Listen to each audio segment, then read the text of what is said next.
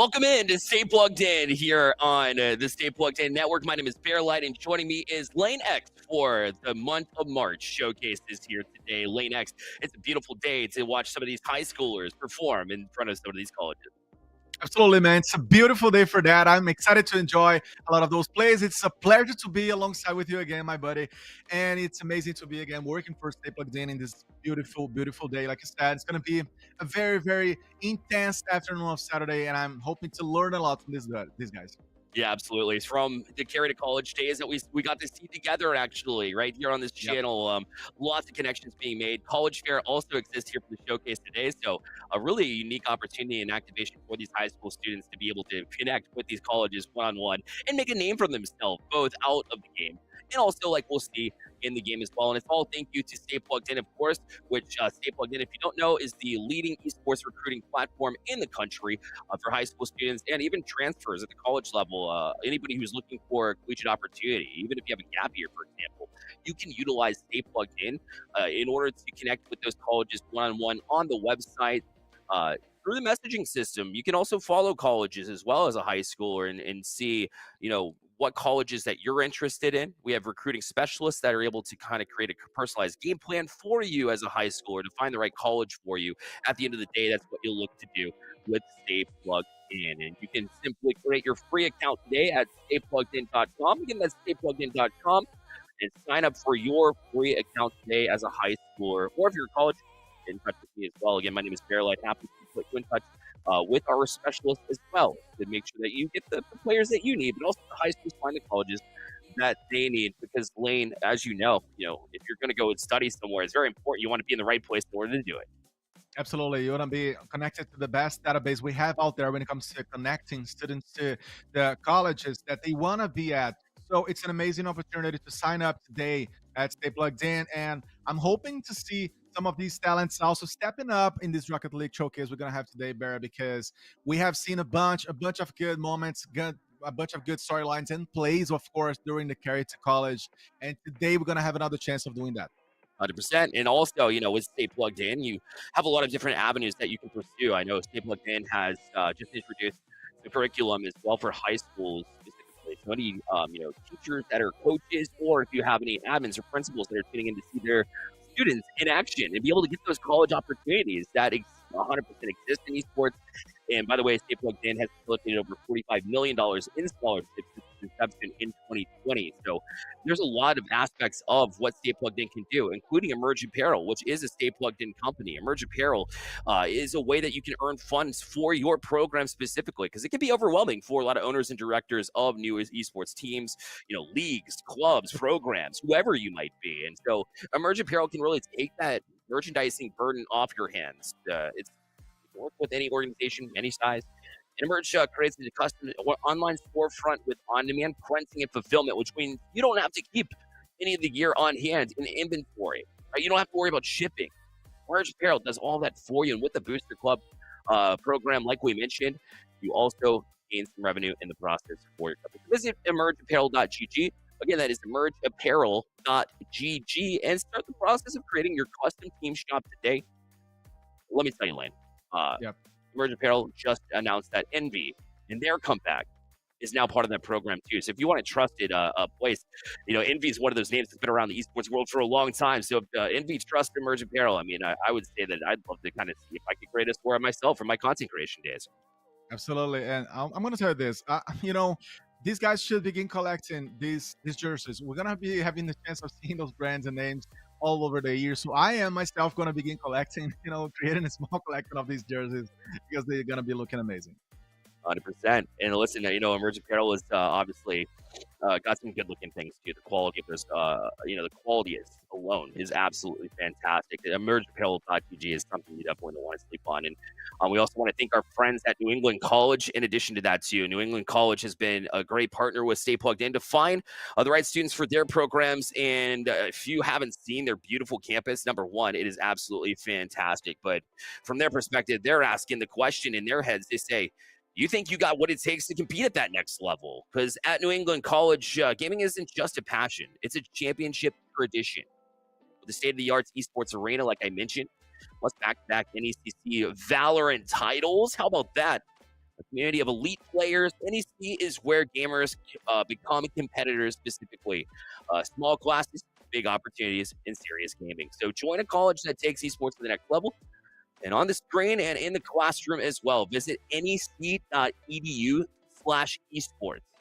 So again, open that tab up, go to nec.edu/esports to learn more about this prestigious program at New England College.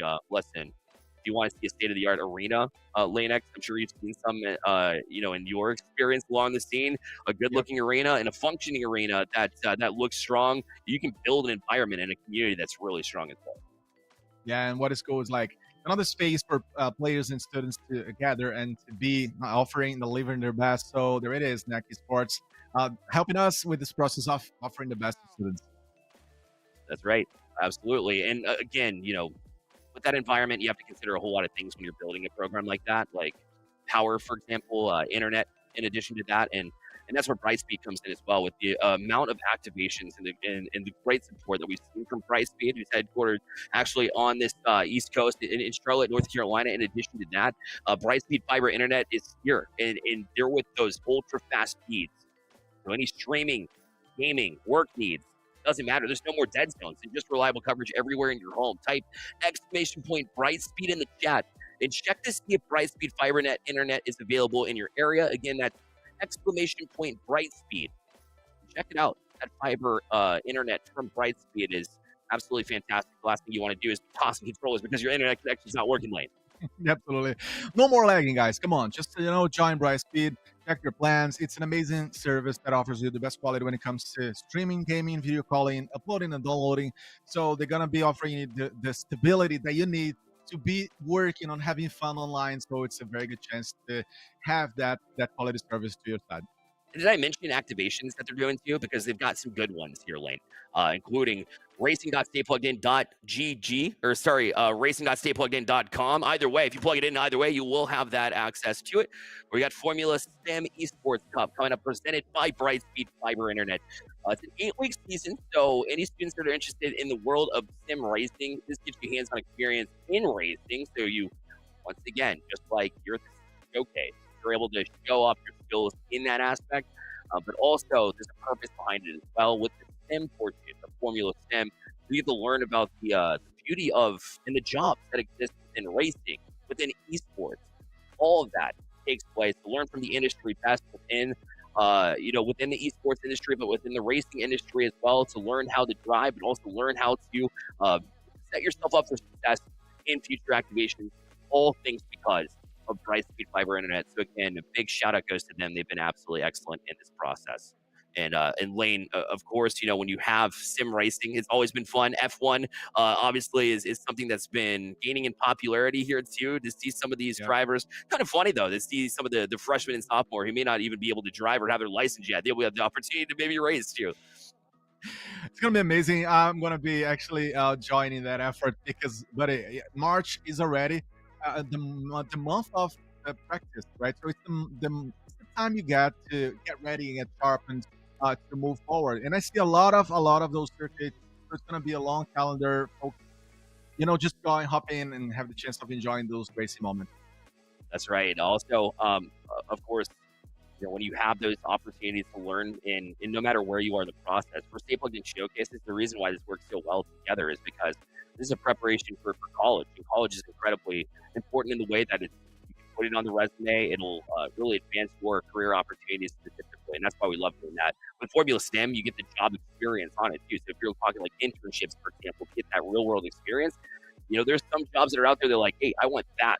So give me some real world experience. Would rather see that. So you get the best of both worlds by, hey, you can go to college and get that hands-on experience and be ahead of the game no matter who you talk to in the future. Which is always pretty cool too. But hey, let's get into the details of today. With C2C, it was a 2-day event for showcases. It'll be a 1-day event here for these players. So it'll be a double elimination bracket for Rocket League, which is the title that we'll be seeing here today. The double elimination bracket is relatively cutthroat, but you at least get a couple of chances before you're eliminated lane to show off in front of those colleges.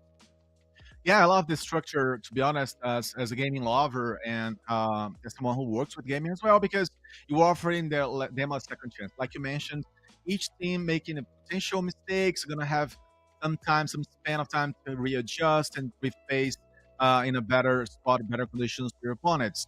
And I say it's a long bracket, it's a long structure, so make sure you stay with us, stay plugged in with us, and stay plugged in channels because there is gonna be a very grueling and intense, bunch of games and matches. I see very strong names already. We're gonna be diving into that as soon. I know that, but I just want to point out that these players they have been striving since the beginning of the year to reach their peak, and obviously with some changes from team to team. So this is the moment where they need to seize the opportunity to also gain endurance, right, and get thicker because it's gonna be a long day. It is, yeah. You have to have that focus throughout the entirety of the day, which is harder than might appear on the surface, especially if you're a parent out there. It's like a lot of times esports gets compared with traditional sports, and that's fair in some aspects. But with esports, it is 100% a mental battle, and it is constantly going on. So yes, it's not as physical. It's not like they're being like rugby or football where it's super physical, right? And it's going on for multiple hours, right? It's not difficult from that standpoint, but still, brain is part of that physical body at the end of the day, and they'll have to endure that constantly throughout this day. So to see who has that stamina is something I'm certainly eyeballing as myself and as a college specifically to say, hey, who can have that mental strength that maybe we need in our program that to really lead by example, even at that freshman year of college. Absolutely, you just nailed it. The mentality is there, and you're gonna have to have the mindset of try to suggest, try to propose, impose your own game pace. But then you're gonna face opponents, you're gonna face other students, seniors.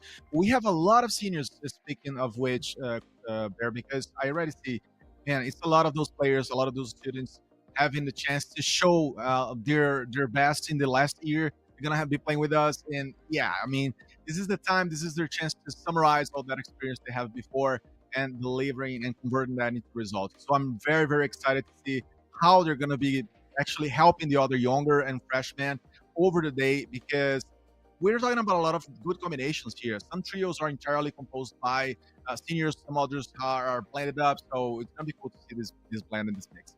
100%, and including like a team of all seniors that we'll get to see here is Wubway. They participated in C2C and so carried to college back in January. Their run came a little bit short. It was groups into a final bracket, but in the final bracket, it was single elimination. And in that semifinals matchup, they weren't able to quite get the job done. So they're gonna come in number one seed regardless and try to get into it. But we'll see a little bit later on the day. But the first matchup that we got in front of us is the Franklin Panthers, made up of Coop, PCO4NOP. Take your guess as far as how that's pronounced, to be honest. Your guess is as good as mine, Lane. But they've got X-Sync on this team as a senior. So one well-known name and one name that I'm sure we'll learn a lot about. Yeah, I was waiting for you to, decipher that for us so that I could just follow up. Absolutely. Coop, Nop, and Sync. I'm going to call these guys this way. Franklin Panthers, anyways, on the left side of our screen against Downey High School.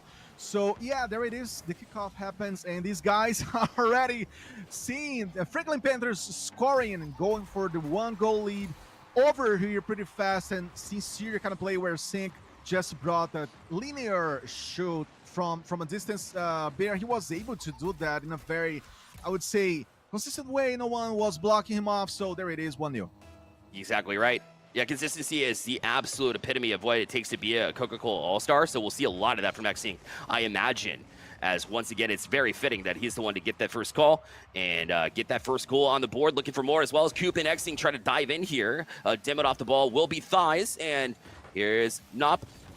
But no intended target there, as it looked like he was trying to just angle a shot towards the box, but with no support there, not able to quite get it done here in Downey High School.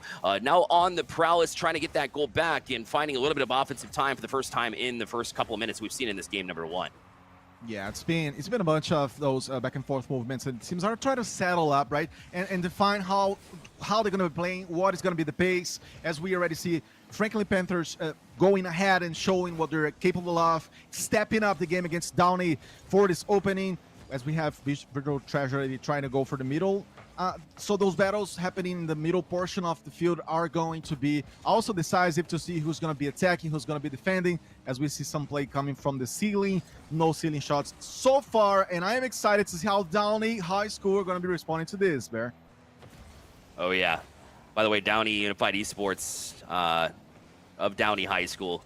Victorious in their 7th annual Downey Unified Esports High School Championship. So they're doing big things. Unfortunately, it's looking like XSync is just taking business into his own hands here, as that initial touch was huge, but then got the read on thighs to slam that home.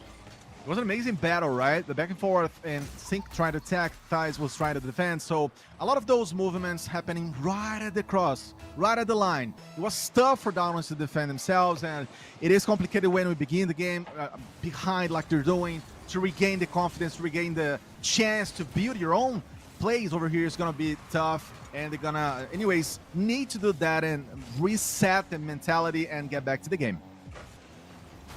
And Raiden will challenge here, just tries to shield it away from Napu.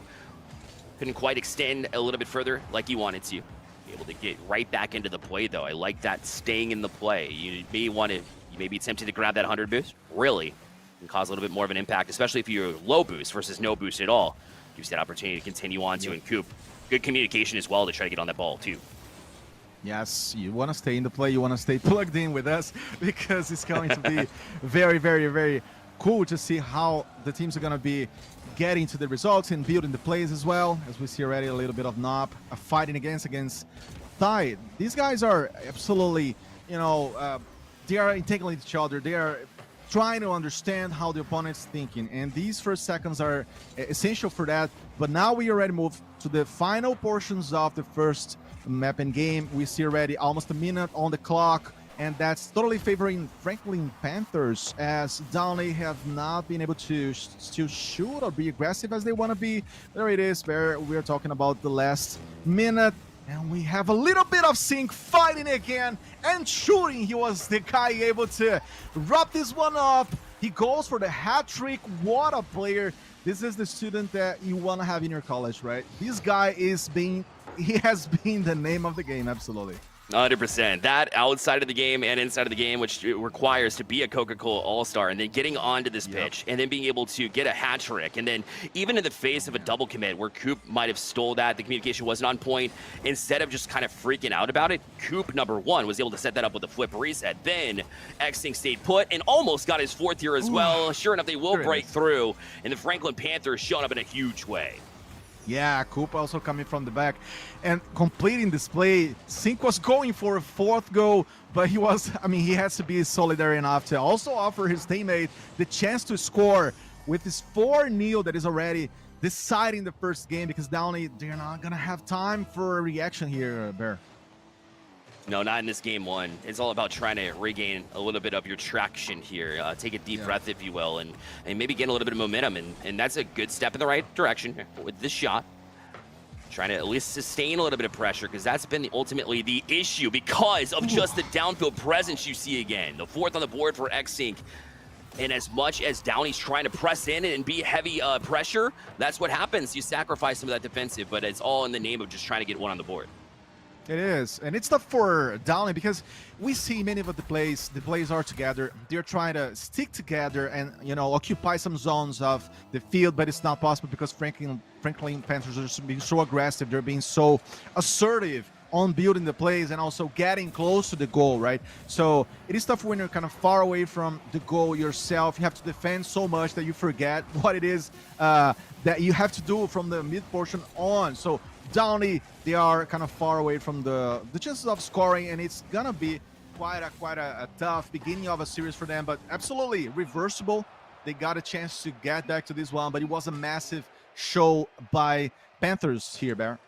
Yeah, it was 7 shots from XSync alone, but the shooting, it wasn't just shots on net just to take a shot. It was well-created plays that started from their own end of the field. Coop was a big part of that as well, and even not making some plays and making it difficult for Downey to have any kind of breathing room there, and I think was a big difference maker on their end. Raiden did show up and played well. Yeah, you saw a couple shots on net, so whenever they're back into that offensive zone, we did see a little bit of pressure. Now, it's all about creating plays, especially around the Panthers, but that's going to require a little bit more speed.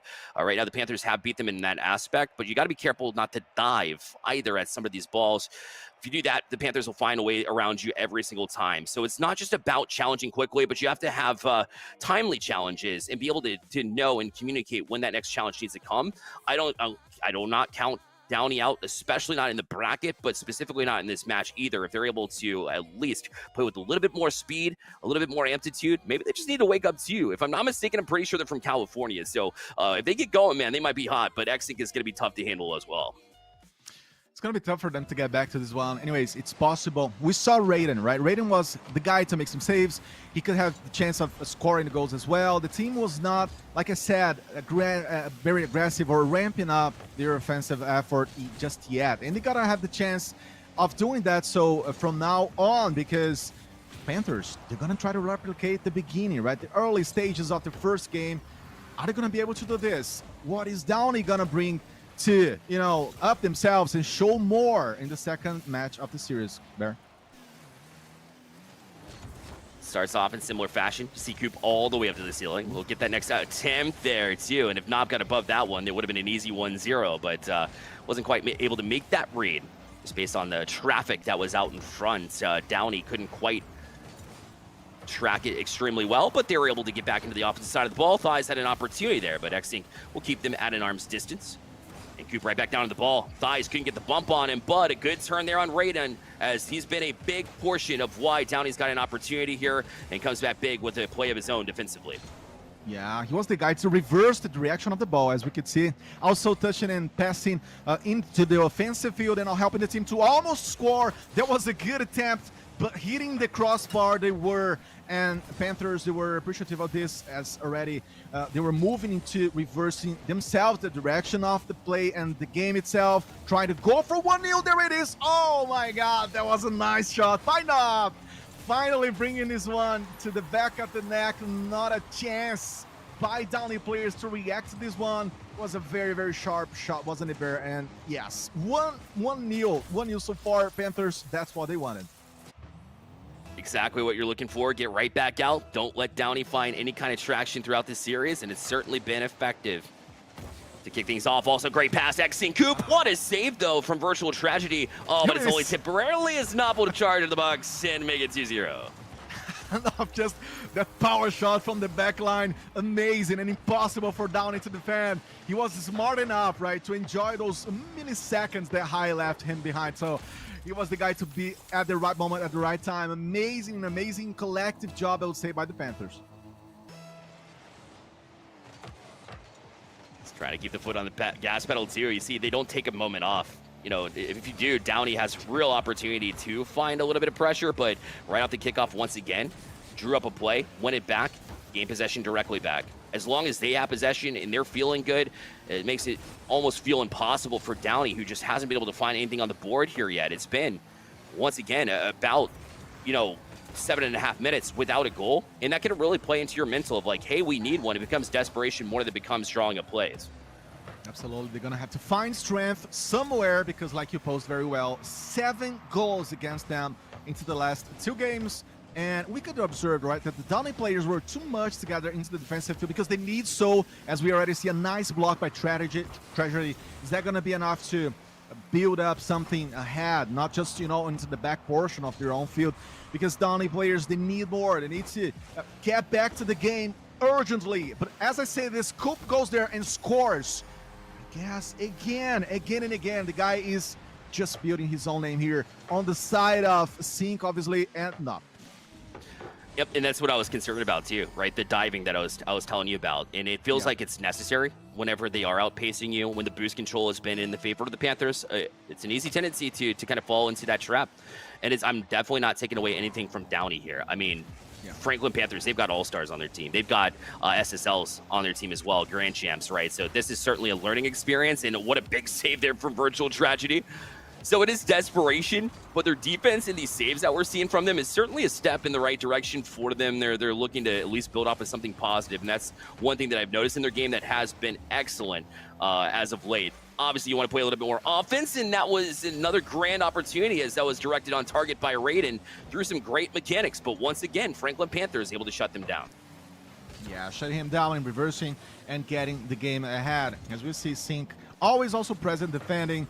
Very good and complete player as we see him defending and also attacking his guy to be there and occupy the field. And it's cool how Panthers, they distribute themselves, right? They're never all together in the same spot. That's why some of their goals are usually one guy or two guys built, but no more than that. And Panthers smartly not over committing to some plays and decisions. And Downey, they could have a chance using that, right? Creating the combo, creating that kind of trio that is gonna put you in a complicated situation as we hit the final minute on the clock. 3-0. Bear again is looking like a half of a repetition, right? A semi-repetition of the first game because Panthers are dominating this by far. Downey not just yet readjusting enough. Yeah, they're doing slightly better than we've seen in the previous game. They're certainly adjusting, but you're right. Yeah. It's hard to find that right answer against a team that's so polished and is constantly on it. I'm definitely not taking away from the work ethic of Downey High School. We've seen them in basically every single spin showcase, and we've seen them improve every single time as well. And even though it's trending towards what could be a Franklin Panthers 3-0 in the series, not only just in this game, barring a turnaround here from Downey, I'm not counting him out by any means, but at this point in time, could be the realistic nature of it. But the double elimination bracket allows you to get back to it.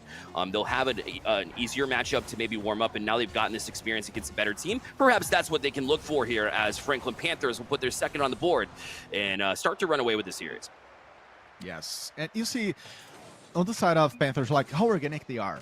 You mentioned some of the players in the case of like Sync stepping up and doing the chances and doing the goals and doing the saves, but all these guys, the three of them working so collectively and nicely and polished that they are already stepping up as a potential stronger team for the next phases of the championship. Let's see how Downey are going to be coming to the third game, or if it's already, like the kind of lower bracket talk, if you're already thinking ahead and, hey guys, we need to change this and that, because something needs to happen as we see that they haven't been so effective at maybe switching positions and changing the bigger landscape here against Panthers.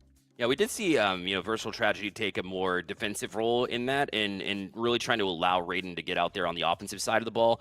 I will say that 6 shots on net this time around versus the only a couple, I believe, that they had in the previous game is certainly what you want to see, right? You want to make adjustments. You want to you can start looking ahead as far as like the lower bracket and where you might go should things not turn around. But what I would be doing is regardless of what happens in this next game, be able to take steps in the right direction, not waste the time on the field here, continue to figure out exactly what roles you do need to play, even if it's through the rest of the tournament, or to make the right adjustments here to roll into not only the rest of the series, but into this game number 3 now with a head of steam and a positive mental attitude. Yes, because you have the chance to do that inside of the whole adrenaline zone that the game, right, offers you, especially against a strong opponent like, frankly, Panthers. So yeah, why not use that time? Let's see how they're going to be readjusting and what changes they can do. But definitely Raiden as a player could be the solution. That could be the offensive key missing for them here. Moving forward from now on in the championship, we see highs flying up, and on the side of Panthers, it's a matter of wrapping this one up. But we have to also say, Bear, that, I mean, so the smaller score that we saw from the first game to the second one already shows that Downey, they could be improving, yes, both defensively and offensively. Not scoring yet, but like, looking more robust and strong on the back line, especially. Pupa Pie trying to direct that one down, almost had a piece of it. But Downey was able to hold off on it at least, try to get to that one first, but it's X-Sync that gets the ball away before the demo happens, takes him off the pitch. Ball back down in the hands of Thigh. Now it's Nop that's launching towards that top left corner, but didn't quite connect and convert on it. And X-Sync will loft one there, and Virtual Tragedy turned on it. Granted, it might have been a little bit late, but Coop wasn't there, luckily for Downey, so he escaped unharmed, even though it looked like a dangerous sequence against.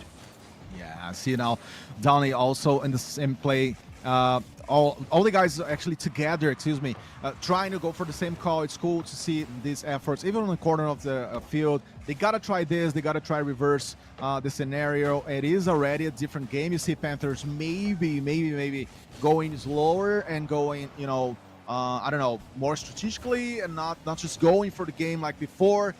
So Downey are using this surely to learn a little bit more on their opponents and also get stronger for the remainder of the championship, as we see some of these aerial battles dominating the game. Number 3 so far, and Coop try to go for the effort again. A bunch of players in this corner. Yeah, it's a very intense fight for the ball, Bear. Continue to try to battle it out. Virtual tragedy now.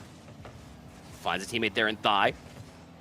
So they're finding those passing plays, which has been a little bit of an issue, and really playing a little bit farther back and allowing the play to come to you. Certainly not advised, usually against some of these high-paced teams. But now they're just finding better opportunities as Franklin Panthers are a little bit confused by it, trying to adjust in their own regards, still playing on pressure in the meantime. But I do like the possession game that Downey's been playing.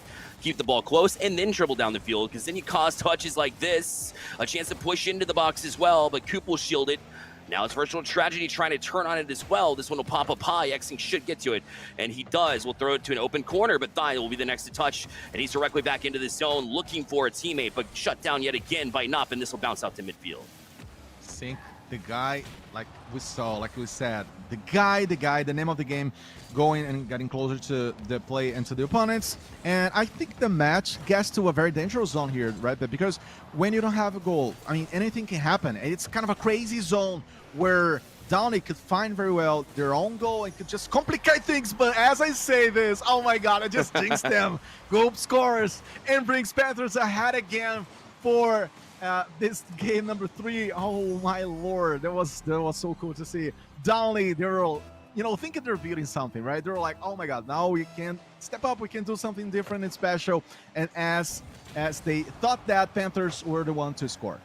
Yeah, and it was all from Xink as well, who got his boost taken by his own man, by the way, in that little sequence. And even still, same calm, cool, collected, able to still make that play, get an extra pass into that box for a teammate. So even when things are not going well for Xink, he finds a way to turn it around. That's why the Franklin Panthers right back on top here in Game 3. Yes, and it's looking like, yeah, they're going to be advancing. Xink is that kind of player, I can already tell. I know, we all know this kind of player when he pops up. That kind of player that can decide on one touch, one movement, one wrong intention that you have or a lack of attention, and you're going to be, annihilated. You're going to get scored against. And that's what Panthers did, potentially for not, nice effort, but saved that last second by Downey players.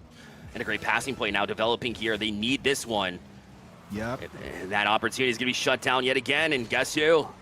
Xink, once again, Virtual Tragedy having some issues trying to settle that one down, and no hesitation attitude from Nop, able to drive in. Franklin Panthers up 2-0. Oh, wow. That was a very, very cool one. Again, the effort that these guys put, as duos, as trios, it just pays off. Franklin Panthers are stepping up so well and so nicely, and very much in the end, in a dramatic way, they find this victory so far versus Downey. I was truly hoping, Bear, I gotta be honest. I know as a caster I need to be neutral, but I was expecting Downey to score a goal just to prolong more of the series, but I don't know if that's gonna be the case. It's certainly no time now. Coop again off that corner. It'll not only be a sweep, it'll be another goal here for Xink to make it 3-0. And Franklin Panthers might complete the full ultimate sweep here. No goals allowed here. Downey, they found good moments. They kept it close in the last couple of games. They found the right adjustments. So I encourage any colleges out there that are looking for players, especially from Downey High School. This team is excellent, but the Panthers just a little bit stronger here too. You can say that Coop, Nop, and Xink are also excellent candidates, not only for your college, but also for this tournament too, as they each of them get on the board there in the goal column, and they will win this by the count of 3-0. Very good job by Panthers. Yes, indeed, not conceding one single goal. But on the side of Downey, like you said, a very, very clear path and curve of learning, right? They learned their lesson. They were able to improve from a first, I would say, overreading kind of game to getting to this last one. Having the chance to understand better their movements and, slowing down the game versus Panthers so they can surely replicate that versus stronger opponents in the remainder of the championship, as we're going to be seeing some of the best moments there. It was a very, very fast victory by Panthers. Yep. And I'm hoping that, we got the chance of seeing more from Panthers and Downey as well. Yeah, 100%. Based on the replays alone, you can see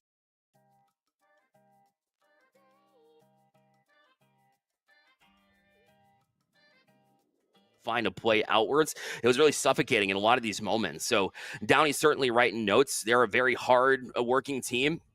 And sometimes, talent and hard work can in this moment at least propel the Panthers forward. But Downey learned a lot here in this one, and I'm very confident this team be able to turn it around in the lower bracket because they've got a couple of years ahead of them for Thies and Ray, and we saw virtual tragedy and his defensive prowess as a senior as well from Downey. So they've got some hope in the future, and even in the lower bracket. But it was Franklin Panthers who were just able to be just a one step ahead throughout the rest of the series. Absolutely, and it's cool to see that, Franklin Panthers, you got guys with the same moment at the college cycle. So these guys can definitely improve their own gameplay from this year to the next year. We're talking about a team and a trio that has a lot of potential. It's gonna even grow even more over the year. And talking about Downey, they're gonna have the chance now in the lower bracket to reset. And it's awesome to have that chance, right? So that's why this showcase format and layout is amazing, because we got a chance to see them talking and adjusting some points. I'm really hoping to cast them again. Yeah, 100%. And they have a grand opportunity, like we mentioned, to make it there. So you'll have to kind of follow along with us, and we'll get to see a bunch of examples of those same high schoolers looking for those opportunities. So you don't want to go anywhere. Stay with us. Orbital and Lane back with you at the next matchup, as we'll take this quick break and be right back with you. Come on. Come on. Before I switched to Brightspeed Fiber Internet, things like slow speeds and random dead spots really brought out the troll in me. I mean, I spent hours causing trouble. But then I switched to Brightspeed's fast, reliable fiber internet, and the rest is sunshine and unicorns. Looks amazing, Barbara. Ultra-fast, Brightspeed Fiber Internet. Switch to the bright side. Get ready for the first ever Stay Plus Formula STEM Esports Cup presented by Brightspeed Fiber Internet. The season kicks off March 20th, so gear up and don't miss your chance to make history. Open registration is now live for high schools across North America. Join this groundbreaking competition featuring weekly qualifiers, an 8-week season, and a thrilling 40-person championship event.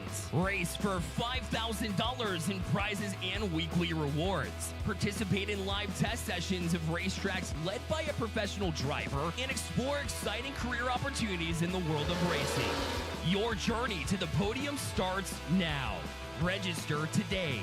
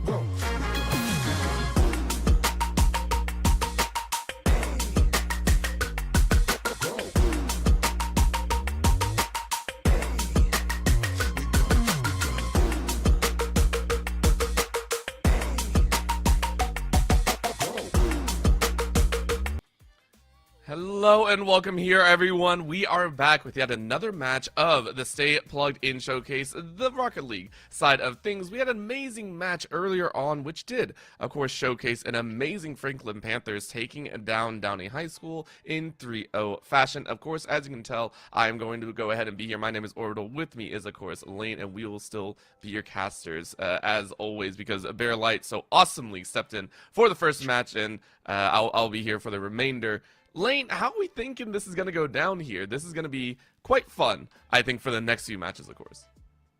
Absolutely, Orbital. It's a pleasure, first of all, to be working with you for the first time, man. We're creating this duel, so it's going to be amazing to be along with you. And like you said, it's going to be a very cool day. We're talking about a lot of one-sided games so far, which goes to show that some of the teams are already stepping up and showing and, making their statements.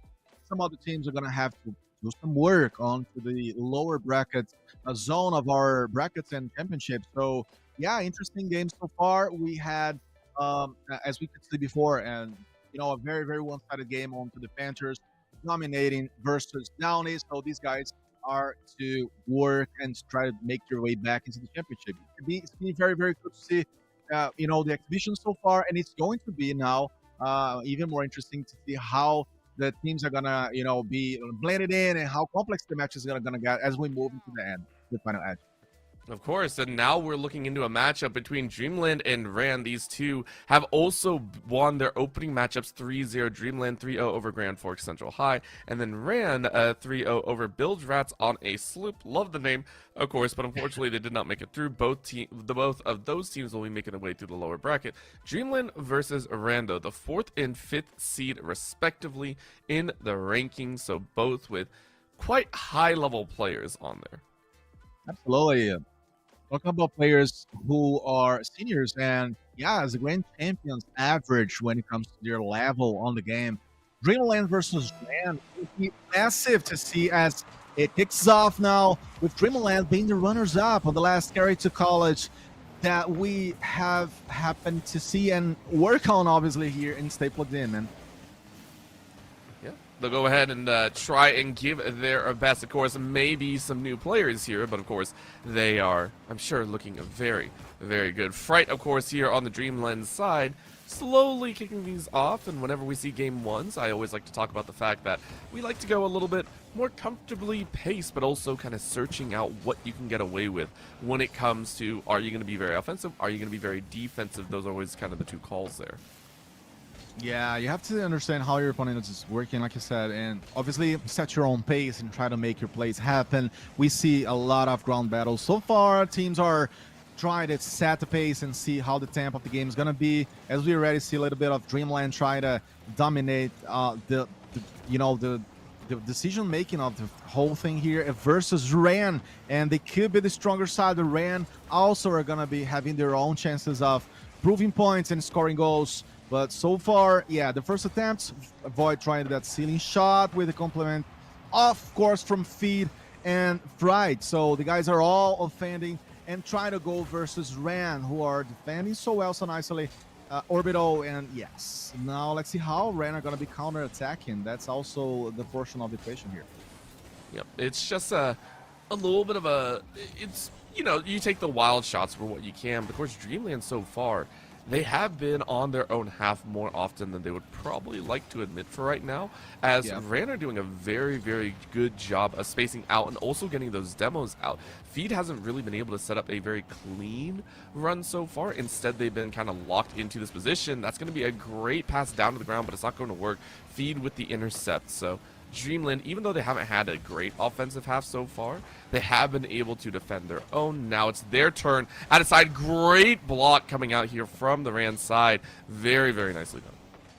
Nicely done, and now the reverse and the reaction. Two touches from the Dreamland players who were missing the last touchdown anymore. Feed scored, just like I said. Oh man, that was surprising. That was cool to see. That build up, happily for them, ended in the back and neck. Good job by Dreamland, and it was kind of gradual, but suddenly they were able to wrap this one up versus Ran. That's a 1-goal lead. Of course, and the assist from Avoid was, I think, a huge part about that. They went into the 1v2 in the defensive position and then just gently tapped it backwards, and it's very, very smart to do. Right now, though, it is immediately Dreamland to do yet another. This time, it's Fright to help out there and Avoid putting that demo at the very end. Fright with a beauty of a goal. Wow, that was beautiful, right? That kind of aerial movement that touches the ball at the end. Impossible for RAM players to react to. Actually, Fright, yeah, making it very, very strong. And yeah, Dreamland showing their forces so far. They're working so nicely and finally having the chance to open the score. Ren are gonna have to run against the clock and against random players because, yes, it's gonna getting tough. It's getting tough for them. IQ now touching the ball as we see some of these reaction movements, and Feed was able to just from a long distance score this one. Yeah, this one was more of an opportunity. Feed just kind of knocking it away, and I don't think you were expecting that one if you were Ran. But Dreamland said, hey, you put 3 on the offensive position, and you leave your net wide open, so you can't allow steals to go that way. Dreamland now with a very comfortable 3-goal lead. They can play defensive for the rest of this half and be perfectly okay. Right. I think, yeah, like you said, they could very well begin slowing the game also, and try to understand more how Ran are going to be responding. Now Ran are going to have the challenge to bring the goals and bring the plays as well. Dreamland, good job, 3-0. It's an amazing way to begin the game as Feed already blocks this one and counts on Avoid to keep it going and flowing. We have Feed on the screen. We have a little bit of Ran players to also try to bounce back and you know, fight for the core zone of the field, which is always so crucial. We have already Fright and Avoid. So a lot of those, yeah, micro movements, and Feed was the one to shoot this one. Nice job again for Neo. They keep going, right, Orbital? They keep scoring and increasing the challenge on the side of Ran. And it's never going to stop, in my opinion. They just are so comfortable in their dominating run here. And as you said, runner-up, I mean, the winners from before Dreamland, of course, whenever we see Dreamland, the team, it is always a fresh set of players that come in here into any of these Stay Plugged In showcases. But we love it. The Spin showcases bring so much opportunity to these players, and for Spin, specifically for the Dreamland squad, quite a few of them are seniors here. Take a look at, I believe it is Wolf is one of them, Avoid as well, coming in as a sophomore here on the day. So there are so many names on the Dreamland squad that are hoping for a home. Absolutely, and not only Wolf, many of the players of Ran also coming in the senior position. So these guys bring experience to the table. They're gonna need to also bring adjustments, especially on the side of Ran, because as we posted before, Orbital, we're talking about a very high level game between the team seed as 4th and the 5th. So it was meant to be, right? Idealistically speaking, on the multiverse, it was supposed to be a more even game on the scoreboard of things, but not happening today. Dreamland are taking their chance to win this one and open very nicely the series. Of course, there's always, yeah, as you said, it's an opening of the series. And yes, game 1 might have gone one way, but we have seen teams where it gets a little bit out and crazy. So maybe we are just waiting for game number 2. Ran might be saying, okay, game 1 got out of hand. Game 2 might be different. We still have the right skills intact. A little bit of a touch and go. Fright saying, I'm going to go ahead and help out, and that'll be the ground play here on the day as Dreamland, as you said, go ahead and cement game 1. Yeah, and Avoid was the one to put the ball onto the field and say, okay, guys, it's over. Let's just admit it. Striker, 6 shots in the goal. Amazing work by Feed. He was the guy to come and score the goals and obviously open the works for Dreamland. We have to remember that Feed was the one to score 2 out of the 4 goals. Actually, sorry, 3 goals out of the 4 goals, but he was the one to begin the effort. And then we had Avoid and Fright helping him out. So it was a very, very good statement by Dreamland here, coming from a 3-0 also in the brackets and, you know, trying to repeat the same performance versus Ran, who also came from a victory. So it is all about how these results, Orbital, they can, you know, affect you positively or in the other direction. How are you going to react to that? Because Ran, they come from a victory, but they're facing already a huge challenge versus Dreamland. Yeah, it's a tough spot to be in, and for Rand, you do have to bounce back and say, okay, the first 2 minutes were actually very comfortable for them. They weren't playing too far, they weren't going too crazy or anything. It just got out of control, and that's the roughest part to say about it. It's not like you were not having your own offensive turns. you were able to kind of fight back. You had some of that forward momentum. It's Dreamland. As soon as that first goal went in, it felt like Rand started to panic a little bit, and you can't panic when you let that first goal go in. So going into game number 2, we want to see if Rand is able to kind of hang on to their own pacing. Kickoff goes the way of Dreamland as they go high. Avoid going close to that net, and you do dance it right below, but it goes off the backboard, and then you dunk it in. Avoid with a one-man army type move. There it is. Yeah, the ball on the crossbar, and he was able to finish this one off versus Aiko. Aiko almost getting to it, almost blocking it up. It was tough for Ram, and it's tougher to begin the second game this way, right? They had the chance to maybe, reshuffle things and say, okay, guys, let's, steer things up. Let's try to do something different. But Dreamland just don't allow you to do so. And it's beginning to look like Orbital, the same game that we saw today. And I'm referring obviously to Franklin Panthers versus Downey, when Panthers they just were over their own qualities, and they just not allow Downey to get back to the game. So it is already a tough start for Ran over here. Let's see what they're gonna be able to do, because yes, now it's tough. I mean, they got the chances, they got to do something, they got to shuffle things around, like we said before on the case of Downey. Downey, they suffered minor losses on the end. They had a lower score, which goes to show some level of improvement. But yeah, at the end of the day, you need to make the game happen. You need to also have the maps for yourself. 100%. So we're going to go ahead and see how this plays out. Aiku trying to run interference, and maybe you do. It's a 3-man offensive, but great stop by Mercy yet again. And you could see Rand, we're trying to chase into that open space, trying to chase into the midfield. Aiku, though, has a chance and does! Slams it home after the initial defense, and Rand able to put their first goal of the series. And a pretty similar goal, right, to the first one that Dreamland brought to the table. So both teams operating almost in the same basis of try to create that ceiling shot, and then, making the adjustments in the end of the play to make it happen and go to the back of the net. We already had a very long shot here by Feed, and Void was able to give the follow-up.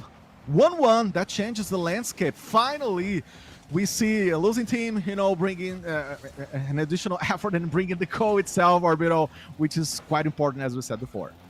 Oh, 100%. And right now, Void still running that interference. I love Dreamland. They have so far been very, very comfortable on the rotations. They constantly have enough boosts, and just like that, they challenge yet again. Off on the side, Rayson hasn't had the greatest time. Avoid with a great demo. Rayson, though, with a dribble up the field, but it is challenged out, so Avoid isn't going to be able to play with that one. Mercy going ahead, rolling it along the left side of the field. A little bit of an open territory, but a nice hold by Rand yet again. Avoid, though, on the back end. Bounces off the backboard. Anyone there to pick it up? Mercy's a little bit too far away to really make a full stride at that goal. Right. You see Mercy close to the play as well. Feed now trying this bounce. Avoid is with him, so those passes can happen. The team of Dreamland now have to find their momentum again. They were doing so well in the first game. Now, you have to decide if Rand just brought you like a nice bucket against your head, or if it was just a minor accident on the way. That's what we're going to be able to discover in the next minutes, as we have a very, very tough aerial battle here. Yeah, that one was a little bit dropped off, I think, from Mercy, because Mercy actually ran out of boost. Was hoping to ground it a little bit for the team, but you were at 0 out of 100, so you couldn't really follow up on that goal. However, that one might be the opportunity off the back, and that is going to be a Void to help secure it. Amazing, Rob. Final touch by Avoid, going for it, decisive, and Feed was not able, but Avoid was right there. That's what we call team play on the side of Dreamland going forward, and yes, beating Ran again.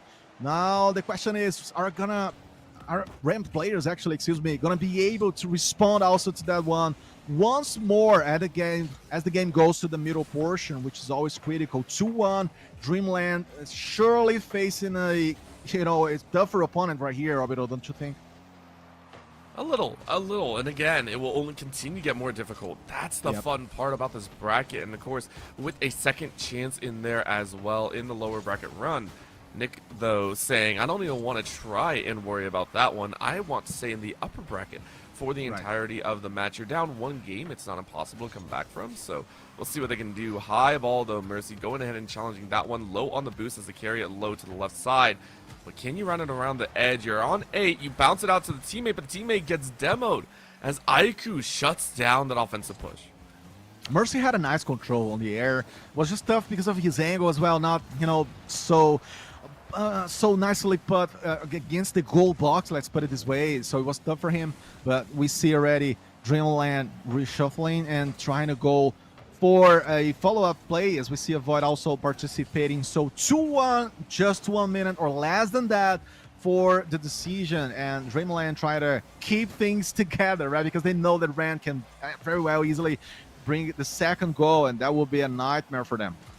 Yeah, that's why you really want that 2-goal difference. I will always say a 2-goal difference is where teams start to get a little bit more comfortable. 3 is the perfect number to really have, and then anything above that is playing with an extra part of that leash.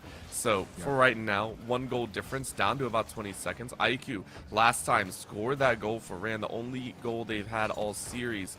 And you want another one, but you're getting heavily challenged out. I like the pressure that Dreamland are currently putting on that player, and it looks like they might be able to run out the clock here. Dreamland carrying it back. IQ trying to keep it up there, but unfortunately it's going to fall. You're out of boost. Are you going to have it? It doesn't look like it. Feed punches it the other way, and it is going to touch. Dreamland go ahead and take game number 2.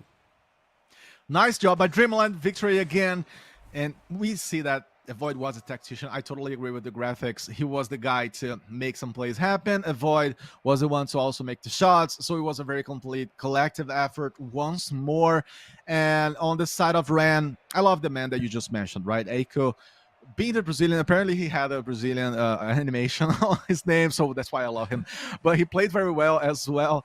1 shot so far, so Ran to adjust things in the end. Now for the third game, and see if they're going to be able to survive against Dreamland, or they're going to have to strive into the lowest bracket or losers bracket, if you will, because that was a tough game, but it was a closer game, right? We can say that Rand, they were building blocks here, so I would say they just need to keep working on that same path they chose, because they were doing good against Dreamland.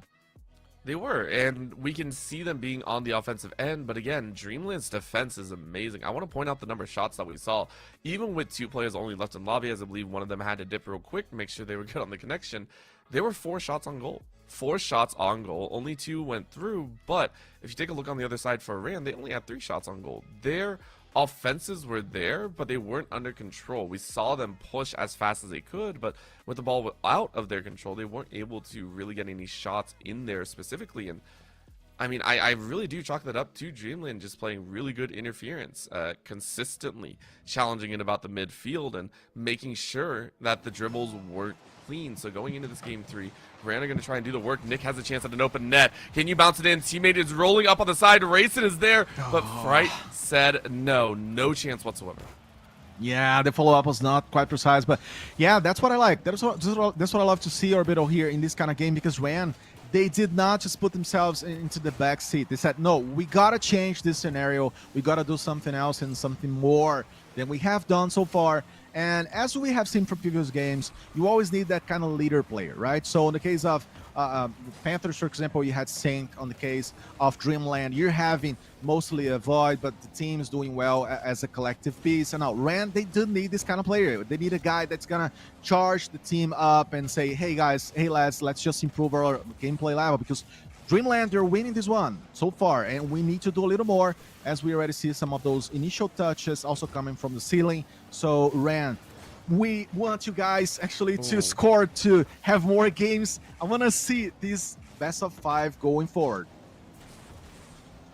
I would agree. Both teams have yet to really run into the same predicament that they've been in. As we mentioned, both 3-0 their opponent in the earlier rounds. So to actually be challenged, to actually be put on the back foot, to actually be tested here would be the name of the game.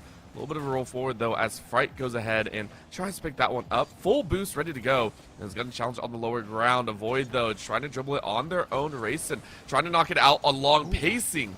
Ball streaks out to the right side of that goal, so Rand going to go ahead and be quite happy about that one. Aiku trying to roll it back in favor, but Dreamland yet again intercept in the midfield. Good job, and almost leading to the final result. Mercy, yeah, coming from the up, and we see some demo now. Man, you know, it's a very, very cool game for Rand. Honestly, Dreamland not finding yet the shots, and yeah, it's been tough for them. they were used or getting used against Ran to, score early, but it's not happening so far. So the game could get to the danger zone that we sometimes see happening. But my God, I just jinxed it again. I am a jinxer. I just give up on casting Orbital because Mercy was the one to bring the ball. As I was analyzing, the game just suddenly takes a different turn. It was a set 1-2 as well. Off the left side corner, you go ahead and say, hey, I'm going to go ahead and pinch it towards the mid, and Mercy was there to play it out. So, you know what? We're okay with that caster curse because it worked so well. Dreamland yet again showing that their team cooperation is on point. They have been so comfortable in their matchups, and so far Mercy might get a second, but the ball bounces at just a weird angle, so you weren't able to collect. That would have been goal number 2. Avoid trying to run interference on the low ground. It is not going to work yet again. Dreamland very comfortable. Avoid though. Open net. No one really there, but Rayson races back and is able to pick it up. Mercy though going to bounce it off the back wall. Redirect towards the right side, but no one is there to pick it up. Dreamland on this offensive ran, just doing everything they can to ensure that the ball doesn't go into their net. Yeah, no, it was a beautiful defense, right, by Ran, as we see some of those demos happening a lot in the third game. And so far, Ran, brewing their goal, right? And that's what they need to keep doing because Dreamland are not so, let's say, expensive on the amount of goals. But hey, low-scoring games also do mean the victory in the end of the day. So 1-0, and it's more about management on the side of Greenland. Than trying bold strategies or a lot of different things. And Ran, they're doing their best. They're trying. You see, Racing, he was such a massive force on blocking and also on trying to push the team ahead. Let's see how long they can go. This is probably the quietest game we've had thus far, and honestly, if Ran are able to keep this up, this would be huge. Dead ball right in the center, though. Ooh, that was really, really close. Whenever that ball kind of just sits there, it's always a scary thought. Who's going to get it, who's not? Aiku trying to dig that ball out of their own side. Mercy goes high, tries to pinch it in the corner, but Nick gets under it. Says no worries, no boost on Mercy's hand. Avoid, though, has a chance, pinches it down to Fright. Fright picks it up, left side roll, up and away they go. Are they going to be able to get it down to the ground? No, Rayson says no, you do not get that one for free. We're about to hit the last minute mark, and things are as tense as ever. Yes, absolutely. As tense as they could be in the roster of Ran, these lads need to surely, do more. And they're going to be talking about that in a little bit because Dreamland are looking like they're going to wrap this series up. 1-0 so far, but that's enough. Like we said, we have Nick also jumping in a lot of those movements more into the middle portion of the map of the game and field. You see Avoid touching on it again. And 30 seconds, Dreamland coming. Then you keep your goal box open. And that's when you allow Ran to score at the very last seconds. Oh, man, that could change things around. Racing, he was so decisive. Long shot, nice job. It took a while, but you finally make it happen. And for Rand, you could not be more excited about this one. The slow turn in your favor could be here, but granted, you scored a goal before. Now you need another Dreamland. I'm going to try and just put one more on the board, and Fright kicks it high. Racing goes up to challenge, but Avoid is going to challenge in the air this time. And that could be the mix that they're waiting for. Nick going to carry it over on the top. Mercy with a great intercept here in the center. And right now, on the last about 5 seconds of regular time, are you going to get it? Bounces off the back, and that might be a punch. Mercy sends it high. You can chase. Do you have enough boost? No, you don't. Nick going to try and make sure it touches the ground, but it's not. And now we're playing with extra time here. Fright gonna carry off the backboard. Is anyone there to pick up? No, it hits the ground. We're into OT. There we go, overtime. Yes, who's gonna be able to break the tie? That's the big question. Man, what a game and what an evolution by Ran over time during the 3 games. I love to see that, the adjustments, and they're beginning to deliver more. We can tell that.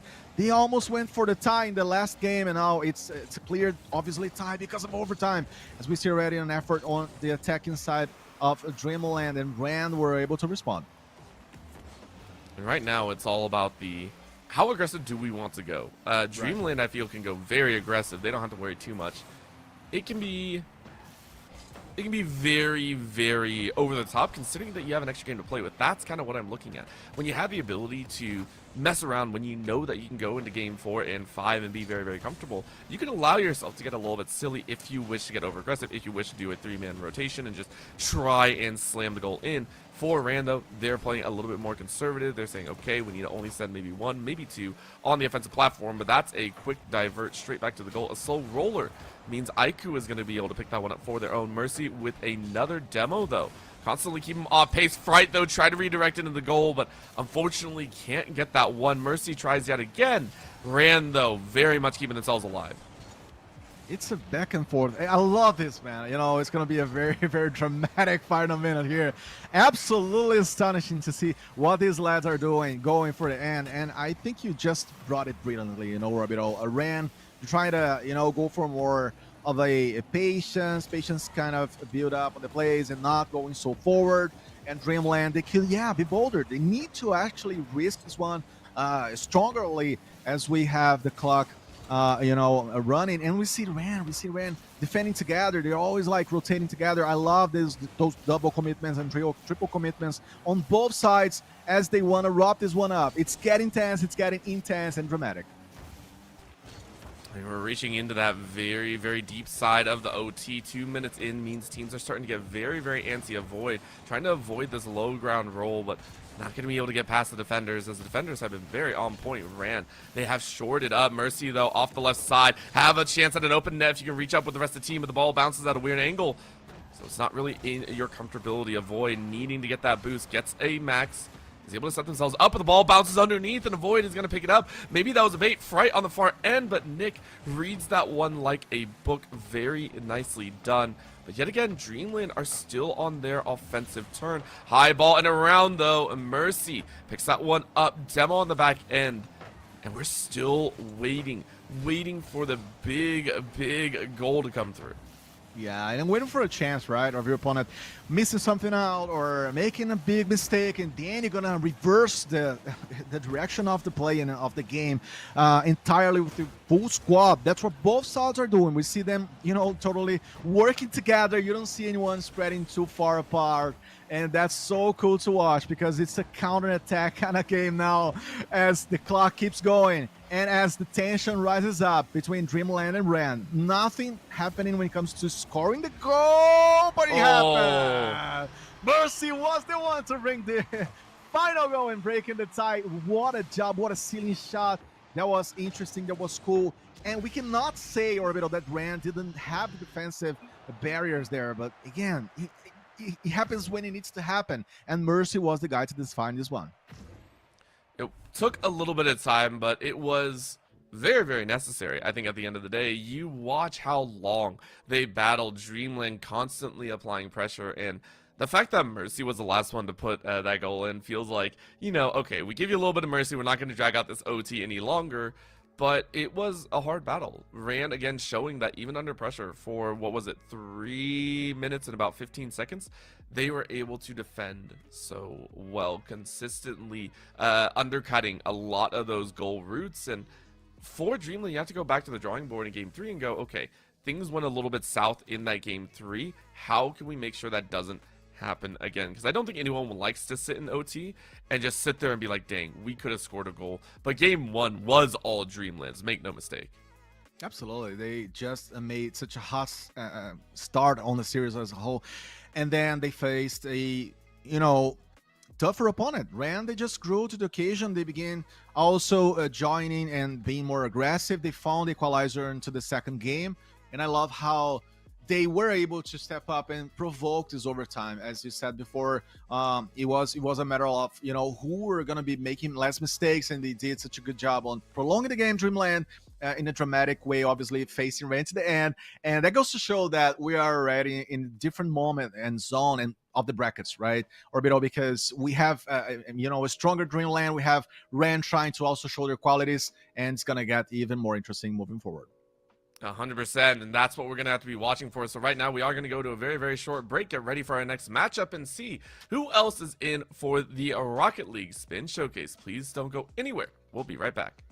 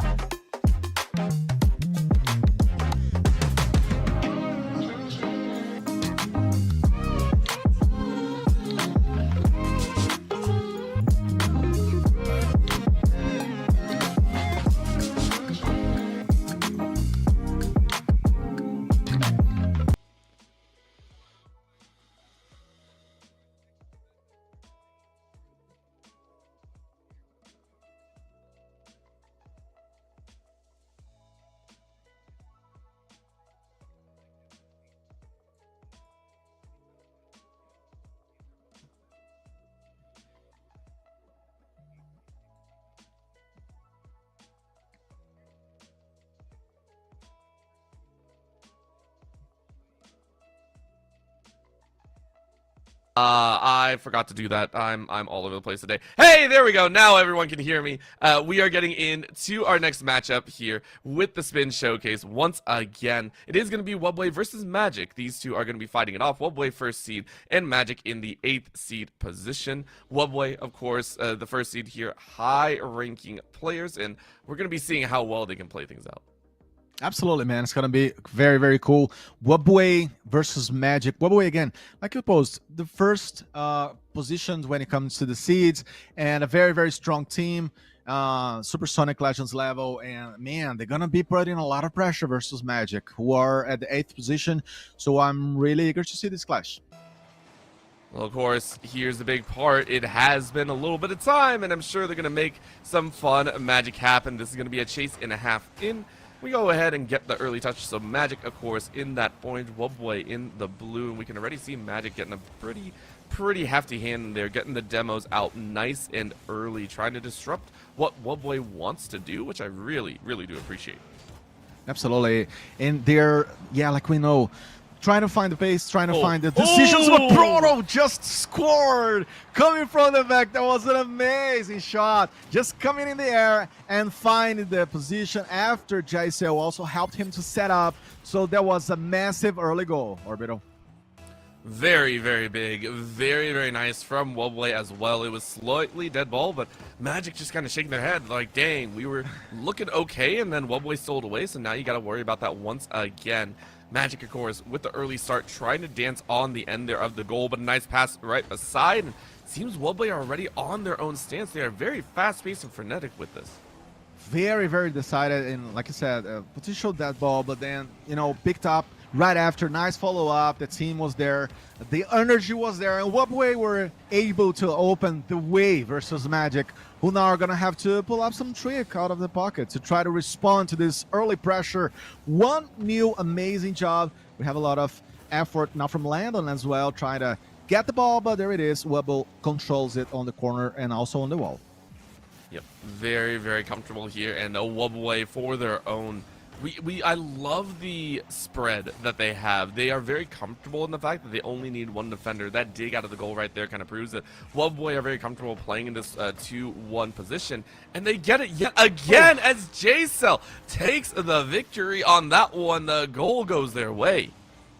That was amazing as well, and quite similar from the last play. The difference now was that Jazo was the one to wrap it up and, you know, make the final touch. He came from the side once more, left side favoring Wubway. 2-0, that was tough. Now that's going to be complicated for Magic. Are they going to be able to find a solution, especially to the left side of the field, which seems to be a little shaky on their case? Wubway exploring and punishing on that very moment, and, you know, so forth. Let's see how they're going to also keep following up to their own momentum, because the Wubway are definitely the better hand here. This is going to be a wild test here, though, because Magic, for their own, they're looking a little bit less sharp here. And granted, it's a BO5, and we've seen teams kind of fight back from 2-game deficits or even 1-game deficits before, but Wubway just feel very much in control, very, very sharp on their movements here so far. A lot of their passes and a lot of their offensive attempts have been very straightforward and haven't lost a lot of that sharpness. It's Magic that are always trying to play on that back pace. And you see here yet another attempt, and yet a dead ball in the center means it's a slow roll back out. And they know how to position themselves. That's quite interesting on the side of Wubway, because you see they create those spaces where, you know, the players could pass the ball, but they can also like shoot. They're always putting themselves, is what I mean, in a very, very good angle versus the opponent's goal box. And Magic are not quite reading that. Let's see how they're going to respond. As we have Gus coming for the play for the ball bubble as well. Proto always present. The shot is going to happen almost there. Proto, we had the follow-up, and Randall was the one to bring a demo. So Magic slowly trying to keep up with the pressure, because Wubway are still at the better side. They are definitely looking to get messy with this one. We still got 1:45 on the clock here. So Magic, for their own, they can still play around with this one, but I love the convergence here. Wubway, once again, basically stating that, yo, we are in control. We will be on your offensive side the entire time, and we're not stopping Magic. Slow roll out, and yet it allows Proto, again, the pacing that Wubway are playing at is so much faster than Magic. You see the left side speed here as Wubway just continue. And they also double up. Take a look at that. One defender went, and yet Wubway have 2 or 3 more in pocket, ready to go. So Magic are constantly be drawing left, right, and center. Do not have an opportunity to really prep appropriately. Great challenge there by Landon, though. And an amazing job now by Gus. We could see he was stalling time, right? He was the last man alive there. So, protecting their field and stalling so that his mates could reposition themselves. Amazing cautions, I would say, over the field and over his own roster. 2-0 so far, less than a minute. Wubway making their statements and shooting again. They come and they stay at the offensive field. That's what I most love about them, Orbitl, so far, as someone who's definitely learning more about the game. But I would say they are able to keep the pressure, right? They keep their lines high enough to suffocate Magic so far.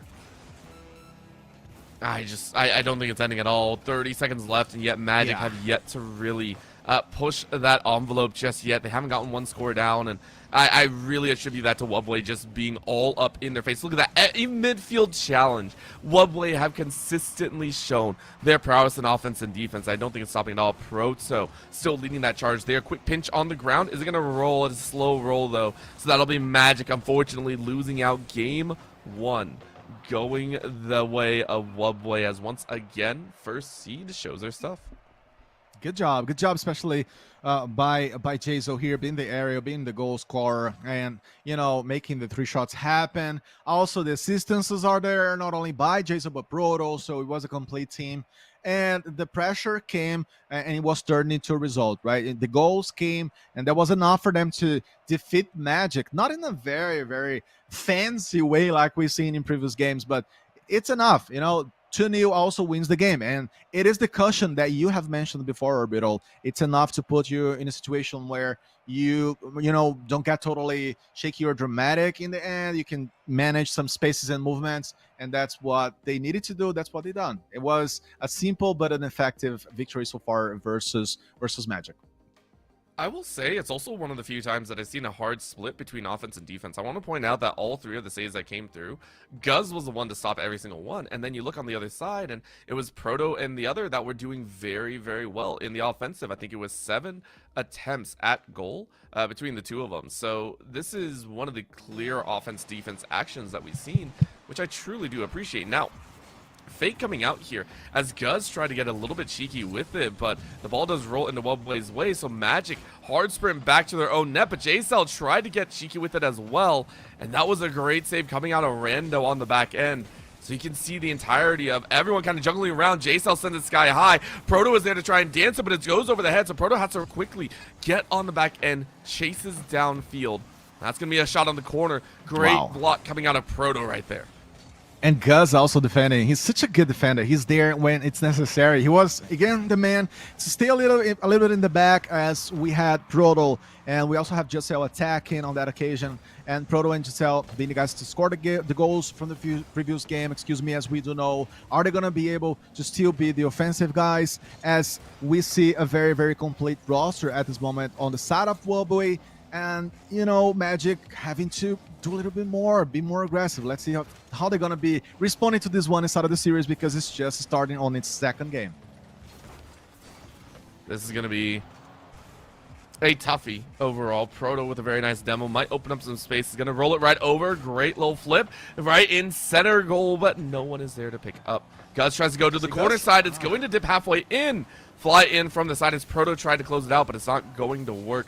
Double challenge here as the rest of Wubway say, okay, we relinquish the ball, go back on defense, get ready to defend, and so far, offense, defense being tossed between the 2 teams here. I love how they're currently playing. Guz streaking a by, full boost in their own corner.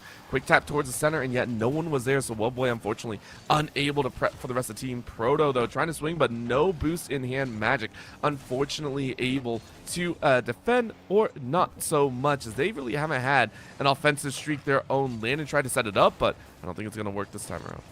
Yeah, they're low on the. Oh my wait! God. Wait a second.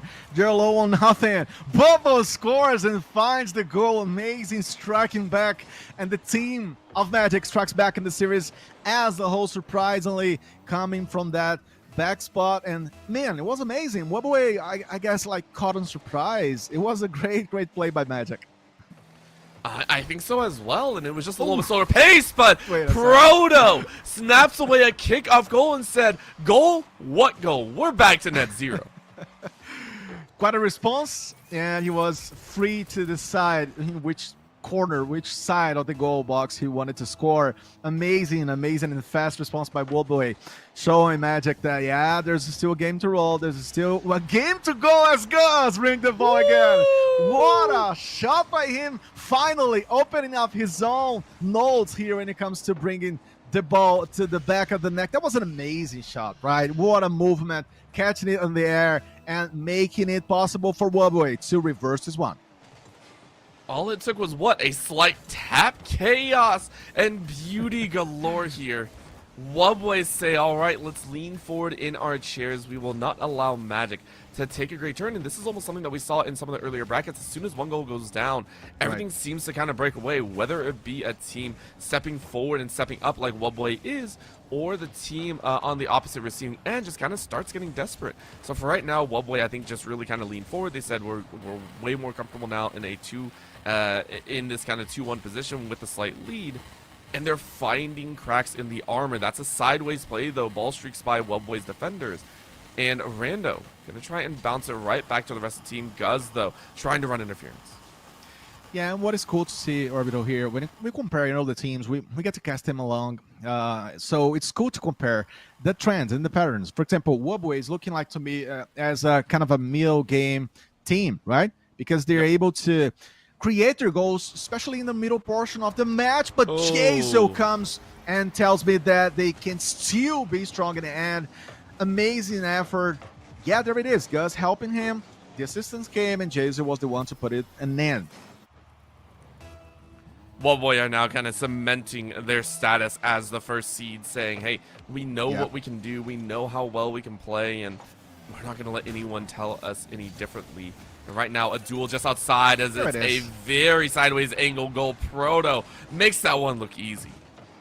Yeah, and like we say in Brazil, we say, once you score, you just are able to open the gates of the farm, and the rest is gonna happen naturally. So Wobble, expanding their numbers here, 4-1, even a stronger statement than in the first game. Let's see if they're gonna be expanded. This Randall brings the ball to the back of the neck. Magic scoring twice. Let's see if that's gonna be enough to boost their morale and change things around. Maybe this is the chance that they need. Maybe this is Magic's turn and they can make some magic happen. Wobble got a little bit lax in there, but J-Cell with a very quick kickoff, almost into the net if they had been able to diverge. Very nice challenge by Magic because taking one out in a demo-esque fashion. And Wobble going, okay, this is how you're going to play? Fine, let's play. Quick tap up top, Proto now challenging in the air. And Wobble are just going to try and get this game under control. Remember, they don't have to go too aggressive. They just have to play smart. Play it for their own, but that was a left-hand ball again as Magic get their third.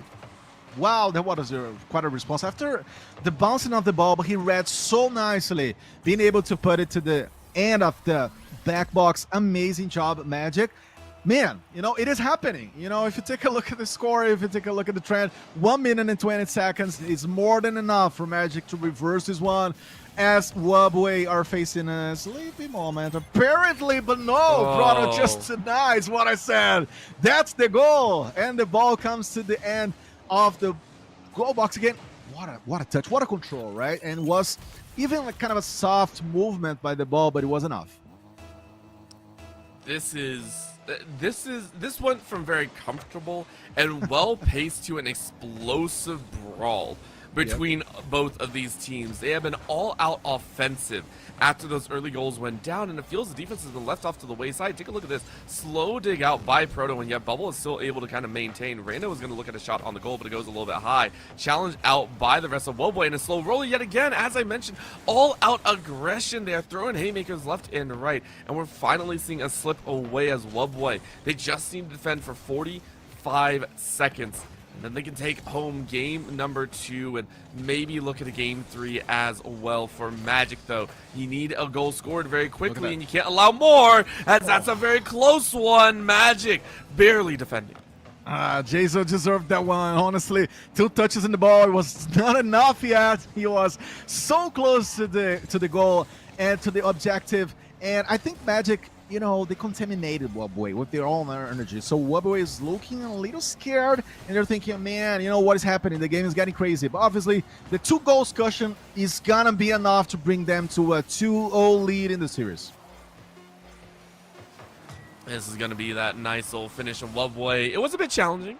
Let's be honest here. It was a little bit more challenging than we were expecting, and I'm sure Wobway was expecting. A lot of fire coming out of this squad, coming out of Magic, and it was something to behold. I want to take a look at the number of shots attempted. That, my friends, is 12 on Wobway's side and 7 on Magic's side. That is a wildly different number than we saw earlier, with Proto, of course, having that hat trick. But I mean, that's a lot of attempts on the goal this time around. Yeah, it was very, very back and forth, and that's the kind of game we love in some occasions, because Wobway, they were, in a way, right, Orbital, like kind of pushed and forced to be pushed back to the game. They were playing comfortably, using that cushion up 2 goals, almost in the same pace as opposed of the first game, but they were forced, you know, into reinforcing their own level of energy here and score more as well, because it was just not enough to sit on that margin, on that cusp, and just, you know, see the result coming out to their side, because 5-3 was very, very tense, very nervous. And we're gonna go into the potentially last game. Let's see if that's gonna be the case, because Magic are growing into the series. Well, 100%. I mean, this could be the end. Wobway have that chance, and that was a very nice, clean punt right back out. Guz going for the immediate goal attempt, but Magic saying no, not going to happen this time around. Proto, of course, rounding the way towards midfield. Proto has been kind of that stalwart number, but Landon can't reach the goal. That was an open net, and that feels so bad. Both teams having that opportunity, and now Proto with the redirect off the top rope sends Wobway to goal number 1. From one side to the other in a split of seconds. And Jazel, yeah, kind of setting it up for Proto, who shot this one to the back of the neck. 1-0, Wobway finding their early goals again, and that could steer things up. I love how they set the pace now again. Rondo, almost bringing it up as well. Proto was the one forced to be on the back line and defend this one. Jazel's helping him. The follow-up happens, and it's going to be quite a game. I can only imagine this is going to get even better. Yep. Magic, of course, dancing for their own. Remember, Magic had a very close attempt of their own earlier on. I think they were the first ones with an attempt on the goal. So, or second, I should say. So they had the right things, and that might be the space. Great demo and an open net. You are going to fire away, Landon. Bubble and Rando celebrating as Bubble pops that one in.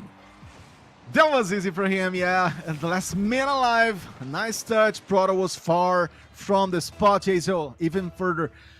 1-1. There it is. Magic is happening. Magic is happening on the side of Magic, especially as they were the ones to suffer the first goal, but they respond quickly. And Bubba was the man to bring the team up. I love this. That's the kind of series we want to see, you know, getting more and more complicated to predict.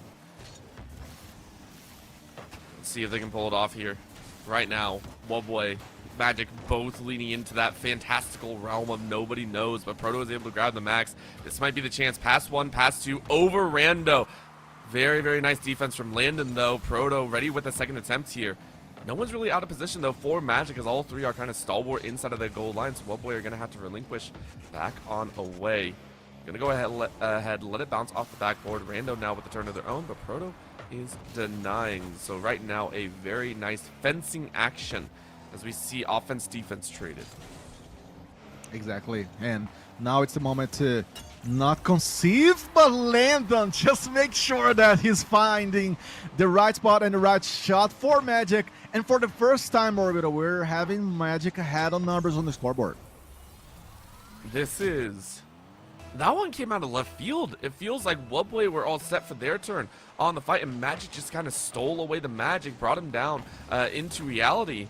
But Rando might do the same as J-Cell. Once again, defending here, and Wubway chasing up and down the field. You still have 3 minutes to go, so you have plenty of time to work with. But Wubway, for their own, probably thrown a little bit into a shell-shock mode as they're trying to hustle and get the ball into their own favor. Magic have kind of put a spotlight on themselves now. And what I like about Magic is that, you know, they just needed Randall to begin scoring. He was the first one to score. And Jersad Jezo brings the equalizer here as I'm talking about Magic. And I was going to say how they're rotating the role of, you know, being ahead and scoring and being the last man to try to make the play. And Webway, just found their way back into the score as Jezo was the one to put this ball in the end. Yeah, man. Equalizer again. The game just gets crazy and crazy. I expect this to continue to get even crazier. We still have a whole half to work with here. And it's not going to stop anytime soon. Quick little tap on the side as Magic has one player in Wubway's goal line. God's going to try and carry it over Rando, though. Tapped out of the side, so Proto isn't going to be able to get a great hand on that one. But sideways angle, J-Cell intercepts, but it's picked up by Rando. Guz gonna huff it over the defenders here, holds it in midfield. Rest of the team gonna hang on to the side. And it looks like Lando might have something to say here. Up on high, Wubway still trying to chase for that 1-2 passing play. But Magic just looking for the steal and go. Right, and we see both sides now super tense, super on the move, but Proto was the guy to find the final touch. Amazing. He was decisive.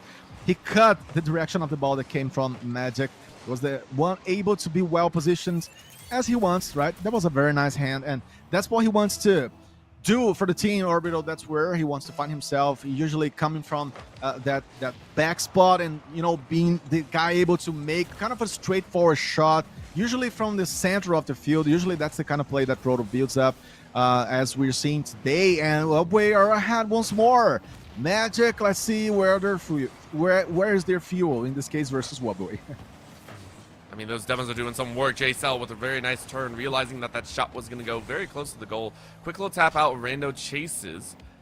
And of course, they get back into their own defensive and net. J-Cell going ahead and turning a little bit quick, a little curve. Picks it off the backboard, but Landon trying to chase in for the goal of their own.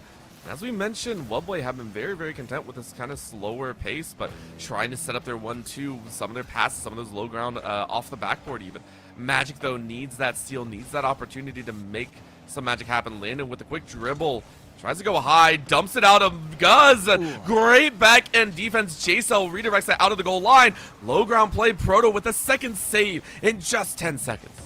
This guy is almost a complete player. He knows how to obviously attack and shoot, but also defend. He was there, like you mentioned, twice, saving the team and saving the squad for those last precious seconds where they cannot afford mistakes now, as Magic is trying to reverse things and bring the equalizer once more. We see Rando, we see the ball bouncing dangerously around Magic's goal. At this point, Magic need to find it. 10 seconds left. Either that or you juggle one way or another, and it's going to be a low roll ball. Wubway just need to dunk this ball down, and they're going to be real happy about it. Magic playing on a nice edge, high ball and around, but it hits on the ground thanks to a demo from Bubble themselves. And it will be Wubway as the victor, 3-0 yet again. There it is. They robbed this one. Yeah, I would say they suffered some level of anxiety. They had some dangerous zones inside of the series in the second game, especially, right, Orbital? But in the end, they were the winners. They were the stronger side, showing their qualities to contain Magic. I would say that should be the word, right? They were contained. Magic, they were finding momentum, especially in the first half of the third game. But in the end, they were not able to keep that going. It was one of those moments where we saw, we did see that game too, that kind of what happens when you let Magic get out of control. and they racked up the scoreboard. I think it was 5-3 in there at once, so it makes sense why Wubway were like, okay, now we have to go into that containment field. We have to make sure that Magic doesn't get away with a lot of the stuff that they're wanting to. Wubway started to play a lot more reactive, I think. They stopped going for kind of those one-man army types, and they started becoming a lot more comfortable with the matchup. So I really, really like what we saw here. Wubway still very much on top, but we know other teams are going to be ready to face off against them. You can see it here, this last little touch. It was so scary to watch, but overall, I mean, I'm excited. Wubway, do you think that they can take it all? Right. I think they're very, very nicely put for the remainder of the championship already, coming on the top along with obviously like Franklin Panthers, other teams. So they're going to be showing quality from here on. I'm eager to see them again. All right, well, we'll see if they can do so. Right now, we're going to go to a very short break. Get ready for our next matchup, which will most likely be a winners semi-finals matchup. Please don't go anywhere. Stay plugged in. Rocket League Showcase will continue in just a bit. Come on. Before I switched to Brightspeed Fiber Internet, things like slow speeds and random dead spots really brought out the troll in me. I mean, I spent hours causing trouble. But then I switched to Brightspeed's fast, reliable fiber internet, and the rest is sunshine and unicorns. Looks amazing, Barbara. Ultra-fast Brightspeed Fiber Internet. Switch to the bright side. Get ready for the first ever Stay Plus Formula STEM Esports Cup presented by Brightspeed Fiber Internet. The season kicks off March 20th, so gear up and don't miss your chance to make history. Open registration is now live for high schools across North America. Join this groundbreaking competition featuring weekly qualifiers, an 8-week season, and a thrilling 40-person championship event. Race for $5,000 in prizes and weekly rewards. Participate in live test sessions of racetracks led by a professional driver and explore exciting career opportunities in the world of racing. Your journey to the podium starts now. Register today.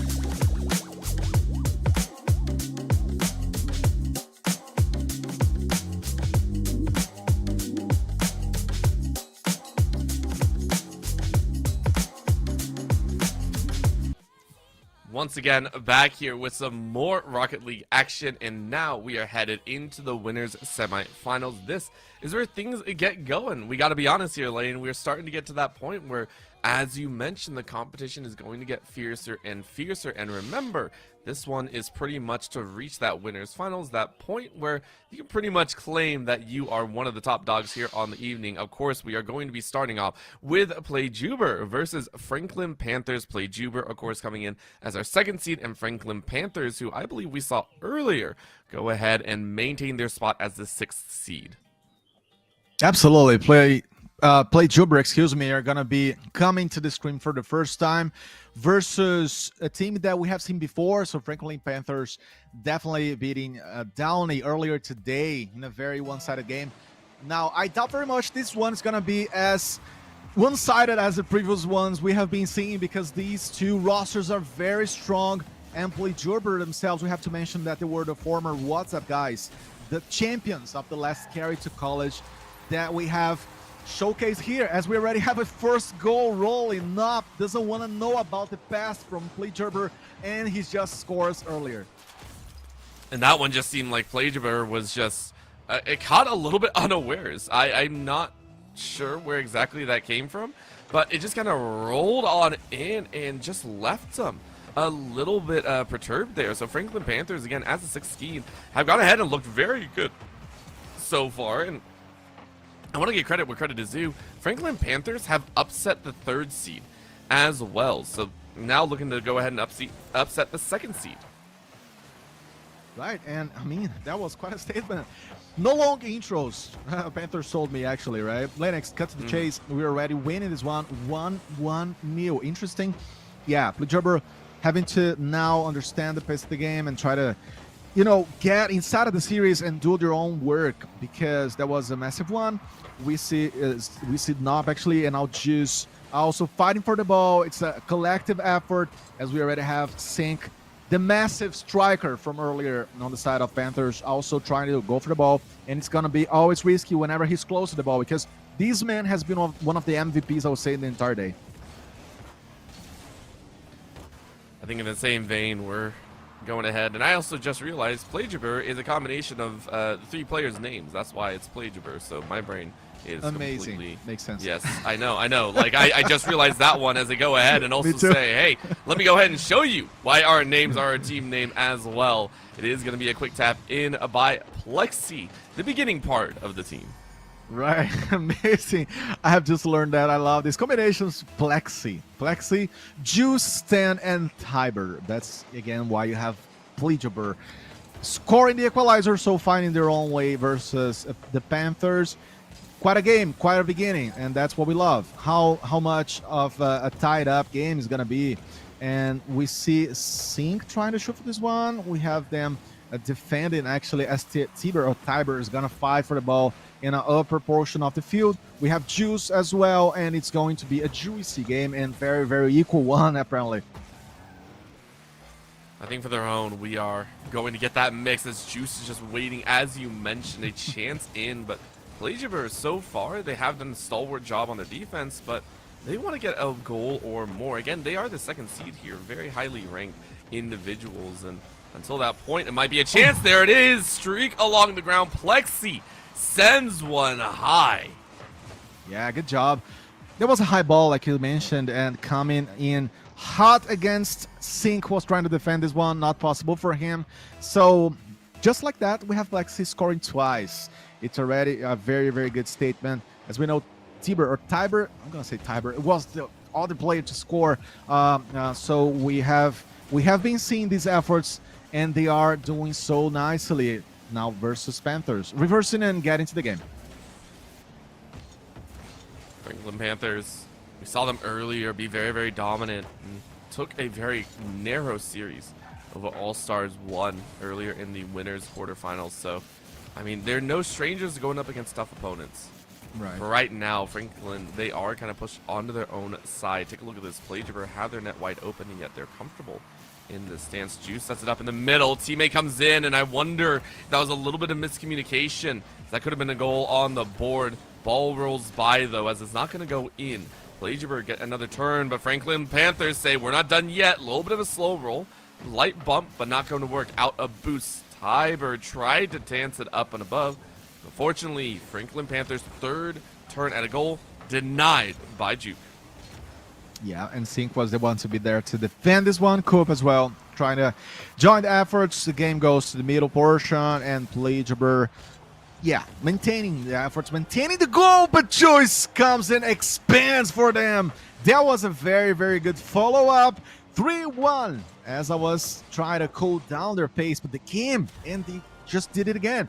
And Juice was the first one now to come and show what else is possible in this very, very middle portion of the game. Panthers now being totally countered, and I don't know if they're gonna be scoring. They come and show me, yes, that's gonna happen. Nop goes for it once more. I love the fact that Franklin Panthers basically just answered back.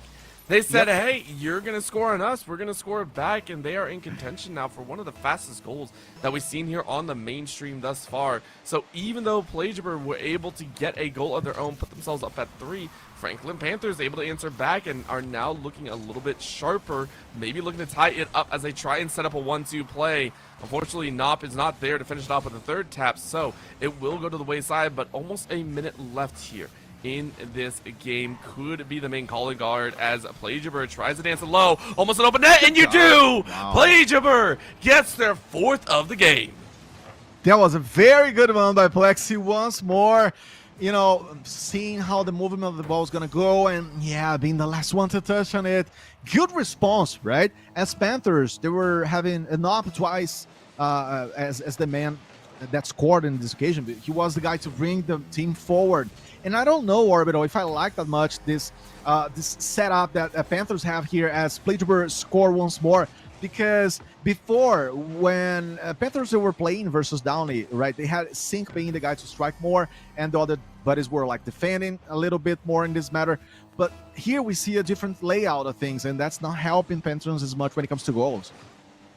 It really, really isn't. They kind of fall into the wayside, and now, especially with those goals coming in here, it seems like they lost a lot of their magic. Another dead ball as that's Plagiarism to basically see the front door is open, and they are raiding the house. This is brutal now. This is a quick twist by, and it's now 6 goals to 2. We have to remember that Franklin Panthers, they were the ones to open the scoreboard, right? And then right after Plagiarism, they did like 2-1, but now 6-2.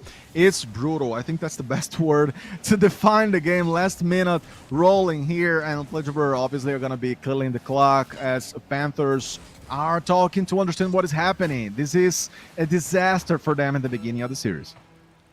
Hurts to say, but it's the truth, and truth has to be said sometimes when it's in front of us. Plagiarism, they know how to play the game. There's a reason they're the 2nd seed.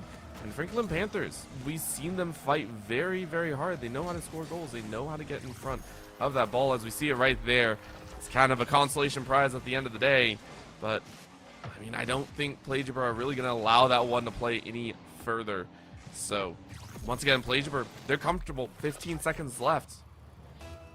There was definitely a consolation prize. I like the way you posted it, because Panthers, they're going to have to use what they have built so far into the second game. Now, on the side of Plagiarism, they are showing us now why they were the winners in the last Carry to College promoted by Stay Plugged In. And not only that, but like winning without losing any series on that occasion. And now they are doing almost the same as we have the final result in our faces, and Plexi was the major striker, right? 7 shots, man. 4 goals for him. Not just that, I mean, you can see they had well into the double digits. I mean, you look on the other side, it was double digits Absolutely. for Panthers as well, but the conversion rate for them was a little bit rough. I mean, they only had 3 goals total, as we saw, but 10 shots on the goals, so it wasn't for lack of trying. Both teams have shown a very large propensity for very, very good defensive play, and that to me is also quite interesting because it means that this is going to be a tough nut to crack if you're looking as a PlayJaber fan or a Panthers fan either. So both sides very, very aggressive, very willing to open up space on their own side of the field if it means a chance at the net. Right, and I'm curious to see how Panthers are going to respond. They are one of those teams that you can never just take them for granted as the loser on a Right. series. They're gonna, create something different. They have the manpower for that. They have Sink, which has already shown his best offensive side today. So I'm eager to see more of him inside of the series. As PlayJaber, they take the first stance and the first movement here, Orbital, and I love how they were provoked to that. Right, they were starting slowly, and then like they had a pressure against them, to work into their favor of, hey, waking up, wake up because you need to do more, and that's how the large amount of goals came to the occasion. And I think that also shows the weight of the kickoff because we did see a lot of the Panthers be able to get a lot of great work done. That's why they were able to go up into their second goal and the like. But we saw PlayJaber actually mess around with the kickoffs a few times. They were able to kind of space out. They did a couple fakes here and there, a 1-2 tap and everything of the sort. So they were able to make use of the fact the ball kind of reset towards the center, and that's why we saw, I think, such an expansive set of goals very, very rapidly. We went from, a 1-0 stance to a 6-3 in a blink of an eye. Absolutely. The game got totally different from the beginning. And yeah, getting out of the sleepy zone is always helpful. And that's what happened to PlayJaber as they were the winners initially. And now Tiber just comes and scores this one. That was a nice long-standing shot against Franklin Panthers to change things around after Coop tried going for it, but it was not enough. I love the fact that you see a third member from Franklin Panthers just speed across the screen right there, just like, hey, I'm here. Don't worry. But it was a difficult spot to be in, so very, very nicely done, as you mentioned. And that's... Oh, my God. That was just a mistake. I have no other words for it. Look at this. Tiber just in the right place at the right time, but barely touched it. So, I mean, Franklin Panthers weren't expecting that either. Tiber with 2 under their belt in under 45 seconds. And it's the second time, right? It's the second time where Coop is caught, with like his pants down in a way because he was not able to defend that one. He was almost close to the ball, but almost doesn't win games in the end of the day. And on the other hand, he has not been scoring goals so far for the team today. So he needs to decide what is the side that he's going to be helping more the team at, because it's just not enough so far. And PlayJaber, being a mistake from Panthers or not, they're scoring. That's what matters, Orbital, right here. Really, really does. And Coop right now is saying, hey, I want a chance on that as well. 2 defenders fly right by PlayJaber. We're ready to kind of get a hold of it. And Franklin Panthers, for the first time at a chance at a goal, Plexi lets it roll on by, realizes that all defenders are here. Franklin Panthers now on the defense as it's going to be pinched right back out. Sink, though, trying to run it up. If you have an open net, you can. Are you going to be able to dunk it in? You missed the ball. And unfortunately, that play doesn't work. Now Plexi gets a chance. It's like, hey, let me show you how it's really done. Oh, the defender. Oh, easy yeah. goal. Plexi says, gimme. What a magisterial Castile line by you. I love that. And Plexi just bringing it in the right pace, in the right spot. There it is, 3-0 versus Panthers. These Panthers are beginning to look like small kitties. They are not roaring and they're not doing their jobs here. It's getting complicated, guys. Wake up, because you're able to do more than that, as Tiber defends very nicely. We have an attempt by them, the follow-up. Yeah, Coop trying to show more. What a game. And so far, PlayJaber doing their job, doing their homework. This is out of this world. PlayJaber really coming alive here. And the Panthers, as you said, just being a little bit quiet in their own. Maybe they're a little bit more reserved and realizing that, hey, maybe they got to sharpen their claws, hunt up some smaller prey. But unfortunately, you're up against the big dogs now. So is there any smaller prey to hunt? Great demo to come out as Plexi denies any further aggression and just annihilates that one player. So feels a little bit bad. Now it's a fight on the turf of the Panthers. They're going to try and take a low dribble. But again, Plagiaber just in every aspect seeming to be faster and just a little bit more concise on where they want to play. Right, and also creating plays, as we could see from the sides to the middle. Juice just had a chance of doing a nice forward shot. Obviously not enough to go to the goal, but Panthers not creating these opportunities of attack so far. So that's how they're becoming the praise here, obviously, versus Plagiaber, who are doing such a great job just carrying the ball around. And, if the clock keeps going this way and the game keeps going this way, Orbital, we're talking about it too, Neil, because Panthers not being able to score so far and actually getting scored by Juice, it's a recipe for a nightmare. I just don't see this going any other way right now. Plagiaber now getting free reign over the entire pitch. There is not a dance in the world that I think the Panthers are really able to fight back. Plagiaber have their number left, right, and center. Juice going for a solo here as they try to run it up. But right now, Franklin Panthers. I mean, this is one of those points where I would normally say, like, start getting aggressive. Start getting into the demo field. Start just trying to run the Plagiaber out of the space. But unfortunately, I don't even think that they can hit because Plagiaber are just too dang fast around the pitch. Yes, they're fast, and like you said before, they're assertive to make the final touch. Somehow, the game totally going to their favor.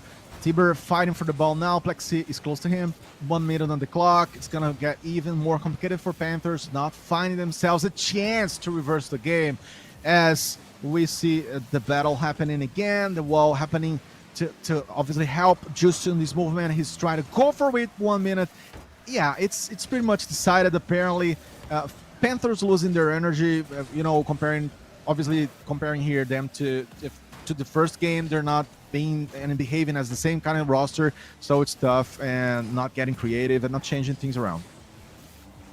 I feel bad because it definitely feels like the Panthers had the right idea at the beginning, but they just kind of run out of steam here. And so Plagiaber, as you mentioned, just going to take over, going to be that front runner, and Franklin Panthers, they have to go back to the drawing board. They have to look at game 3 and go, okay, what went right? What went wrong? And of course, there's a lot that went a little bit sideways as Tiber snipes in yet another, which I think is the 3rd total in this game alone. I mean, off the side as well. Yeah, that was a little bit unfortunate there. And you see Tiber even getting comfortable to score the goals. That's something that he has not been doing so much in the championship, as we have more of a Plexi and Juice sometimes. So that's to show that the squad itself is very, very comfy.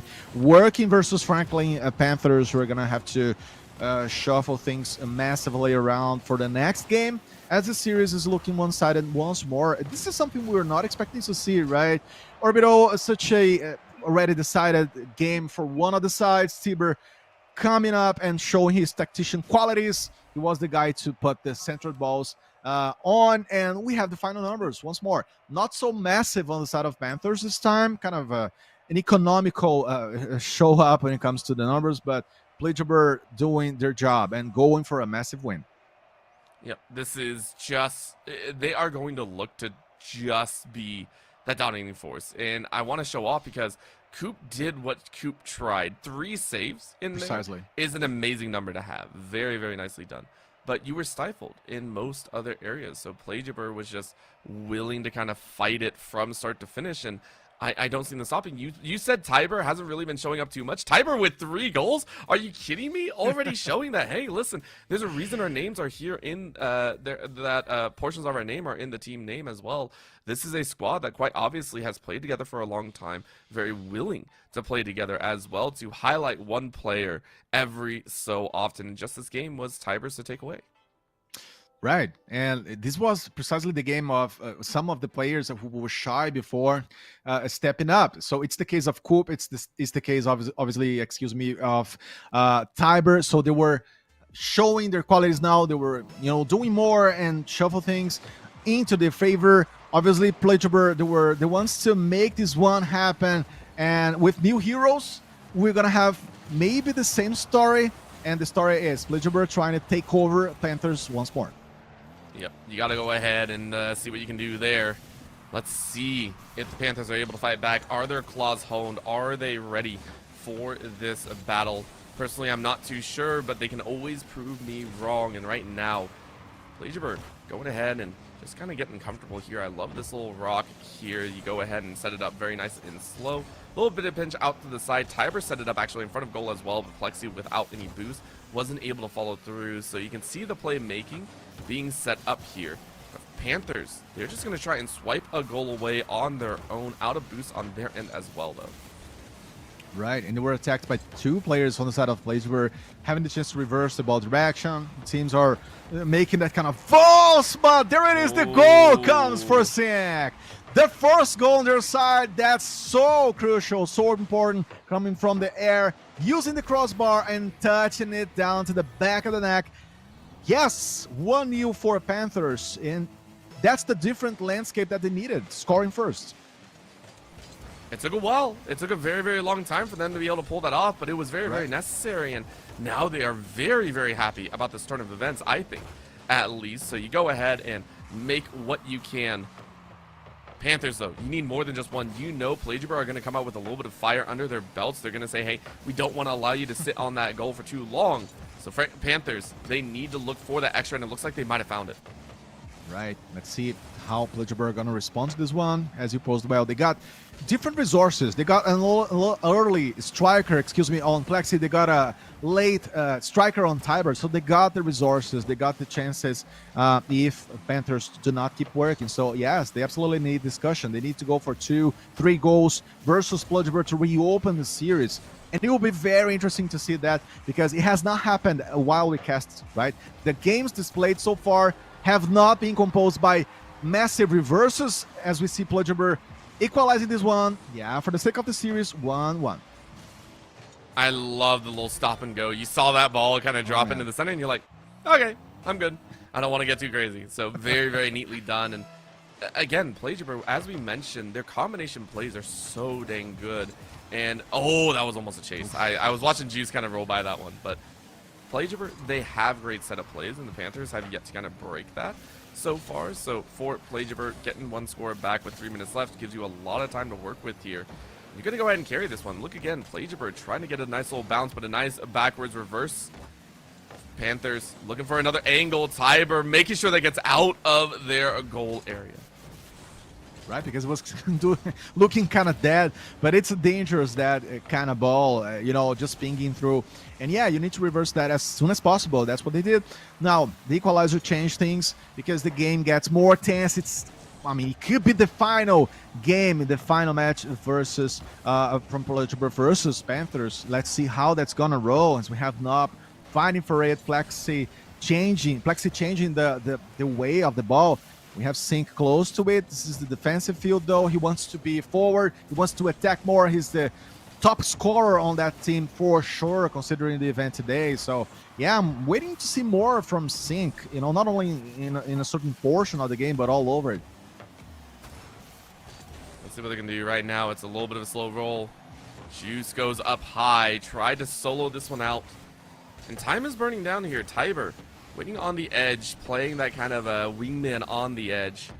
Coop, though, trying to diverge any sort of aggression. And even tried to take it away, but Plagiaber, once again, just kind of playing with their food right now. Everyone kind of go for an aerial battle, which we don't see too often. That was an attempt on the goal. Another one coming through, and it looks like no defender was there. And that is going to be Nop to wake up. Had a couple shots on goal, had a couple saves, and now a goal to their own.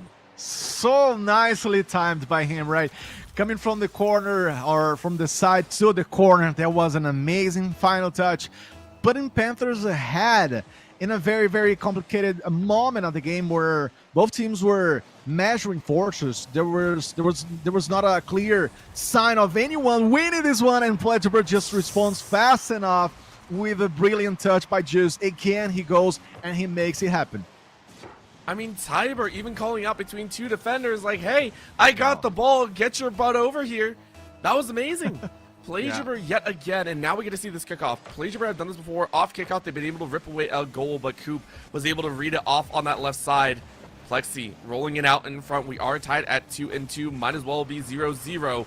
Attempt at a corner goal, not going to work. Sync isn't able to pick it up. Man, The third game is always getting super tense, super unpredictable. I love this. And Panthers trying to create this advantage, trying to go for it as we have Sync moving forward, getting close to the goal box. He's gonna try to come from the upper spot. This is Sync again. The response came from the side of Ledger, and it was Juice to bring it to the floor and to their advantage, to their favor. Good job by Ledger, staying alive in the game, right? Not allowing themselves to also be overshadowed here by Panthers. I think that's 100% the right call. Ledger is saying, listen, we're two games up. We can do a little bit more work. Yep. Not try to run it on their own because a demo came out, so you knew a team play wasn't going to come through. Sing sends it off the backboard.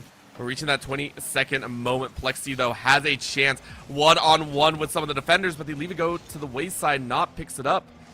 And now it's going to be a flyby back. 10 seconds here. Tiber, what can you do? You're out of boost. You send it high, pinch it down to the ground.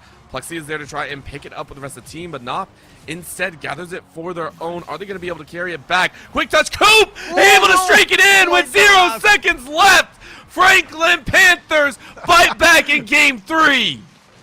Are you kidding me? Franklin Panthers finding a goal in the last millisecond versus Bludgeber. Oh my god, this is so cool to watch. And as I was almost, getting the sentence ready to say that we're going to be able to see another overtime today after Wubway playing an overtime versus Magic earlier today, but that didn't happen because Panthers, they finally brought their claws out of the pocket with a very, very nice and final massive shot on that occasion. 3-2, Plagerber being overtaken in this one orbital. That has to hurt. Plagerber as a squad, they were doing so well in the shooting category. You look at that, almost 11 shots on goal, and yet it was a last-minute pass. Nop carried it through the air with the last of their boost, by the way. And everyone on the Panther side scoring a goal apiece. That is truly a team effort right there. Absolutely. That's how you get back from a complicated series, right? After a daunting start. And they're going to have to use more of that fuel of recovery to obviously get back on track against Bludgeber on this occasion, because Bludgeber now are going to be the ones to chase and to make things happen as we already move forward into the next game. This is super cool, super thrilling and exciting to see Orbital as Panthers. Yeah, man, they found their energy. They found what they needed at the very last seconds. We almost already had a first goal from Plagerber here. Didn't happen because Panthers were well positioned. 100%. Plagerber, they're upset. I think they are very upset here. Absolutely. I think anyone would be upset with a 0-second goal. I think anyone would be upset if they're on the receiving end of a 0-second goal. Panthers got a new lease on life, but Plagerber, they are not happy about where this broke out. So I'm expecting to see a few more demos, maybe a few more walls to work with here. And they are going to run it around, as I was talking about, but no one was able to pick it up because of the defenders in the middle. So the Panthers not exactly thrilled about what's going on here. And they are going to test this one out. Quick push, run, and go. Coop was waiting. And now we get another chance on this angle of Panthers waiting for their moment to strike and yet another defensive end. Plagerber, how are they going to dig this one out? 1 minute expires with almost no goals. Right, and the lack of goals can be very misleading as well. But Panthers on their side, they're going to have to use that momentum, that fuel to believe again, and show that they can, step up versus Plagerber. And obviously not wait so much to also make the movements, where we have some striking and offensive options and attempts here. In this case, as Plexi goes up for the aerial play, trying to shoot it to the goal. But there it is, we have Sync to defend this one, not only him, but Nop as well. And Coop is helping the team as much. So it is a collective effort from Panthers to enhance the barrier, enhance the defensive system, and reverse the game towards the side of Plagerber, because Plagerber are trying to command the movements. They're trying to make a statement here. Plagerber, for their own. I am curious what's going through their minds here. They're taking things a lot slower. It feels like Panthers have also kind of slowed things down, and this game just feels a lot more measured than others. But there it is, left side flank, and Plexi off the right side of my screen came out of nowhere, it felt like, but they had it all planned. 1 to Plagerber. Yeah, some confusion on the corner, and Plexi found the right angle and the right speed to bring this one to the back of the neck. Fletcher so finding the one new amazing job to try to cool down efforts from Panthers, but I don't know if it's gonna be enough because we already have an attempt by Sync. He was being helped, but then was rebuffed. So Panthers also needing to keep the focus and keep the energy now because it's now or never for them and for Pledgeberg. 100%. You got to play this one smart. This is going to be Plagiaber playing for their lives once again. We've seen them take the nice and slow road before. We have seen them, go very, very comfortably with only 1 or 2 goals. And as you mentioned all the way back in game 1, it's like when they're woken up is when we see this terrifying force be weighed in. So I wouldn't be surprised to see just a single goal or only 2 goals in there for the remainder of this game. So for the Panthers, you have to know this is possibly coming. Great defensive play from them. They've only allowed 1 goal so far. And the Panthers are just like, okay, let's see if we can do some work. Full boost now being utilized. Low roll. Lose control of the ball, though. As Nop was almost able to carry it in. There's a pass to the teammate, but it's not going to work. It is an interesting battle, isn't it? As you defined very well, because Plagiaber, they're the kind of roster that need to be woken up, but then Panthers, they're not, on their hand, a team that knows how to impose themselves and create a lot of goals in a row. So it is a battle of who's gonna be poked first, who's gonna be, provoked to become the leader. They're not natural leaders, apparently. But with that said, Plagiaber, they made a better first half of series, and now Panthers are trying to do that as much. They already found themselves in first game into the last game, the last occasion we've seen these teams clashing against each other. So Plagiaber now obviously fighting for the series, and Panthers fighting to stay in the upper spot of the brackets. Oh, and Plagiaber, we're going for a cross pitch play there. Didn't really pan out for them, but honestly, 1 minute left. Franklin Panthers, they need to find something. Juice, though, says, nah, you're not going to find it. Destroys the coop in tow. And that means Franklin Panthers have to relinquish control. The Panthers needing to find some opportunity. Plexi goes high. Coop ready to try and diverge, but that's a low pitch on the ground. An attempt by Tiber to pick it up, but it's not going to work. Right. Oh my God. Final 30 seconds. Nop has been such a reliable scorer in previous games. Let's see what else he can bring to this squad. As we have Plexi attacking as well. We have Juice joining the efforts. This ball is dangerously on the Panthers side. We have Tiber as much, and we're gonna be seeing Plexi trying to go for the upper, for the ceiling shot. He's very good at that spot. Plagiaber are gonna be taking the victory in the series. It's the final seconds. We are seeing Panthers being defeated at this moment, and there it is. 1-0 is also a very good victory, but the ball's not still on the floor. There we have Plagiaber being the victors. Very, very good job. It was a very, very grinding, tough game for both sides, Orbital, but there it is. Plagiaber were the ones to beat him and stay alive in the upper portion of the bracket. Here's the deal.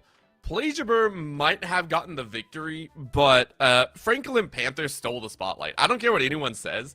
They came in here as the 6th seed. They were able to roll through the number 2 seed.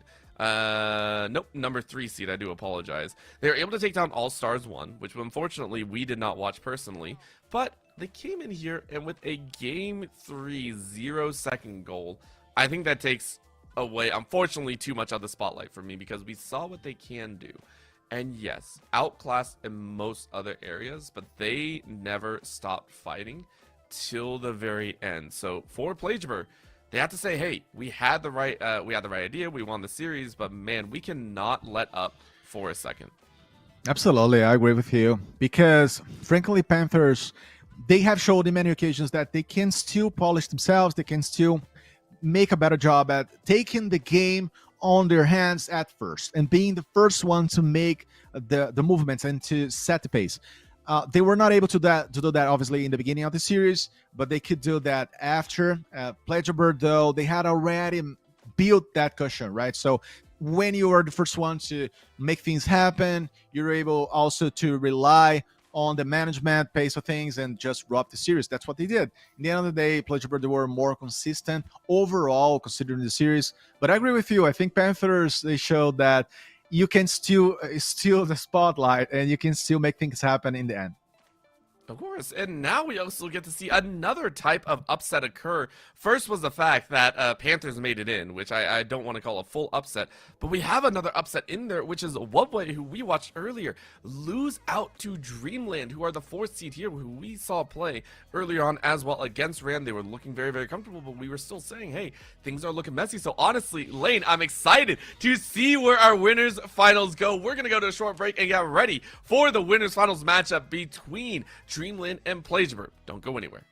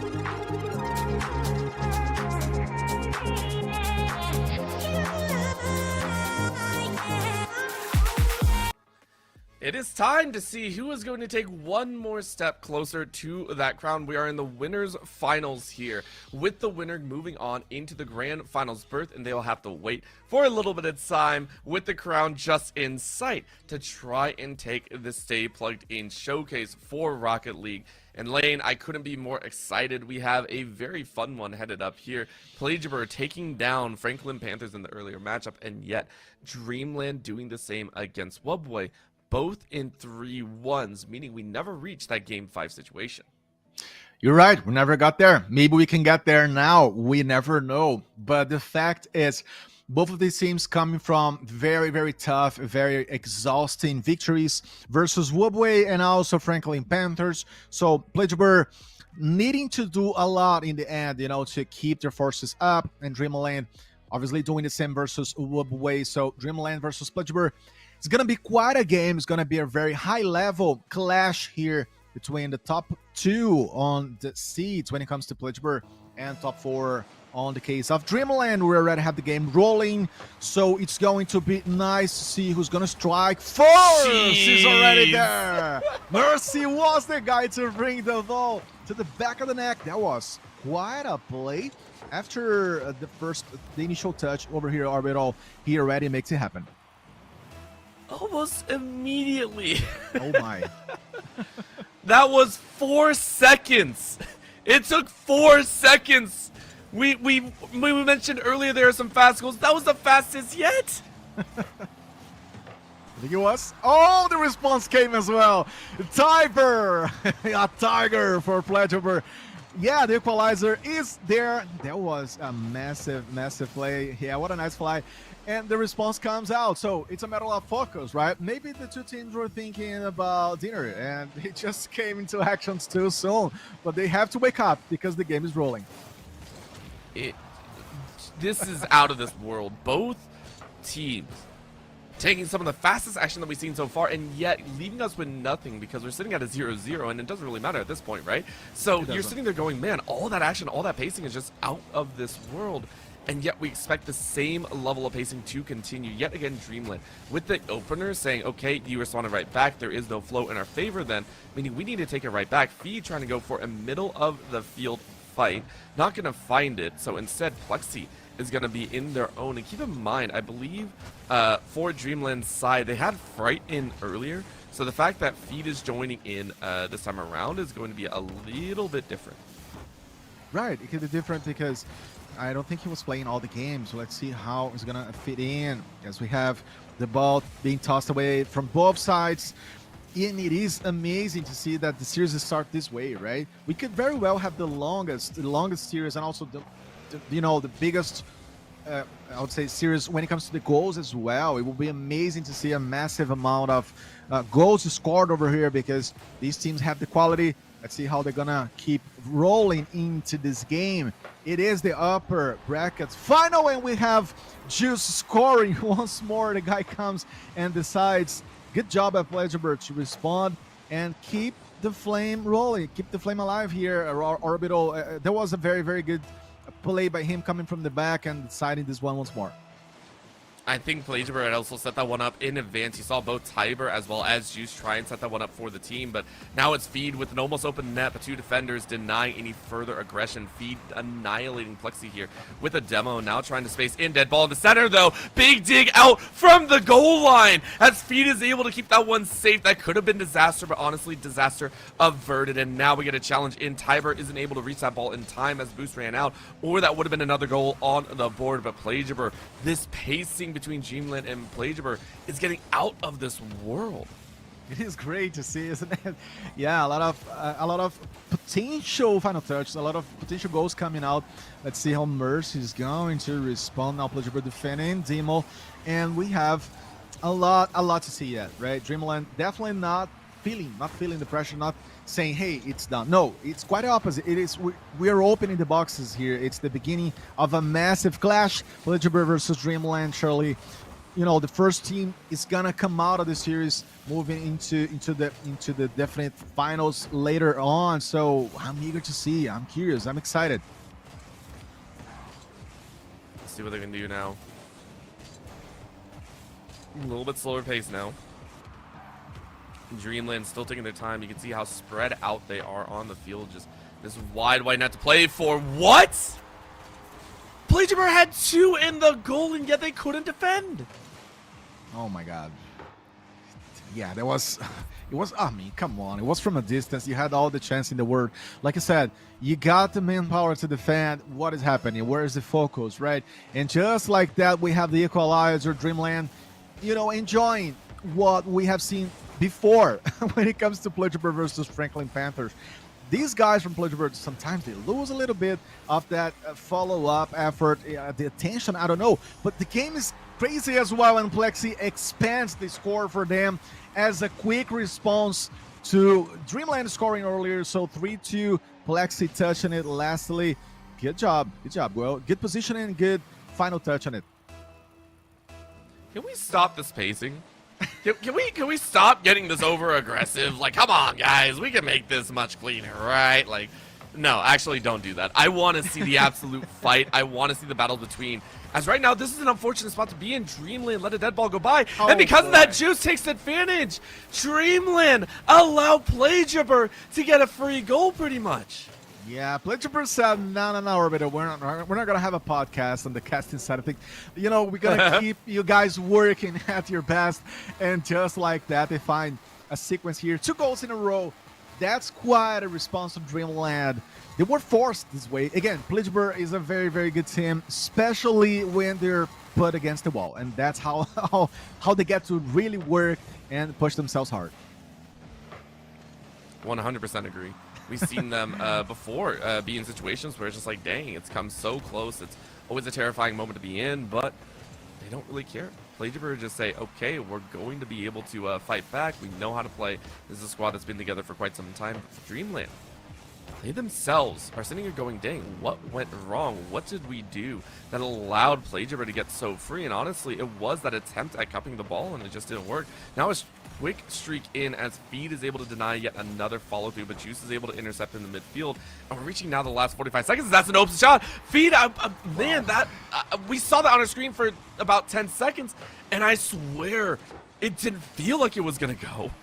Man, yeah, right. It was looking so long, and then it happened anyway. Plexi, was just not fast enough to avert it. But 4-3, that's amazing. And we have to remember, Orbital, that Plagiarism versus Dreamland, it is a repetition of the last finals we had to the Carry to College showcase by Stay Plugged In. So these teams are facing each other again at their highest level, and I love it. On that occasion, Plagiarism were the ones to become the champions. Dreamland were the runners-up. Now let's see how that's going to roll here, because we have a double elimination brackets, which means one of these teams are going to have still to face the best team coming from their lower spots in the championship. The game is rolling well, and the clock is also running down now.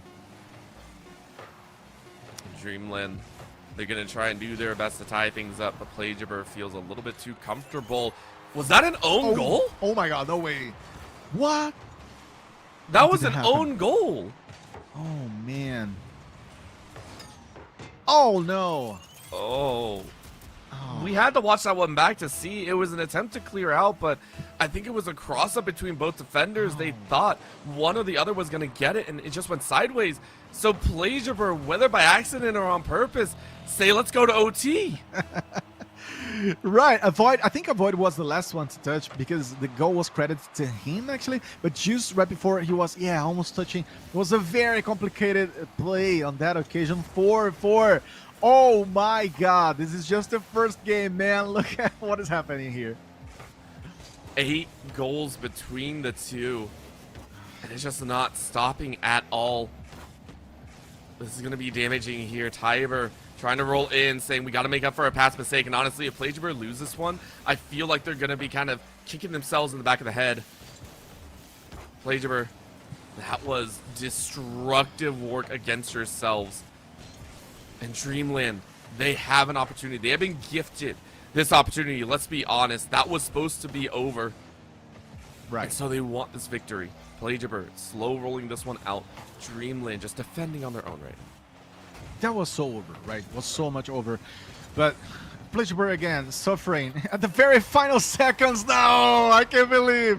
Avoid is scoring again. Oh my Lanta, Dreamland just make the dream happen. And Pledgeber, they suffer once more. The same way they did versus Panthers. They just allow the opponent to rise to the occasion and find impossible goals. And just like that, we had Dreamland scoring and becoming the winners in a complicated moment and way for Pledgeber. Why does Plexi not have 2 goals by their name? What's going on there? That should have been, Pledgeber. Are you sure they only had 4? It looked like they had 5 to me. That was, Wow. It's rough to see. But Dreamland, again, one of the big things that I always talk about when it comes to any competitive sport is competitive sport or esport. It's the fact that you have to take advantage of opportunities, and when an opportunity like that passes in front of you, when a mistake like that occurs, you can't let it go to the wayside. If Dreamland was not able to convert in the OT, I feel like things could have spiraled out of control at that point. They would have had a very frustrating movement into game 2s and 3. So I like the fact that they did win here. Pledgeber now get to work off the back foot.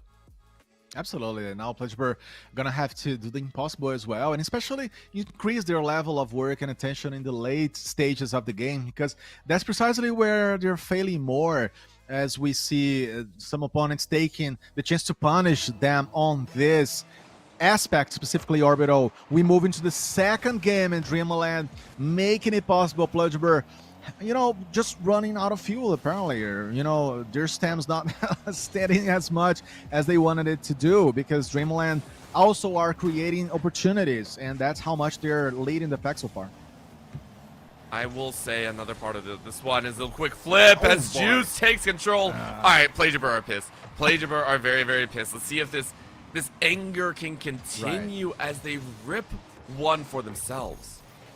Yeah, and Juice was able to defeat 2 players in the same spot there, finding themselves an early goal, just like they did previously. Complicated to see how this one is gonna keep rolling, but Pledgeber, they find what they needed to find. That's the aggressiveness, as you mentioned. It's a matter of converting that into a long, I would say, standing effort throughout the game, because they cannot just stop right here. They cannot just rely on one goal and just lay back and wait for things to happen. Dreamland already proved themselves as a very, very good team on to reacting. Let's see if they can try and play this one out neatly. Again, Pledgeber. Dreamland, I'll be sitting here going, what can they do? How are they going to be able to kind of find this one? We've been passing this around for the last... I was trying to calculate about 30 seconds or so. So we'll see how well this can continue to lay in. Pledgeber, Tiber, high ground. A little bit of a shot against the wall. Great challenge, Juice. As well as Mercy kind of rip into each other. Avoid is able to steal away with the ball. Has about 20 boosts to their name. Fright picks it up with full. Might go off the back end. Sets it up for a teammate, but a great denial by Tiber yet again. Just now, going for it as well. We have a contest by the Dreamland player. They're trying to fight for the control, and especially fighting to see who's going to be commanding and defining the game. We have Plexi also jumping and Avoid fighting for this one against Juice. We have Avoid close to the play. All the players actually almost working on the same space of the field, and Mercy finds the goal. That was the ball he was expecting to find right after the follow-up by Plexi. And yes, was a very good setup by Fright, and Mercy was just, the guy to go there and do the slide touch to the back of the neck, equalizer again. And Dreamland responding again, Orbital. I hate how close these two teams are. I really hate how close they are. They are making this such a tight race, and yet this is what we love about this showcase. And remember, Pledgeber, a mixture of a freshman, a junior, as I believe a freshman, a sophomore, and a senior. Tiber, 2025 graduation date. They are showing this wide variety level of skill, and it makes me very excited for the future, as Mercy tried to carry it in on their own, tried to do a little bit of a falling dribble, but it didn't really work. And right now, Dreamland, for their own, everyone outside of Avoid in their senior year, they're trying to show the seniority and the ability of those at the top to kind of stay at the top. Absolutely. It's almost, like I said, seniors versus the boys. Oh, man. There it is. The seniors score once more. The boys from Pludgeburg are going to have to go after this result because Dreamland are taking the upper hand. And just to complement your information, we have that Juice is going to be graduating in 2027 and Plexi 2028. So, there's a lot of room for improvements. These guys are still going to be playing a lot of editions of our showcases here. And Stay Plugged In is going to be definitely stepping up their gameplay levels. As Dreamland, they find a way, they find a spot. Pledgeburg, they're going to have to work with that younger energy now to respond to this one. Let's see if they can do so. Find that last little bit of energy. Shot goes a little bit wide. Pledgeburg, not excited about this one. Minute 35. You can do a lot of work here. We've seen both teams be able to make goals within 5 to 10 seconds, but I will always say about 20 seconds to 30 seconds is what you want. Maybe even 40, depending on how aggressive the teams are. That's like the average time for a goal, in my opinion. So, see if we can pull it off here. Right now, we are ticking down, and Pledgeburg, they're waiting for their moment. They're waiting for their chance to strike. And are they going to find it? Slow roll in. Dreamland. Chance kick. Denied. Oh, wait, I said it. Great defense by Plexi. Very good job. And Pledgeburg almost, with no players on the back line, as we see Dreamland going for this one, defending it well for the equalizers there. Plexi finds the goal. He comes for the final ball. Juice was making the attempt. A lot of defenders. Fright was already out of position. And that's how much the game can change in a split of seconds.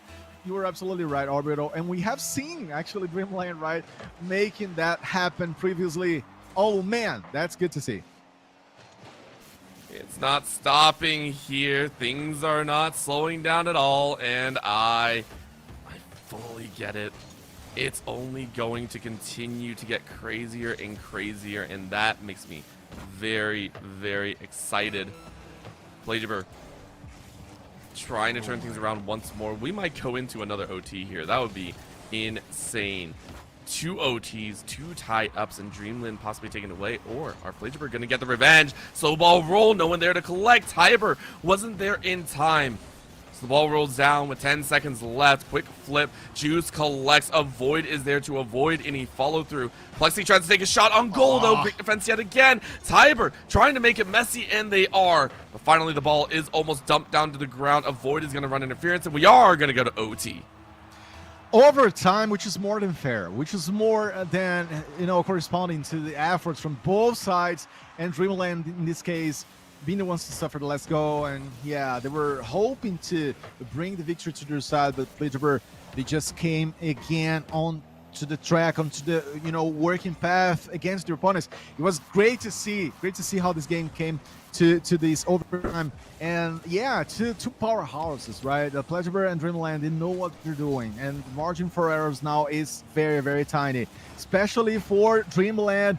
Now, if they want to keep the lead here, but Pledgeburg obviously they want to also bring their games to the max and prove these points. As we see some attacks now, and Plexi are rolling the ball. Man, what a game. I don't have words. I'm just emotional because the game keeps so intense. It really is getting intense here, and they're trying to chase it out. Mercy able to grab it before it reaches the net, which is great, but this might set them up for dangerous cover. Mercy taking one of the most dangerous routes to try and clear the ball right in front of their own net. If that was read by Pledgeburg, that could have been over. We're already reaching a minute. Plexi trying to roll it in, and they are! Good job. They find the open net, and Pledgeburg tie us up at 1-1. Yeah, almost a slow-mo in the sense of, it's just him in the play. Like, what is going to happen now? Is Dreamland still active and fighting for this one? But Pledgeburg, they make it happen, and they equalize in the series. What a work. Juice and Plexi definitely being the guys to push the game ahead. I don't know what's going on anymore. I've lost it. I've lost the plot. I've lost everything that's going on. This feels out of this world right now. Pledgeburg firing back, and this is the expected result out of game one. If Pledgeburg had not self-scored, we'd be sitting at a 2-0. we'd be sitting at that point where Dreamland are already locked out pretty much, and it would be a whole different story. But instead, we're sitting at a 1-1. We now drop down to a BO3, and Plagiaber, I mean, they're breathing a sigh of relief. Right, and I think it is the best response that we could expect from the side of Plagiaber, because that's what they have themselves suffered versus Dreamland in the first game, as Dreamland, they found a magisterial final goal, and now Plagiaber, they were the ones to make it happen as well. So it goes to show how strong both sides are, and how much of an unpredictable game this is going to keep being, Orbital, here, because now it's a matter of who's going to be actually consistent from the beginning to the end, and we have not seen that yet. It's either one team beginning well or being better at the end, so it's either one thing or the other, but we never see one of the sides totally dominating the game. And that's what we want to know. At this point, this could be a precursor. This could be a preface to the grand finals match itself. Keep in mind, whoever loses here goes straight into the lower bracket finals, and they have a chance at revenge as well. So to me, that's what we're kind of watching for. That's what we're going to be hoping for. Plagiaber as well as Dreamland, they could be the two teams at the very top. Now, granted, at the same time, you're looking at Wubway as well as Franklin Panthers to also have a chance at facing off on their own. I believe they're on opposite sides of the bracket, though, in the lower bracket matchup, which is currently being played. I do want to mention that if you're taking a chance to take a look at the B stream of the Stay Plugged In showcase, go ahead, check out Franklin Panthers versus Magic. Right now, they're in a best of 3 specifically. For us here, though, I mean, we're seeing Mercy, we're seeing Tiber, we're seeing everyone step up, and yet there are some faults that I wonder if we're going to see kind of punished here and there. Right, the punishment, is going to be yet the name of the game, as has been so far. And as you mentioned, yeah, very strong teams on the lower brackets at this moment. Frankly, Panthers, but not only Magic, Wubway, and Starlight that we have not showcased on the stream today, at least not on the mainstream at least. So it is the case of expecting a lot of interesting clashes ahead as we already go into the next game between Plagiaber and Dreamland. Third game is on March. We're going to be needing to see who's going to take the early hand first here, because it has been swapping from side to side, right, Orbital? Each team shows the momentum, shows the quality, and as I say that, Juice just brings it to an edge. So it's going to be 1-0 for Plagiaber. We already know this doesn't matter, Lane. We already know one goal doesn't matter. We're still sitting here going, hey, don't matter. We're going to see it so far. It doesn't. Like, let's be honest. Plagiaber have done this before, and yet I don't want to say that their goal doesn't matter. I said it like 4 times there, but Dreamland know how to bounce back. We know both these teams are going to continue to make this game a giant mess if so. Mainly, the outlier would be if Plagiaber are able to shut down Dreamland's offensive. That would be the key difference here. Plagiaber, though, so far on their own, getting a quick tap. Nice aerial combatants here. But solo ground play. Mercy, though, couldn't get a hand on the ball, but Plagiaber are not able to score right now. Juice lets the ball fly over the head. Fright might pick it up. Mercy kicks it out. Dreamland now on their offensive turn, but Tiber denies in the ceiling. Absolutely, and what matters, obviously goals matter, but what really matters when you talk about Plagiaber versus Dreamland is a streak of goals or the final goal, right? The final goals in the series have been the decisive one, actually, because it has been happening on both sides. Both teams are finding opportunities in the very last seconds, and that's what makes the series even spicier and even more interesting to watch and see. As Plagiaber now, they make the first move, they have this lead, but is that going to be enough? That's definitely going to have to be worked out even further, because Dreamland can also score at any moment. There it is. Do so. Juice, that hurts. That could have been your second goal. That could have been the +2 difference here. And Juice now going to try and go for another shot, but I mean, these are other opportunities that we talked about. Plagiaber has such high highs and sometimes a few lows in there as well. Yes. And to lose out on the opportunity has to kind of eat on your mind there. These open net goal type beats, you don't want to let those go to the wayside, or else your opponent's going to take advantage of that instead. So 4 feet, rolling it back to your own side of the net. Teammate picks it up. Fright carries it high, and I like this swap out here. Dreamland saying, we'll make sure everyone gets a chance in this series. Right. they are gonna keep having a lot of chances, and Dreamland can just change things around at at the most unexpected moment by Plagebird. That's why Plagebird needs to become steadier as a roster and keep working and keep being aggressive. As we have Tiber now on the camera, we are also seeing Plexi. Oh man, that was a very, very good long attempt, but not enough to get to the goal box. We have a Fright fighting for it as well, and Plexi once more close to him. That's gonna be a shot. Tiber trying as well. Juice is going to be the follower up, but not as close to the goal box. And I'm still amazed, Orbital, about that final, the last, shot by Juice. It was looking like an easy goal, but he was not, I don't know, precise enough to make the ball get to the goal. Anyways, we still have just one goal so far, and it's looking very, very tense.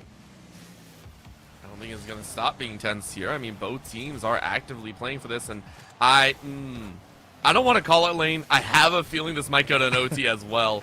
I would be actually remiss because Plagebird say don't even worry. We are going to put it at a 2-0. This was a straight-up steal and run moment from Tiber. Oh my God, yeah. Fright had the right intention, but then, yeah, there was the nice kind of cover that you want to make on the play. Plagebird 2-0, and Tiber was very, very good. Player on that occasion, obviously, to decide on the pace side of things as well. What kind of speed you want to bring from the back positioning. And I love as well, Orbital, how much the players and the teams are, making us jinx them. We were talking about something, and suddenly the game just changes, as it has just changed now with Mercy scoring for the first time for Dreamland in this third game. Ain't stopping anytime soon. This is going to get out of control, I feel like. We're going to be watching this continue onwards as well. Dreamland have 51 seconds to try and get another goal in. Maybe they can, maybe they can't. It's going to be that tap. A bit of a quick run around the side here, as that's going to be the Nile tool. Fright getting really into the mix here, but it's kind of body blows left and right, and I don't think anyone's real happy about that one. Tiber sends it high, tries to pinch, but misses the ball. And that's a rough read here. Fright going to try and carry for the goal. Yeah, Fright jumping a lot, and Juice as well. All the players almost in the core of the game. The ball coming from the crossbar. Oh man, Feed just scoring this one and making it equal. What a job. And there it is, the equalizer happening. Good job, good job. I mean, nothing decided once more. And, Orbital, I think on the side of the Unicaster, you should begin betting because you have a very good intuition about things. This game is gonna go to overtime, apparently. It's never gonna stop. It's never gonna stop here. This is what it feels like. Dreamland really want to make sure that we go the distance, of course, and they're gonna let it roll on the ground. Of course, it's kicked up by Plagebird. They're going to let it roll around the edge here. Mercy going to try and bounce it up. Feed there to pick it up. And it's going to come close, but it almost went in, but it didn't. So that means we go to an OT. Instead of a 0-second goal, it's a 0-second OT. Oh, man. What a movement. Feed almost finding the goal again.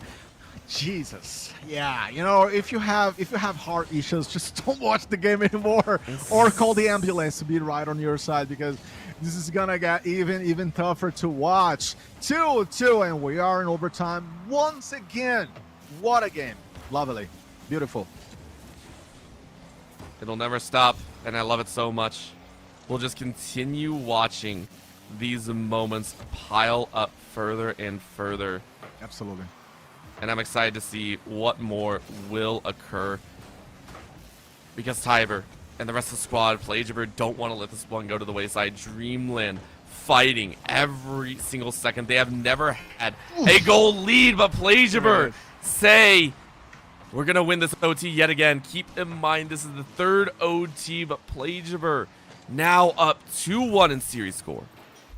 Amazing for Plagebird, finding the goal, and Plagebird becoming a better side on the very last seconds, on the late portion of the game, showing that they can also resist, right? That they can also stand strong and make a case against Dreamland.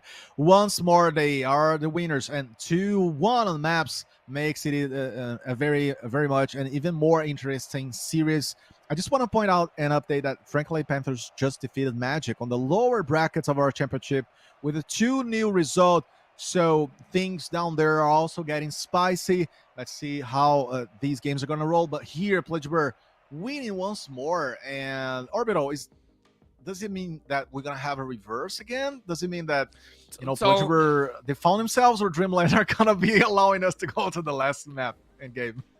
I'm going to leave if you keep caster cursing this. If we go to a game 5 off of OTs yet again, I'm going to be so angry, but at the same time so thrilled, because when you talk about these reversals, I have to point out again that Plagiarism could have ended this 3-0. They could have had this 3-0 if they didn't accidentally kick a ball into their own net, and I don't have a choice but to say it, because that is the deciding factor. If Dreamland are able to fight back to a game 5 and win it, Plagiarism are going to be very, very upset, but they have made leaps and bounds by taking 2 in a row so far.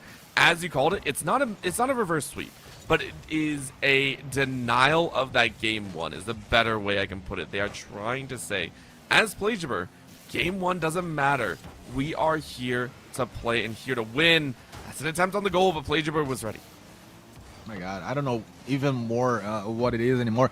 Like Plagiarism, they try to set the standard, and then Dreamland responded to them, but then we have Plagiarism responded again. Now Dreamland's gonna be able to respond back again once more. We do not know. This is better than many movies you have out there, because the drama is installed, and Plagiarism are gonna be the ones fighting for the series, as we do know, and Dreamland needs also to respond to keep their fire rolling. Tiber fighting for this one. Nice job. I was expecting for the last for the following moments after Juice has touched on the ball before. So 0-0 Orbital. What a game. And again, it's gonna keep gaining on quality here, because that's what is happening already. It's not stopping. All it's going to be is a giant kerfuffle, this fight for the midsection, and Juice for their own, waiting for that right opportunity. Dreamland so far has been stalwart in the defense. Plagiarism, they have to find a way through. Plexi going high. Maybe you can break through this way. Gonna let it drop down. Mercy just lets it roll. Wow. And Dreamland are caught napping. Wow, there was, what a touch. He had an idea of, hey, okay, I'm gonna do this on the upper spot here. I'm just gonna go and confirm the goal from the floor itself. So it was a very nice sequence of movements and touches. And Dreamland once more behind when it comes to the early seconds and minutes of the game. Plagiarism taking the lead. What a work, Plexi, having that precision almost always from the ceiling. Yeah, that was a moment, and honestly, I think that's a little bit of a wake-up. Dreamland understanding that they can get outsmarted here. That little just slow roll with the hood at the end was such a nice touch to ensure there was no major bounce in there as well. Steal all that bounce, and all of a sudden the opponent has no idea what's going to happen. So right now, Dreamland kind of playing on all cylinders here. Feed going to rip away one with that demo on Plexi. And as we mentioned, getting a little bit more messy. Shot on the right side corner post, and it's not going to work. Not gonna work just yet. Plexi fighting for the ball, and I think you nailed it. How much of an unpredictable play you can create, right? How unpredictable the ball can be when it comes to direction you have set before, and that's what happened to Plagiarism earlier on that last goal. 1-0. It is crazy. It is a crazy amount of pressure as well on the shoulders of Dreamland players, and are we gonna be able to respond? They have been falling slightly. If you take a look at the last games, right, Orbital losing at the very final moments of the games number 2 and 3. Now, is that going to be the case again? Is Plagiarism back? I wouldn't say they're back. I will never say they're back. I will never, ever say that, because Dreamland basically forces us to an OT every single game. So I'm not going to say that. And Dreamland still have a lot of fire. You can see these gentle shots going in here. We haven't seen the excess yet. And with this boost touch, I mean, Plexi was trying to make a play. Dreamland have plenty of opportunities. Minute and a half, we've seen them come back in 40 seconds before. So I am not counting them out of the woods just yet. Right, especially because whenever we say something, they're gonna jinx us. We try to jinx them, jinx us back. That's what happens. The caster's curse is on and is rolling today, ladies and gentlemen. And Plagebird also playing with the time, right? You can see that the clock is working onto their favor as we have Juice going for this one. Plex is gonna try it also. Not enough just yet. We have Tiber fighting for the ball, and 1 minute remaining tells us that Dreamland, I'm sorry, they are totally on their nerves, I'm sure. Yep, this is going to be... I mean, Dreamland are playing on a very, very tense edge. Plagebird, though, seems to have shored up their defense.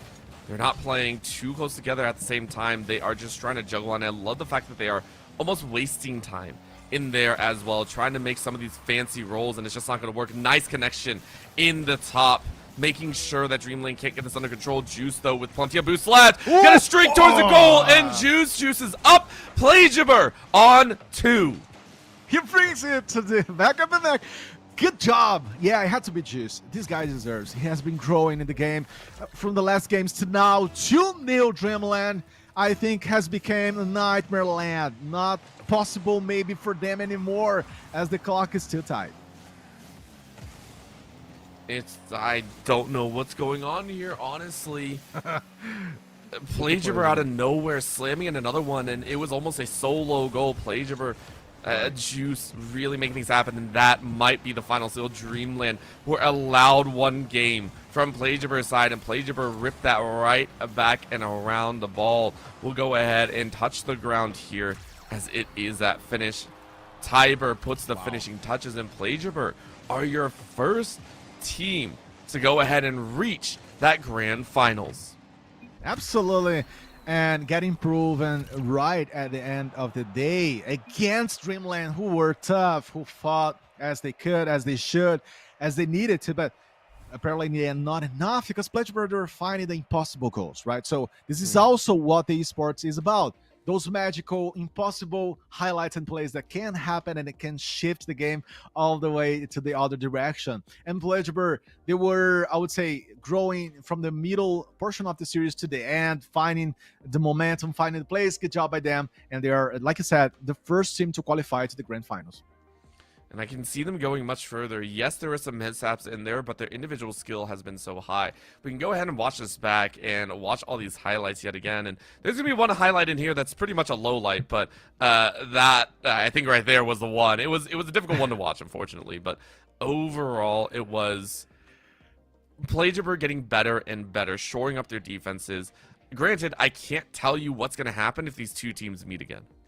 Oh my god, yeah, it's gonna be massive. Now Dreamland are gonna have a tough mission of going in the lower portion and getting back tougher and stronger and more creative versus Plagebird. Because Plagebird, they were the ones also to find the goals when they needed, right? They were poked, we mentioned that a couple times.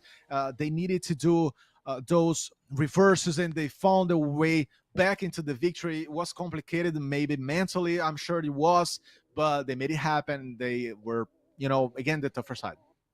Oh, 100%. And I'm curious, do you think we are going to see the likes of Dreamland be able to fight back? Because we are still waiting to see who they are going to face off against. I believe Franklin Panthers are waiting on Wubway and Starlight.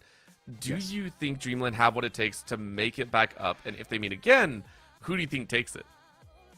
I think they could do it. They could do it. They could definitely find their way back. And I'm going to state that now boldly enough. I know I can be jinxed, and you know, that's the life of a caster. But anyways, and I say that, Orbital, because they have the resources. They just got to score first. I think they need to build the streak of goals. You know, they cannot allow things to get very, very much dramatic as it has been happening, or as it happened, especially against like Plagebird on the very last seconds and minutes. So I think Dreamland, they can definitely make it happen. They got a very good squad. They just need to rearrange things around. Yeah, I would 100% agree, and honestly, they have a couple backups as well, so we'll see if Dreamland can do so. But of course, we'll be having Plagebird sitting in the top ropes, waiting for anyone else that tries to challenge them. In the meantime, we're going to go to a very short break, get ready for our lower bracket semi-finals that'll be coming up next, once we know who's going to be facing off against the Franklin Panthers. Please don't go anywhere. We'll be right back.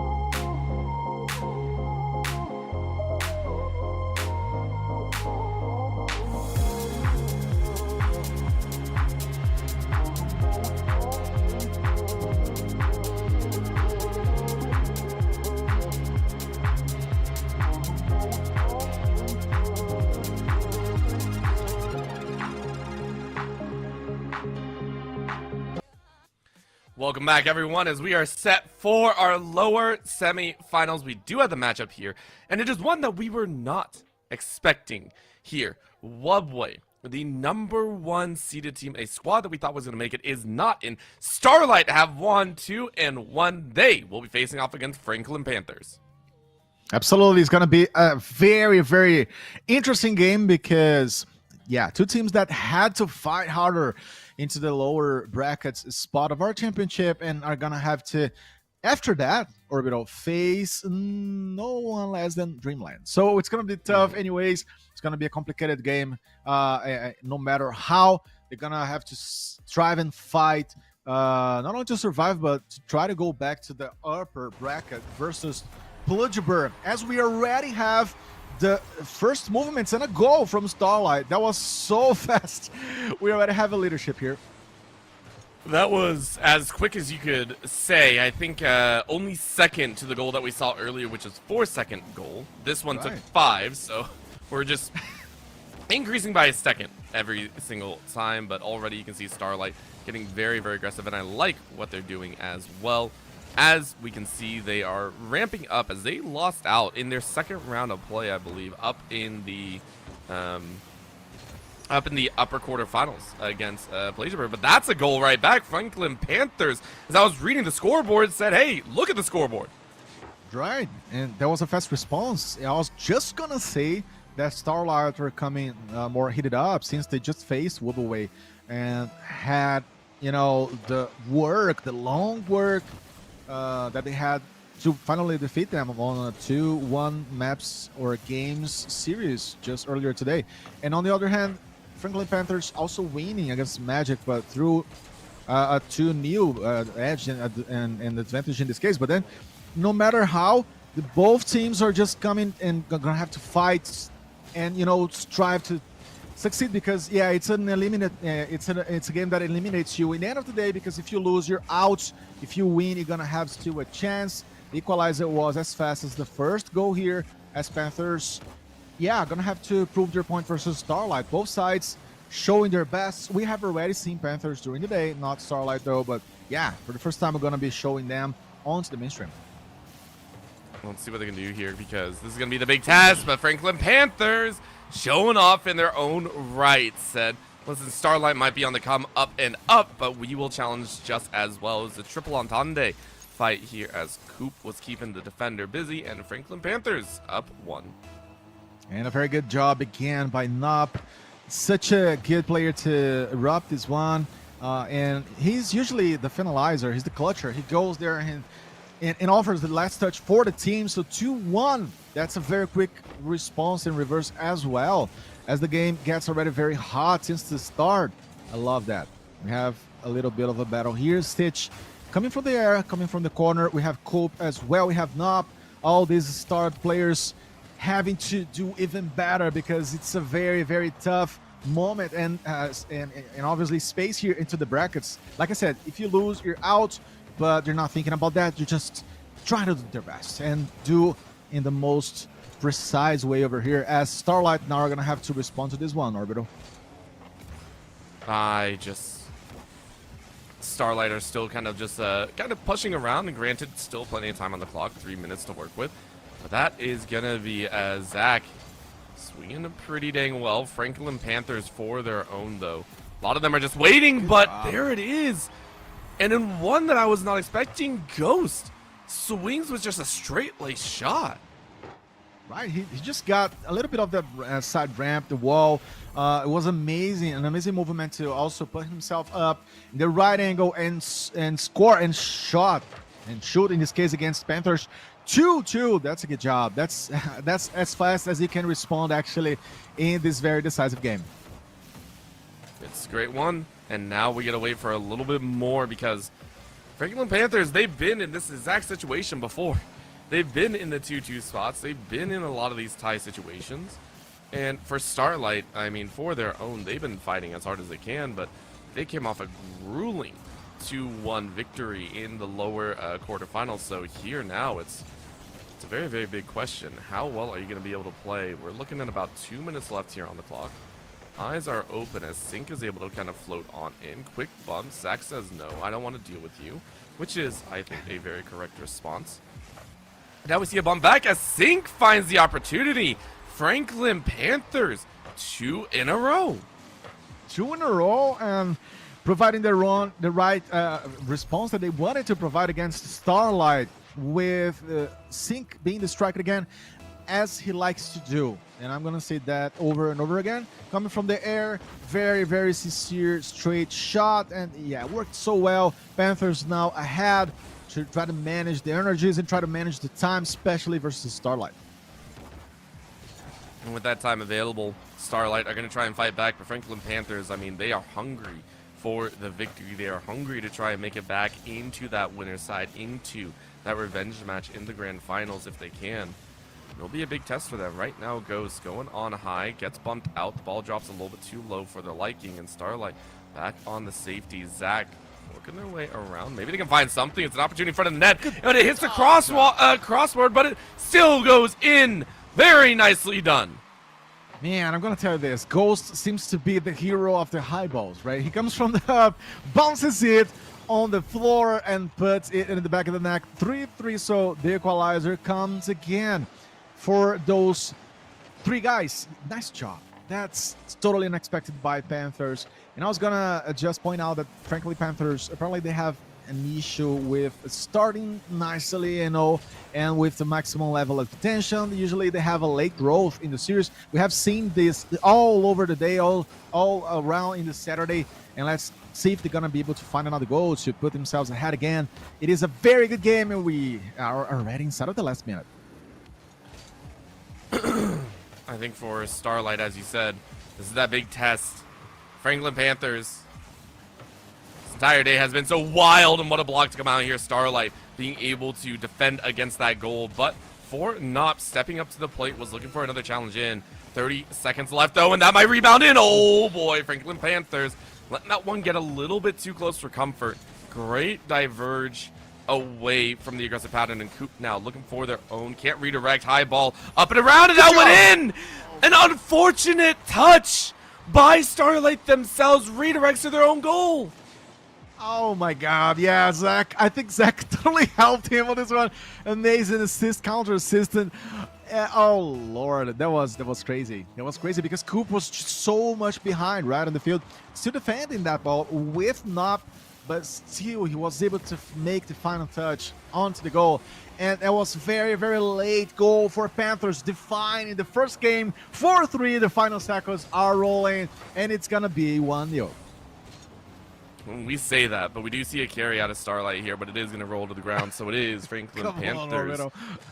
And this is starting to become a day of errors, as much as I hate to say it. Like, these are situations that feel like they shouldn't be happening, and yet they are. Huge shout out to Ghost for 3 goals in 4 shots. But the Panthers getting a little bit of help from Starlight, and then being able to chase into one of their own has to feel good.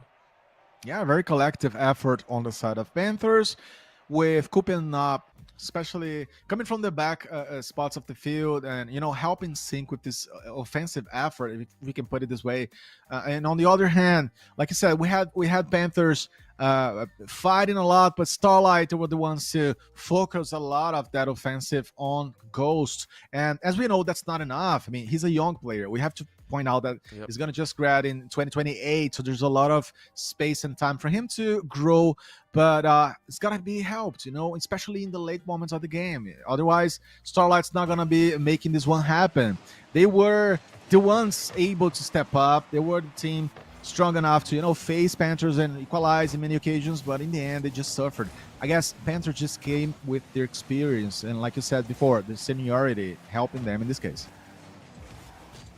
I think with the seniority also comes a level of experience that hopefully you're trying to push into the spotlight. As you mentioned, goes fairly fresh, but there's also a certain level that only fresh talent can bring in. As Zach says, ain't no worries.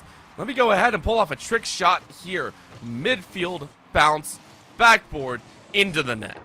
Wow, 2 touches kind of go. I like this effort. I like the movement that he does from the wall, from the left wall in this case, coming close to the crossbar and finding the ball at the best that he wanted actually to be touching at. So good effort, good job by Zach. 1-0, and Panthers already behind. Let's see how they're going to respond to this one. Well, we see them respond in so many ways. That might almost be an open net, but Ghost was ready with that save. Very nicely done. Coop sends it high again, though. And maybe you are just trying to bait out Zach from the net, play out and away as Not tries to roll it in, but a teammate redirects, which is kind of interesting there. Denied an opportunity at the net, so a little bit of a rough one. Maybe the communication breakdown is not exactly where they want to be right now for the Panthers, but again, they have the ball in their hands, but guess who has the goal? It's Zach, yet again, with a helping hand from Ghost. Very, very good job again by the kid, Zach. He makes it again and finding the breaches, right? The Panthers are offering. And Panthers now at a complicated spot because, yeah, it's 2 goals already. So you got to wake up. You got to make it happen. And they need to bring their quality and their resistance, especially from the last seconds and minutes of the first game to now. Let's see if they can do so. Question marks up and abound. Sync carries it low. Very nice challenge by Starlight. Franklin. Wonder where they're going to go from here. Dead ball there in the corner. Rounded up by Nop. Rounds it in front. Teammate goes up high. Bounces it one more time. Is the third there? No. Ghost is able to hang on to it. So it does feel like Starlight are starting to ramp things up a little bit faster. But Sync tried for a shot. Zach was there to deny. But another shot comes back as Nop says what's up. Franklin Panthers, doesn't matter about the demos. Look at this. Mid to left to goal. Wow, he just got, I mean, he got the chance to make the perfect shot here, right? Totally catching Starlight off guard and disorganized, especially after the last touch by Zach. So he could find the box of the goal totally open, as we already may have a response. Nop is taking the chance to defend as well, but Zach scores! He brings it again for a hat trick. This is the beast on the side of Starlight. Starlight really showing up here saying, look, we have strength right now. Last time it was Ghost, this time it is Zach, and it is all Starlight to reach for those stars. Franklin Panthers still waiting for an opportunity to explode onto this series as well. They won game 1, but it's getting out of hand. Coop said, all right, let's ride that wave. And they go ahead and push things to a +1 in favor of Starlight. Right, you can almost say that the goals on the side of Starlight, they came from the individual quality, obviously, from Zach, but also from some positioning mistakes by Panthers. But now they're trying to fix that with this last goal. Now, is that going to fuel them to the equalizer? Are they going to be finding the next goal? Now, as we see a lot of those players combined, there's a change on the half of the field utilized, as we see Zach taking it over. The control is nice. My God. This is Zach again. Once more, one more goal, 4 on his account. This kid has to be studied. Very good job. And Panthers once again taken down. This one up was flying to try to catch that ball, but it was just not enough. I wonder if this is because Franklin Panthers are putting a lot of emphasis on Ghost. Ghost was the main front runner in game 1, and maybe they're leaning too much into trying to shut them down. That Zach has been way more open and had a lot more opportunities than expected. I'm very, very curious about that one. Another shot coming out here as Ghost tries to rally again. But I am curious if Franklin Panthers are putting in too much into the pocket of Ghost and not and is letting Zach have too much freedom. Another dig out of the goal, though, as Franklin Panthers are very determined to keep this game at a +2, and they're going to try and rally and get goals of their own here shortly. Absolutely. I think Panthers, one issue that strikes is that, as we see another attempt, but they're not finding the way to set themselves up so gradually and so consistently to Starlight's goal. But then Starlight is actually catching Panthers out of surprise with this plays by Zach. So it is a very interesting game. It's changing in pace, and Starlight, they found their way, right? They were striving and fighting for their leadership, and yeah, there it is. They got 2 goals as a cushion. That's very good. As you amplify this with Zach, 5 goals. This kid has to be studied. Oh my God, good job once again. You know, you cannot leave him alone. You cannot leave him like unmarked, and he's loving that. Okay, granted, Stitch played a huge role in that one, knocking the defender away, basically playing that bludger, and I loved it. Every moment, as you said, though, Zach being given all the opportunities as another one comes in, but this time it's Coop yet again as they put their second on the board, and they have 100, no, not 100, I can count, don't worry, about 80 seconds left to try and score 2 more goals. All right, yeah, never too late, right? Panthers finally finding their third goal in this case. I also know how to count, and very good job by them to respond. Now Zach is gonna be able to keep this streak of finding more goals, maybe going for a 6. Let's see, Sink from a distance, not able, blocked away. As we have Nop also finding for a ball. Coop is on the other side. We have 1 minute, and Panthers they're not liking this. Surely not excited about how things are going. Let's go ahead and slow roll this one, of course, is what they're kind of saying. 45 seconds left. Starlight saying we've done all the work that we need to, and now we're just going to try and play keep away. Ghost rolling in. Coop with the demo, trying to take out Zach, which I really do appreciate. Coop going ahead with the save, though, as they go ahead and kind of fly their way back in. Stitch hitting the crossbar, saying, okay, maybe that's not the goal that we want. Another pump back. Nop was ready. Now you get a chance. Do you have the boost available? You need to score soon, or else Starlight has cemented their game 1 for themselves. And right now it looks like that is going to be it. Starlight rounding the corner, keeping that ball high and in the air away from the Franklin Panthers. Starlight have done immaculate work here in this game 2 and have shown us that they also deserve to be here. There it is, the victory and an amazing stalling work, right? They were able, like you said, brilliantly, to keep the ball high, to keep the aerial plays in order to confuse Panthers, who, suddenly lost the control over how they could fight for the ball back again and bring it to Starlight's goal. So that's how much Starlight have grown from the first game to this one, with 9 shots and 19 shots by the team as a whole. Was an amazing collective effort. Zach, 5 goals. I doubt very much Orbital is gonna be able again to repeat that performance on a high level. 5 goals. This guy was a beast. He was just a beast unleashed from the jail. But here's the deal. Sometimes you don't need to worry about that. All you need is one really, really good game to kind of show off your stuff as well to those schools that may be tuning in to the showcase here. And not just that, now you give way maybe back to Ghost, maybe back to your teammates and say, okay, now that we have the chance, let's go ahead and run it up a little bit further. Stitch having a great bump there, playing that assist factor, even though it wasn't counted. There's so many things that go into this, and now maybe it's time for Zach to step back and be like, okay, now they're going to target me. Now I'm in the crosshairs, and everyone else gets the chance to bloom onto the field. Exactly. It's about changing that focus from your opponent, and surely that's going to be on their minds as well, because Zach totally stole the spotlight on to the favor of Starlight. It was an amazing work, amazing job, as we're going to be hopping into the third game, man. Well, right now, a little bit of a punch. Nop watching that ball fly by. It's going to be another roller.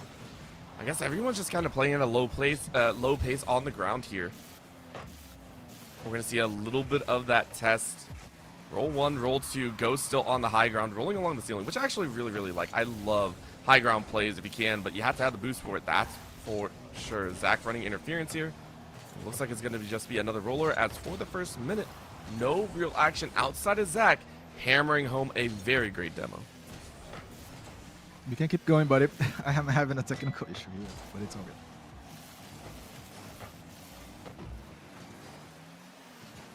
Once again, watching here. Sync also waiting for their opportunity. I'm curious to see if we are going to get a little bit of a mix and match. This is going to be a little bit of a test here. Zach rolling in, and as we mentioned, Zach having that huge opportunity earlier in the first game as the double demo does come out. Chance at a 2v2. Stitch running interference, not trying to pick it up. We're seeing these challenges left, right, and center, and I feel like the Panthers and Starlight both are being kind of out of this world. I don't want to say bad or good, but honestly, their attention to just stopping some of these movements has been so good. But what a bump and what an opportunity. Thankfully, Stitch was there to pick it up. That 50-50 could have been disastrous in there. So Starlight digging that one out of danger. Panthers Rolling low, high. Going to be rolled over the Panthers. Once again, watching this ball kind of reach every other angle. At the current moment, no one else getting greedy with it. Zach is just taking this one around the corner, being given a lot of leniency, but that's the play, and it rolls just outside. What a save from Coop. And needless to say, though, Ghost was ready with the follow-up. Head spin for glory, and watch this. Once again, dig out Coop, but it hits the railing, and Ghost was ready to ramp in for that goal. It was well played overall by the Panthers, but a three-pronged attack. One of them will strike. And the timing couldn't have been better. Starlight feeling comfortable at the current moment. Nice stop there, but not wants to play all on their own. Are they going to get it? And for Starlight, nice high kick. Go ahead, get the ball under control, take it low ground. You bait it out, you get through one defender. Do you get through the next? No. Third defender will stop you. Coop waiting on the edge here. Zach running interference once again. We're right back to kind of that stalemate position. Yet Ghost with a double tap, forcing Coop to punt it away. And maybe Coop can run it from the goal line over. Roll around the side. High ball. Not dead, though, so you're good. Zach carries. No boost left, but you let it drop to the wayside. And Sink was ready on the ground. Great read left, right. Coop redirects, though, and that's what you want to see. Stitch was not ready and gets crossed up. Franklin Panthers push it to a tie. And look at this, Stitch. Couldn't reverse fast enough. Well timed. Well played by Coop.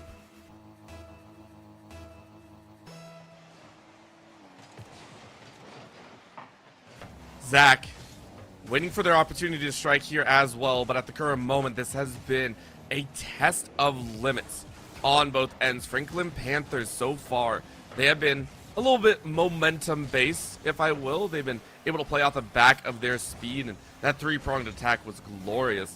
For Starlight, they're stalwart in their defense. If they can keep some of these aerial battles in their favor, you can see them really take over right now. A little bit of a clutch. Bounce off. Sink is out of boost, though. So again, you can't follow through. You need to find those boots. You're sitting on 0 for too long, and maybe that might be the calling card. Coop forces the ball out once again. Looks like it won't be too bad right now. Stitch waiting in the center. Push back, shot on goal. Stitch ready. Franklin. Where do they find their opportunity? They do right there. Nop rounds two defenders and finds the goal. It popped out to the right side.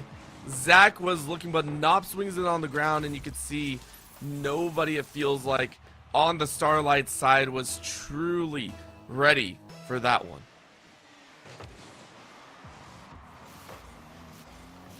Kickoff flying over towards the side of Starlight. We're down to the last 45 seconds here. And I'm wondering if it's going to be enough. Zach for their own. A little bit of a touch. No worries on that end. Sink saying, okay, drops down towards the middle. 0 boost in their pocket as well. They haven't really been able to find 100, and that always hurts. Dead ball in the front, though, as Stitch is going to try and pick that one up. Goes high, goes low, goes right across, and we're right back to tied. Wild, wild stuff here, as this is getting glorious. Stitch with a high ball to deflect away from the defenders, and Franklin Panthers were absolutely bamboozled. We are down now to the last 21 seconds. I can only imagine this is going to go one of two ways. Either we're going to go to OT or we're not. And you might call me silly for saying that, but I'm thinking OT is the way to go. Yeah. Stitch coming in here. Love you. Has one. We'll see how it works out. Quick touch, round the clock. 2 seconds, 1. And it looks like it is going to be swung down to the ground. Punch down as we're in to OT. Oh yeah, man! On overtime, I'm just amazed. I'm just amazed of how much these teams are showing so much quality today, man. And let's see what's gonna happen. It's gonna be the third game coming up to get decided. And yeah, it could be going either ways. Well, it's already over. Well, so I don't know about that one. Starlight with a 20-second, our fastest OT goal so far on stream. It's just a gentle roller. Zach yet again showing that they are the master of the pitch right now. Absolutely. So Stitch also stepping up and being more on the offensive side of things, like you mentioned before, Orbital, and helping to take those attentions. Right, he was the guy that was more behind, more of a backline player before, and now it's not the case. He's not shy anymore, and it's not just Zach that the team has to score. 3-2 was a great game. Let's see how that's gonna keep rolling. I think it's going to roll out to be very, very comfortable, I would say, right? You talk about how this is kind of messing around and how the teams are kind of breaking out here. I was saying Zach is going to be in a very, very good spot, and yet they've excelled past that. Even in game number 2, they were the spotlight, and yet this time they were the closer, is the best way I can put it. They weren't the ones at the front end the entire time, but they were still very much present. And then at the very end, they said, hey, we got to put it away. Got to make sure Starlight is in a good position. And now going into the game 4, Starlight are just one away. Right. They're just almost there, right, to make it happen. Again, obviously, now against Dreamland, if they ever confirm the result versus Panthers. So it's going to be quite a sequence now.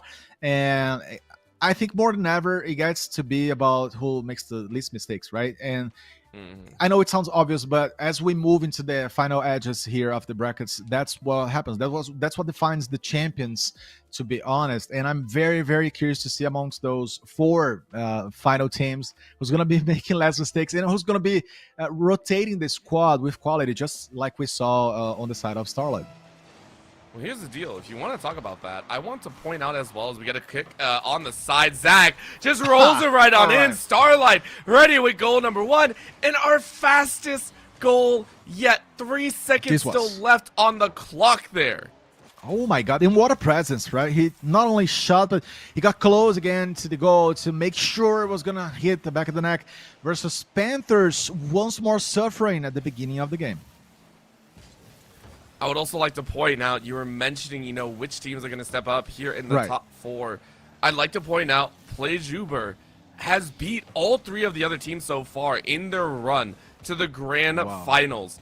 Playjuber is currently the team that has put every single other team in the top 4 in the lower bracket to begin with, and that's why we're seeing such a hefty fight. Starlight yet again giving all the power to Zach as Zach rolled along the right side and scores yet another goal in the opening 30 seconds. An amazing run by Playjuber, as you're mentioning. Now they're going to know how to work and operate against each one of these last 3 remaining teams, And yeah, Zach, he gets back to being the star man.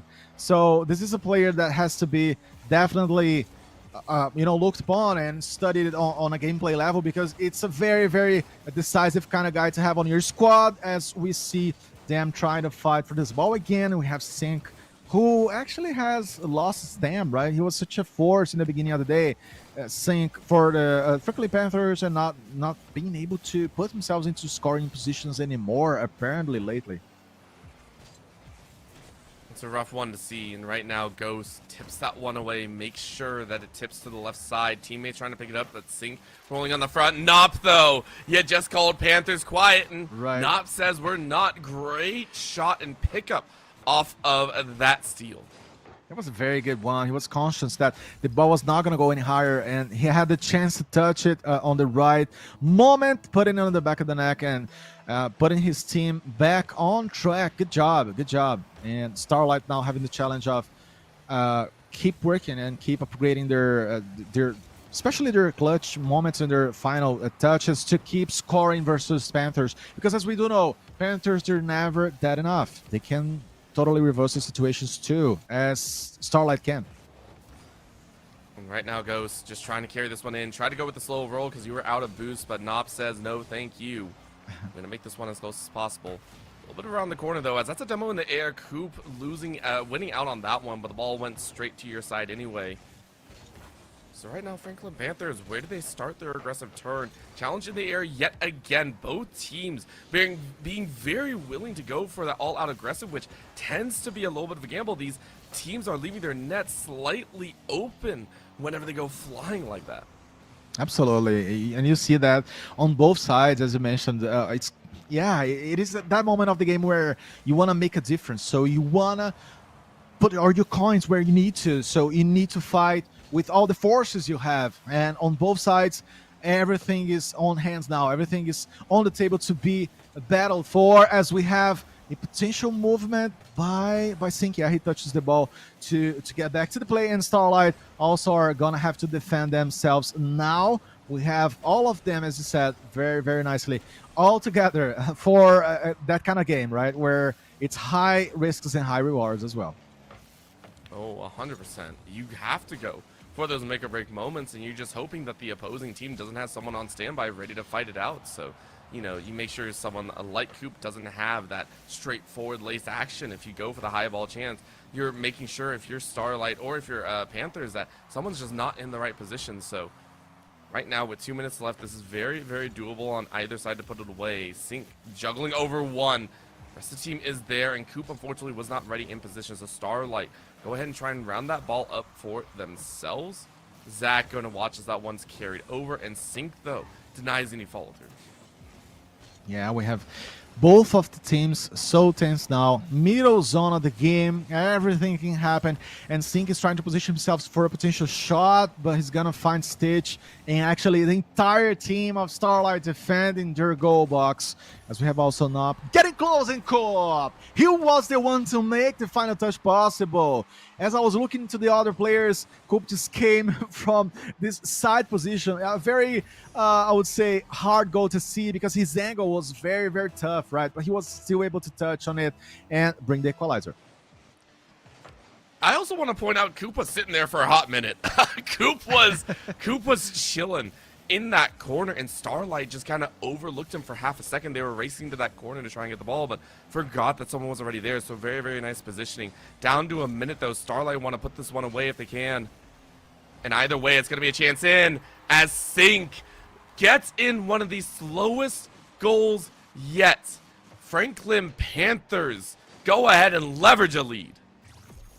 Yeah, and it was one of those slow goals that almost touched the basic fundamentals of the game, right? It's just a matter of controlling and keeping the direction and keeping the trajectory that the ball already has. Interestingly, allowing the Panthers to go and move forward on the scoreboard. 3-2. Now Starlight having to fight harder, and they cannot lose the focus. They have been doing so well lately in these last games, at least, and have to battle even further, even harder and fiercer against the Panthers. I really do feel like this is going to go into an OT, but at the same time, Franklin Panthers just want to go to a Game 5, and it might be one of the few Game 5 situations we've had this entire tournament long. Stitch, though, trying to fight in the intermittent space and say, look, we still have a couple seconds. Quick punt out over to X-Sink. Sink is going to pick it up. Ghost taps it up above. Is anyone there to help out? Sink goes low, and they let it roll out to the side. Another punt off on the edge. 5 seconds left.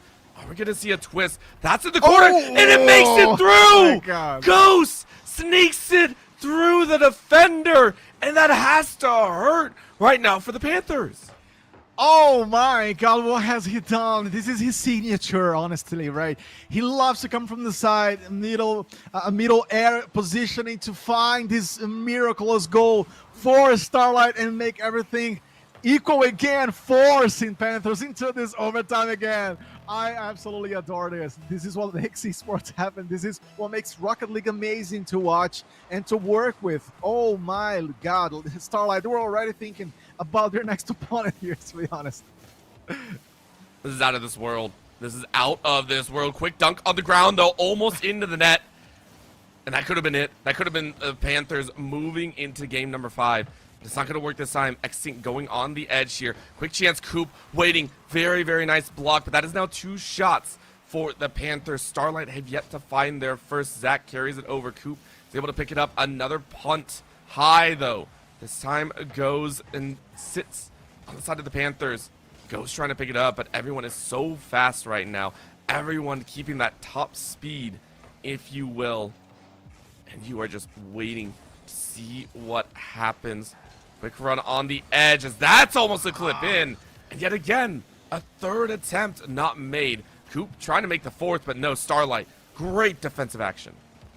Absolutely, he was gonna get his ball stolen right there in the air, but yeah, enough. He still did enough to keep it within his radius, and now we have a situation where anything can happen. You have a demo, you have Panthers trying to position themselves for an attack for potential shoots, and let's see if that's gonna happen. Cope trying it over, and Nop's gonna make the follow-up right now as we still have Stitch fighting for it. It's a lot of those back and forth movements that actually make the game more exciting and more exciting.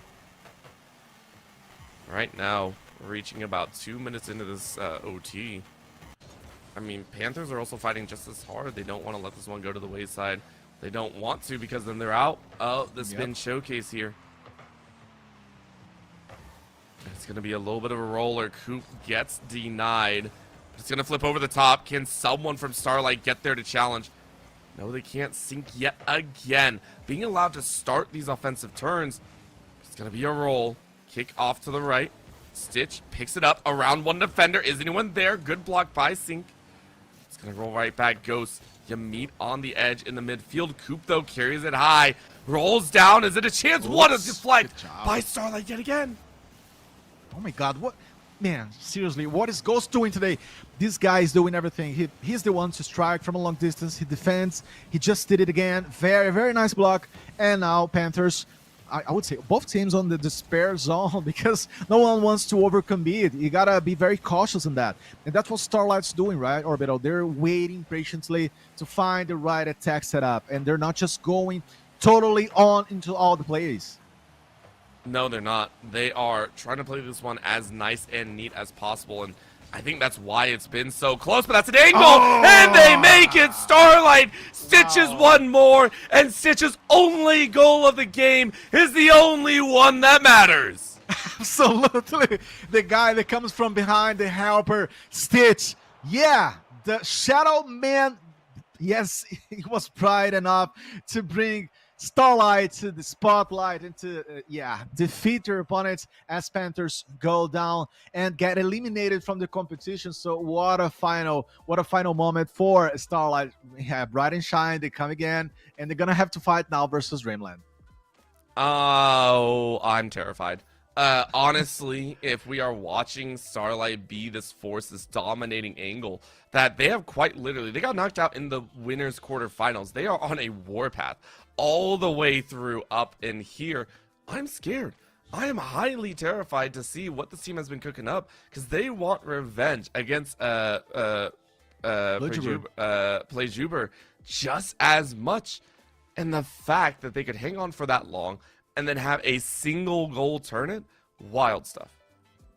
Wild stuff, and now, the lower zone of our championship just gets messier and messier as we know that Starlight, they have the momentum, they have the confidence, but then they're going to have to face a very, very thick and tough opponent on the Dreamland. As we see the best moments of this game, and it was a very back and forth game, right? Since the first minute, we had the Panthers taking the first action, and then Starlight were able to respond to this one. Orbital, what a great game and what a great series. I'm just impressed that Starlight, for 3 out of the 4 games, I believe, never started with a goal on their end. They were consistently behind, and yet were always willing to step up to the plate at the end. Very, very impressive stuff, and I couldn't ask for better. I mean, we have to give Zach credit, though. Zach has been putting on a show right now, and I'm curious, do you think anyone is going to be able to stop Zach? And if they stop Zach, do they stop Ghost as well? Absolutely. I think that's the 1 million question, right? Zach, he is a force. When he feels the game, when he comes from the back, and he finds himself within a nice position to shoot, he's undefeatable. But on the other hand, as you said, they also have the hidden element of Ghost. They have the hidden element of Stitch. So it is tough to predict what Starlight can do from now on. All right, well, listen, the teams are ready to go, so we're just going to roll right into the next one. No waiting around. They want to keep moving, and I'm sure they are going to run it as hard as possible. As we take a look at the bracket, we are in to the lower bracket finals. Dreamland versus Starlight. The winner gets a chance at revenge against PlayJuber, who have been waiting oh so patiently in the grand finals spot. They have waited for so long, and they also want their crown. And PlayJuber, who are also not only waiting patiently, but also watching, right? Having the chance to watch on a VIP zone, their opponents, in this case, Dreamland or Starlight. They're surely taking notes. They're surely observing closely their foes, because it's going to be a very, very tough battle in the end of the day. As, like you said, PlayJuber are going to become the final bosses in this championship to get defeated, either by Dreamland or Starlight. We are ready to kick off things here into this lower finals with two very tough and thick teams. I like how you say they're thick, and I cannot agree more. We've seen the stalwart defense that comes out of them. They are difficult to puncture. They are difficult to take down, and that's why they are here in this lower final specifically. I mean, absolutely. If you take a look back at the scores, yeah, we've had 3 1s and 3 0s.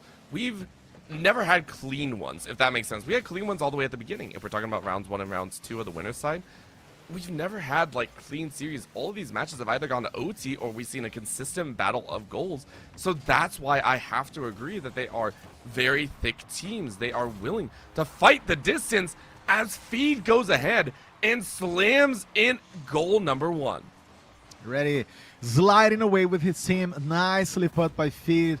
That nice touch in the end of the day, coming from the side again to the other side, so crossing the angle here for Starlight, who were taken by surprise. They were taken hostage in this last seconds or first seconds of the first game. It is a nightmare to get scored so early, and they're gonna have to work their way back from this one. But I totally agree with what you're saying before, Orbital. It is, an arena of giants now. And these teams, they have proved their points. They have also taken maps and games. So there's nothing so linear from now on to be watched, to be fair. And I mean, this game here, right here, between Dreamland and Starlight can definitely go to several overtimes. I like how we have to be honest. We could be seeing, 2 or 3 OTs each time. And I'm scared, honestly. Starlight being able to dig themselves out of that hole earlier, and now going to take that chance to do a little bit more here. Stitch, of course, running that interference. And Stitch has been the bodyguard of the entire game, but that's a demo out in the middle. Ooh, that could have been big. Mercy tried to create an opportunity, but right now Void has to get back and avoid a shot on their own goal. So we're seeing opportunities being taken on both ends. So I really like the pace of play. Every so often we get that flash of speed, of anger, and aggression from either side.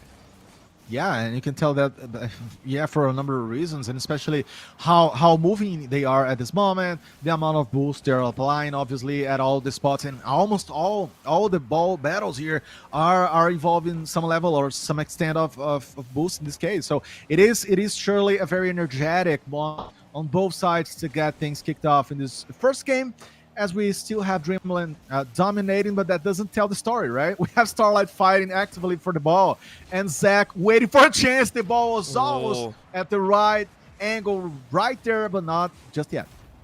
Oh my God, never mind. Feed comes and scores again, even before Orbital could catch the words again. My man, what is that? Feed is the guy that he's so good. I mean, he's just so good at catching that flying ball. He's very unpredictable. I'm just gonna say that. Bottom line. I love the fact that you were just like, okay, they're not gonna do anything, and then they immediately did something. Just do it. It feels so good. It feels so good for Dreamland, I think, to sit here at a 2-0. But again, we've seen Starlight fight more. Great ground game, but the coverage from Mercy has been great. Now Avoid rolling in, trying to get around 2 defenders. Not going to happen. Ball pops high. Mercy going to try and maintain some sort of leverage here, as, again, with all the expanse, with all this chaos going on the map, it feels like Dreamland here on the field feel pretty comfortable here. They're going to round it on their own, and they're going to try and carry it out from goalpost to goalpost. Right, it's gonna be so tough and so interesting to see how this game's gonna end, as we're so far away from the end. Obviously, we have Avoid, we have Feed, and Feed has been finding himself in very, very good scoring positions so far. Is that gonna keep happening to Dreamland? We're dominating the game at this point. We have Feed again fighting for it. Zach a little bit shy in this moment, but I know we get it. It's tough. It's a big dogs game and match. So yeah, we cannot just be so harsh on the guys. They're trying their best over here as we reach the final minute mark over here, Orbital. Ooh. I love that little drop in there. The attempt to kind of drop the ball into the net, trying to play on a much slower angle, it shows that Dreamland are starting to get a little bit tricky with how they want to make their goals work. Mercy even flipping it back to their own teammate to carry it a little bit further back and get that full boost. And even though they missed it because that was a huge grab by Starlight, so denying more of that boost, denying another turn, as now this is a zero boost defense, which actually worked fairly well. So Starlight now sitting in this position where they had to fight tooth and nail for their goal opportunity, and it's quickly dwindling here. Yeah, it's tough for them, and I'm sure it is the toughest game they have been playing in the entire day, because Dreamland, they're not joking, they're not kidding here. They have been so consistent, right? You're gonna agree with me. Man, since the first minute, and now Mercy scoring. Oh my God, he just brought, his nickname from French, saying, Messi, thank you so much for this pinging ball here. I'm gonna make a nice usage of it onto my side and onto my team's side for a 3-0 that totally annihilates the game. I have a question for you, Lane. Would you rather be able to reach for the stars or make your dreams come true? Because I feel like that's what's happening here. Dreamland are about to make some of their dreams come true with a chance at revenge in the upper bracket, in the grand finals. And we are going to see Dreamland go ahead and take game one. It is surely the game of the stars, isn't it? Dreamland versus Starlight, everybody facing up and ahead into the skies of potential victories. As we see the final numbers showing that both sides worked a lot. They had a lot of opportunities when it comes to shooting, but then in the end of the day, obviously, you just have one winner. And Dreamland, they were the team to make it happen. And it seems obviously very one-sided when it comes to the goals side of things. That doesn't tell the entire tale. So we're going to need to see more from Starlight, because they're capable of doing more, especially in less long in games. I would say they just step up. So Starlight's never that. They're going to have to do a little more, and they're going to, have to work harder to equalize this one. Oh, 100%. And it was... I like the fact that you say that they have to work a little bit harder, because they do. A 3-0 goal situation never feels good, and it puts a little bit of a damper on how much work has gone into this. And we know for a fact, when you look at Dreamland and Starlight, you know for a fact that Starlight, I mean, they fought their way all the way through, but their opponents have only gotten tougher and tougher. And I think if you're trying to, I wouldn't say crush, but deny the Cinderella story that Starlight could possibly have here, Dreamland are doing just that. They're saying, look, we know you're strong. We know you fought your way through, but this is the difference. We are much more in control. Starlight, though, bite right back and say, look, the stars aren't out of our reach yet. Yeah, absolutely. With Zach doing what he most loves to do, which is catching opponents out of a guard. And he was so decisive now in this play, really bringing it from the back. Usually you're gonna have some sort of blockage, but that didn't happen for Dreamland, and we already have 1-0. So it begins differently from the first game, as we already have an effort here from Dreamland to attack and to respond quickly. We know how quickly Dreamland can really put plays into motion here. Zach with a great roll, trying to push that ball out to the side, but you missed the boost, so you couldn't really follow up behind it. Nice little full. You're okay there. But Dreamland, on this offensive, we mentioned how surgical it feels to play against them at points. They can be very, very oppressive. They can be very overwhelming at the right times, and we're seeing it here. Keep crossing up Starlight, not allowing them to get their turn at this offensive push. And we have to remember that Dreamland, they did such a great job on to punishing Plujubber, right? So they can do the same versus the Starlight. They can punish, they can find those spaces, they can actually use that to their favor. They just did in the first game. But now suffering an early goal, puts you into a tough spot of having to fight for that goal, for the equalizer, to reopen things on the table. And we have Stitch now fighting for the ball versus avoid. It is going to be a very, very, very tough game to predict, obviously, and so forth, because that's what has been happening in the entirety of the day, to be fair. And we have seen some new heroes stepping up, and I want to see more of that on Stitch and especially Boost. Stitch and Boost going to be trying to do their work right now. We are losing out on a little bit of extra time. You can see we're already at about 3 minutes, 10 seconds left for their own Ghost slow rolling the ball. Feed, though, and Mercy both playing a pretty hard to get role. Zach with a great from behind demo. And they're going to go ahead and pick up that ball. Another demo to come out here as Ghost takes one out again, but high ball shot. And sometimes demos don't always work out in your favor, so very, very well done, Dreamland. Once again, recovering well and recovering appropriately. Just as much Starlight. They've been sitting on this one goal for quite a while. Yes, they have. Dangerously marching into the later portion of the game. And let's see if that's going to be enough to defeat Dreamland. Because Dreamland, they have showed such an amazing amount of qualities and obviously strengths on the first game. But now lacking a little bit of that, I would say, force and I would say fuel to move forward and score the equalizer. It's taking a long time for Dreamland, and we do know what they're capable of. I wonder if they're playing just a little bit overly cautious, right? Right. I wonder if that's actually what's going on here, and if they're just like, hey, we really want to play this one nice and slow. It doesn't feel like it. It really feels like they are trying to go high and go very, very quickly. But Starlight are taking them out at very pivotal moments, gathering, 1 or 2 hits. That's going to be a roundabout way. Chance ball in the center, but Zach might be able to break away with this one. Tries to follow through, but not able to find it. So unfortunately, no extra goal, but there's another kick. Goal wide open.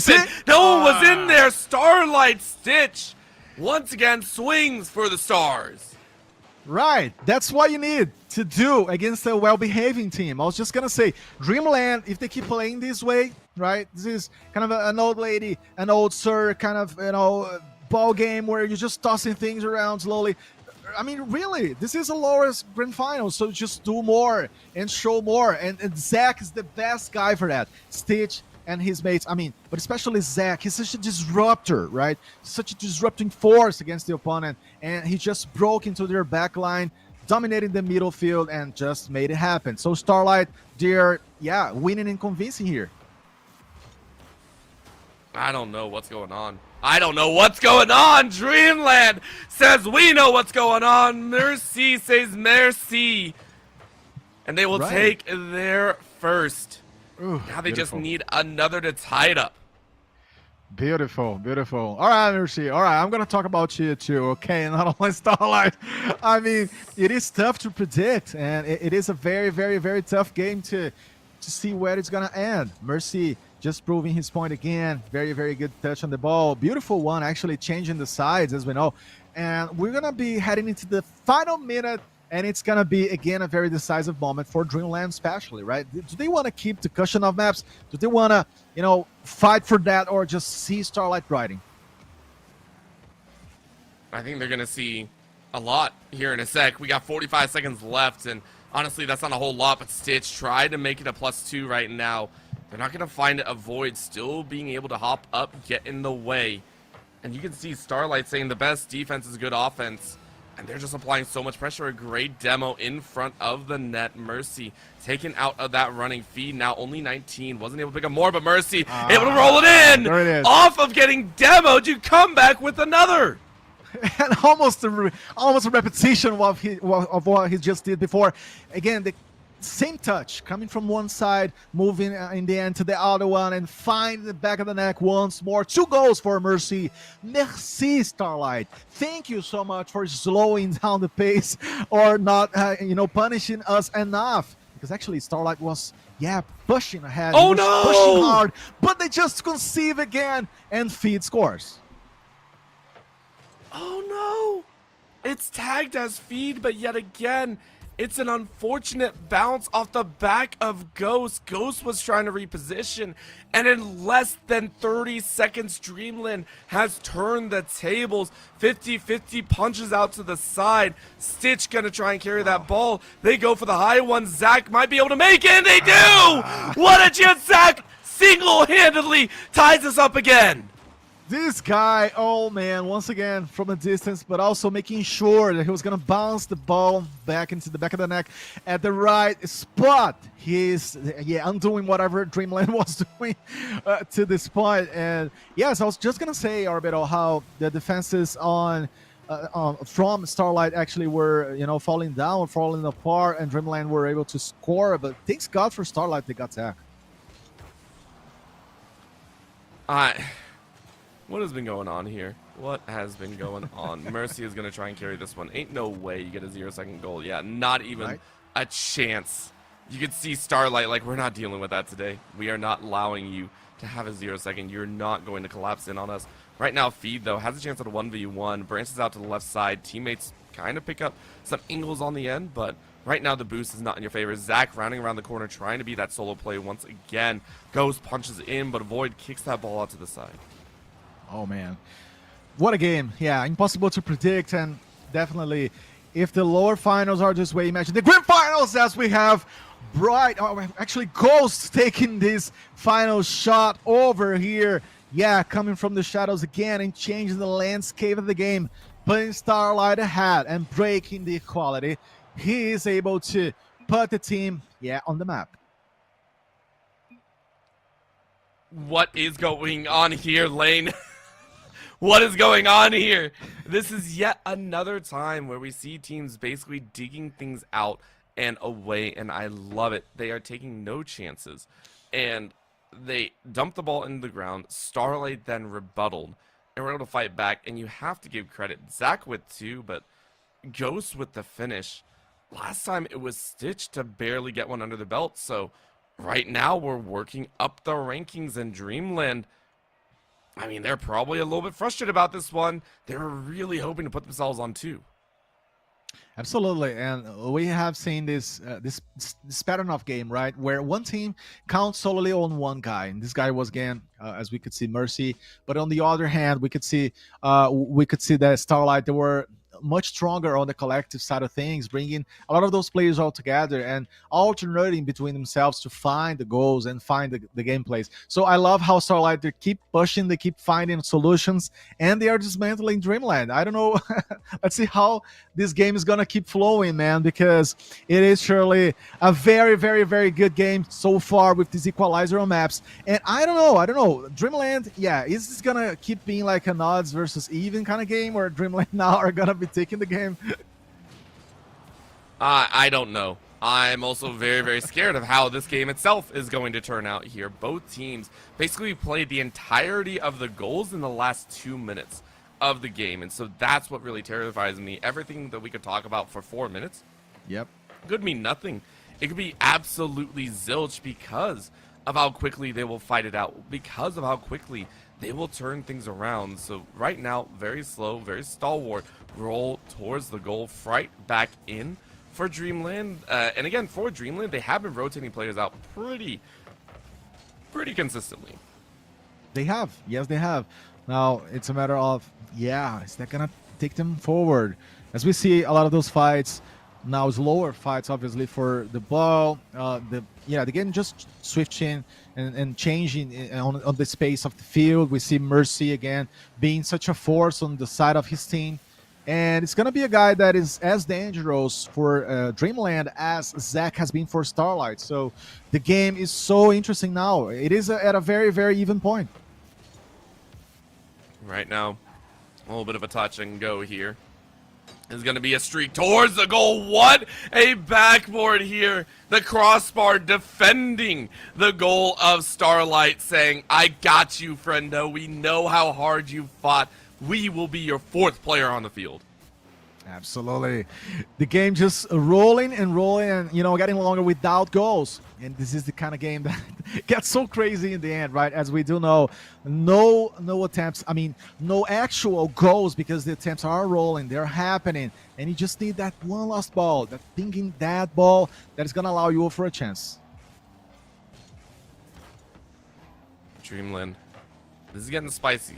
2 minutes gone, no goal, everyone's speeding around, and you can see the pace of play has really stepped up here. Fright trying to make a challenge here, but isn't going to find it. Feed rolls in, shot off the crossbar, lands into Starlight's favor. and it's going to be a little bit of a test again. Fright, having been placed in here, it feels like Dreamland have been playing a little bit slower in the pacing. Feed, though, picks up a little bit of an angle, and they're going to bounce it off the back end.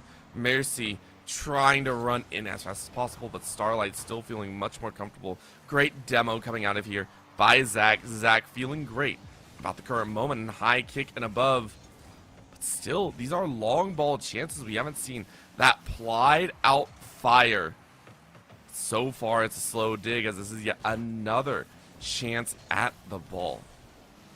Yeah, and what strikes me is that, for example, Zach has not been able yet to, provide the team with that kind of long, sharp shot that he loves to offer. And so, that changes things for Starlight. They have not scored because of the lack of situations, but also Dreamland, they're, focusing on controlling the situations and hanging together. I love that. But again, both sides still not opening the scoreboard. And let's see who's going to be able to do that first, because it's looking like it's going to go into a double low overtime. Oh, Zach almost jinxing here, touching the crossbar again. Lane, I'm going to need you to stop talking here about, if we're going to go to OT or not, because Yeah, right. this is what has happened every single time. You start talking about it, they explode onto the field, and then we get, 3-4 goals in the span of about a minute. And we're reaching that last minute now, so I swear, if you have cursed or blessed us with yet another OT here on the day, I will give you a hug, but it'll be curious to see what happens, as Mercy tried to go for the goal, but it doesn't fall in. Feed wasn't able to follow up either, so Fright just picks up the scraps. Yeah, I mean, we just it's that kind of game we just gotta keep watching, right? We gotta shush and not make predictions, because the game's gonna speak for itself, as we see both sides fighting so harshly for the ball, and there's not a clear winner. I love this. Oh, that shot, it was promising, but not enough to get to the goal.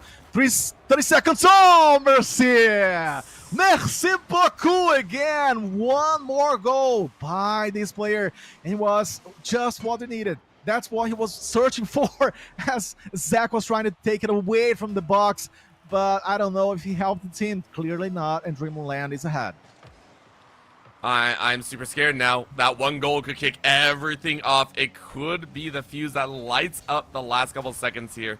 Right. But honestly, I think Mercy is saying, no, I don't want that to happen. So, quick dip into the top ropes. A little bit of a redirect. Ghost having Zach run up the side of the field. It does look like this might be it, though, as you can see. Starlight, they're trying to challenge at the very end here, but Dreamland playing very, very well on the keep-away stance. What a punt, though! Oh my god, I got scared there. Fright with a great save, and it is going to be Dreamland to take Game 3. Dreamland 1-0, simply put, and simple victory also matters. And they did what was necessary to be done with 2 shots from Fright. So the team was so tough here. And Zach, apparently, he just got, overshadowed. He just couldn't shine in this one. It was so tough for Starlight. And as I said before, Orbital, we're talking about a game where definitely Dreamland takes one map and then they just offer the next one. And now what just happens is Dreamland is back on the leadership. So it is going to be that kind of ping pong game, if you will. And I love this. This is what makes things spicier. And let's hope that the game just gets longer and longer. I mean, I don't know what the players like that, because Starlight has played way too many series. I'm going to go back and check as well. They played 1, 2, 3, 4, 5, 6. They're on their 7th series here right now. Whereas if you take a look at someone, not saying it's bad or anything, but you take a look at a group like Pledge Uber, they played 1, 2, 3, 4. So far. So I will always talk about this, especially with tournaments. Yep. When does the endurance race start to begin? Because if you're running such a distance, I am very curious. So that's what I'm looking at. For Starlight, you've already sat here, you fought your hardest. You really don't want to have to drag this out longer, even though it's very entertaining for us. Absolutely entertaining, but as well. Sorry.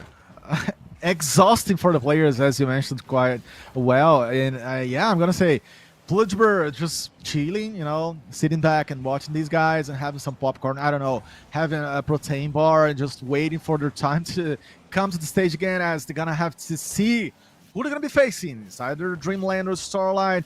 And we already have the game number 4 rolling here with Dreamland expecting to wrap this one up. It's going to be possible. I mean, Starlight, yeah, they have been putting a great effort. Let's see what is going to roll. I mean, Dreamland for their own, I think this is their 5th series here on the day, so, you know, they're also in that same position. We don't want to keep playing, but I mean, you're facing a very worn out Starlight, and Starlight need to get things still in their own control. Dreamland just need one more to go ahead and finish off this series and look like the masters of the lower bracket. Starlight for their own, still trying to play out here. Now, I know there was a rotational shift. I believe Dreamland swapped out one more player, so we see Fright, or on the side of Starlight, I do apologize. We're going to see a couple, I think, feed and then some, so multiple members being traded in and out here. Dreamland ready to take a look at how this early start, the early minute and a half, as it's fairly quiet once again. Yeah, it is tough, and it's beginning to look like the previous game where we had a long game with no goals, with a lot of energy, a lot of attempts, and obviously battles in all the portions of the field. And then in the end of the day, Dreamland, they found the goal, so Starlight could very well do the same. They just need that disruptive line, right? They just need Zach to shine again. They just need a special play, either from goals, shooting from a distance, or anyways. Either of the players, they could just make it happen. Any of these 6 players, they can just change the entire horizon of the game. It's a very good game, and just as I said that, Fright scores for a 1-0 on the hands of Dreamland. That was a long attempt, and it worked out just well. I love that one, too. It was a challenge because Starlight sent 2, and they careened off to the side, meaning the 3rd Starlight player had to try and get back on the side, but they thought it was a 3-pronged attack, and it just wasn't. So very well timed and well played. Dreamland always have that buddy system in play. Mercy currently out of boost, but it's okay. You went ahead and cleared out that ball. Fright waiting for an opportunity of their own. Little bit of a high ball and a challenge by Starlight, but it didn't really do anything. That's a quick twist. Avoid tried to aim at the goal, but Stitch was there for the save. Yeah, good job coming from the up. And then, yeah, like I said, the defensive work from Starlight was good. We have still Fright attempting again. Stitch fighting for it, and Starlight more than ever having to find energies where they do not have anymore, because, yeah, the most exhausted team today. And, you know, right after, right before actually Dreamland, who's going to be the 2nd most exhausted one. And it is such a battle. Also, the endurance race definitely on for quite a while here. That's going to be another shot, and that is going to be Mercy. I saw that one coming. Yep. And it was a great steal away in the brawl in the side. Take a look at this one. Perfect pickup. It wasn't even a brawl. It was just a straight up snipe. And a Dreamland +2 to their side. Almost an assistance, right? By Ghost. Obviously not wanting to do that, but just, I mean, the ball just fell off to the floor, and Mercy was appreciative again. What a shot. We have a lot of players all together. Stitch fighting for it also. He's trying to see where Mercy is going to go. Yeah, bringing the ball close to the goal box. And Zach was the one to rebuff this one. The ball just switched inside so fast, and the clock is ticking down. It really is. We've seen Starlight do some work before. Can they do it again? They dug themselves out of holes, but this would be forcing a game 5. And I have no idea if they're ready to play for that distance.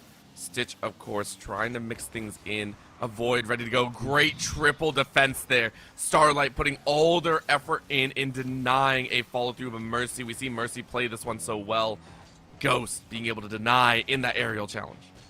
Yes, and Mercy being such a dangerous player now for Starlight. Starlight, as you said, having to use all the resources they have to not suffer any further goal. It is the final minute, and potentially their final minute in the championship, as Dreamland are, looking so solid and not conceiving many spaces or mistakes here. And Starlight are going to get into the despair zone. Dreamland, they are breathing a sigh of relief right now. Quick demo onto Zach. Starlight. They are watching the stars fade away. Morning comes, but Dreamland are still sitting real nice in their beds. Mercy watching that ball get flipped to the side as Zach dances, but that is going to be a void to send that ball in 3-0 as Dreamland put the final stamp on their card back to the grand finals. Yep, they're done and dusted. And yes, that was the final touch to just declare the end of the game as Dreamland totally a massacre. They came for the attack. They were clear on that, right? They're just offering chances one to the other and just helping each other to get into this final result, as we're going to be seeing Dreamland moving back to the winner's bracket against Bloodsport in a little while. But what a victory by them, and a long game, and yeah, in a very dramatic game, to be honest, because Starlight, they believed they had chances. It was just not possible for them today. It was a run. I'll be honest. Starlight, I mean, again, 7 series above is a wild number to see, and honestly, we get to see that trail that Dreamland were able to kind of push forward. We get to see some of these early starts here from Dreamland that layered into their first game, and you can see here great passing and great understanding.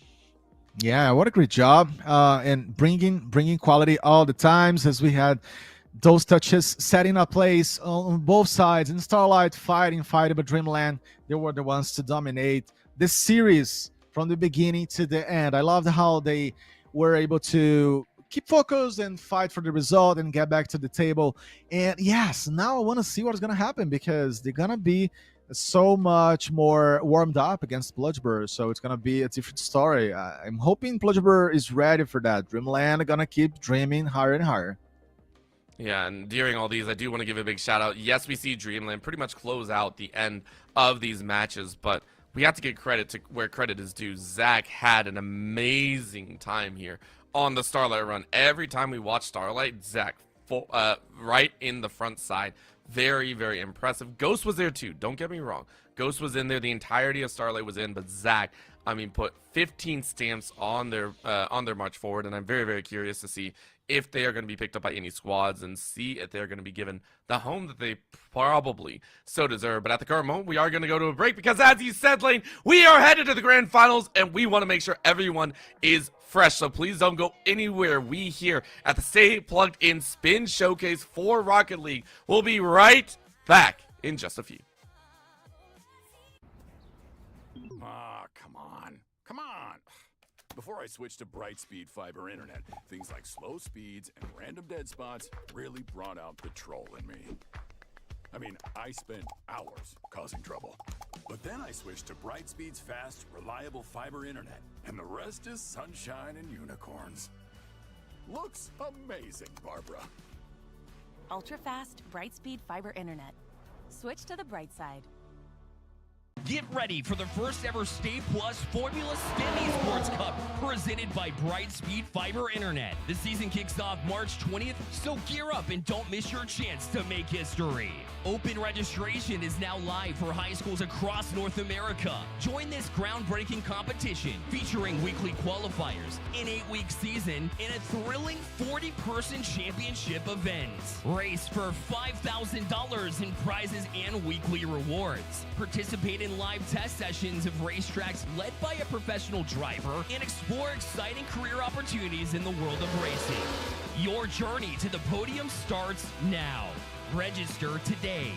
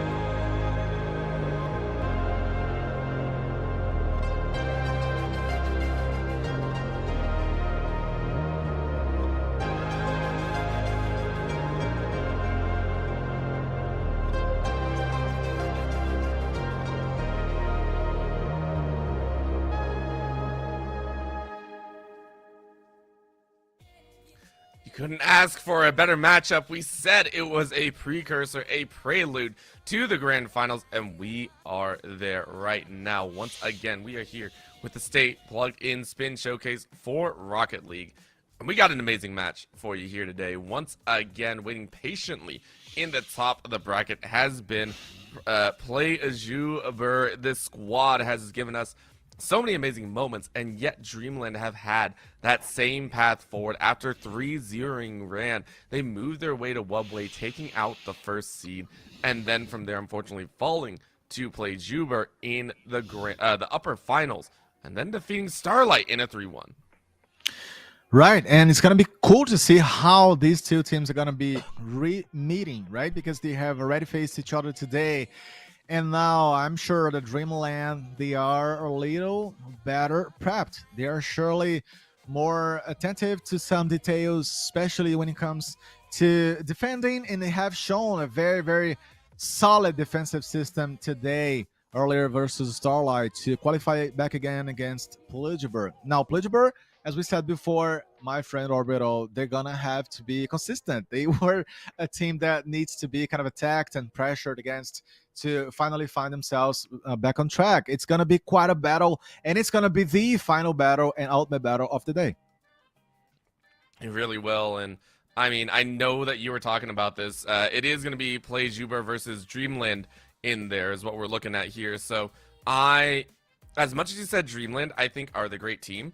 And that they are mixing into the match. I personally think that we are going to see a stark difference. I think Play Juber are going to be more than excited to get things underway. Now, we have gotten word a little bit that there has been an unfortunate swap here. An identification has been made that one of the players unfortunately had some technical difficulties, so let's keep things moving along. I think that they have a sub in there. Yeah, Lessir will be in here as a sub for the side of Play Juber. So try and keep that in mind, but it doesn't seem to stop at all, as that is going to be Dreamland to go ahead and give themselves one goal.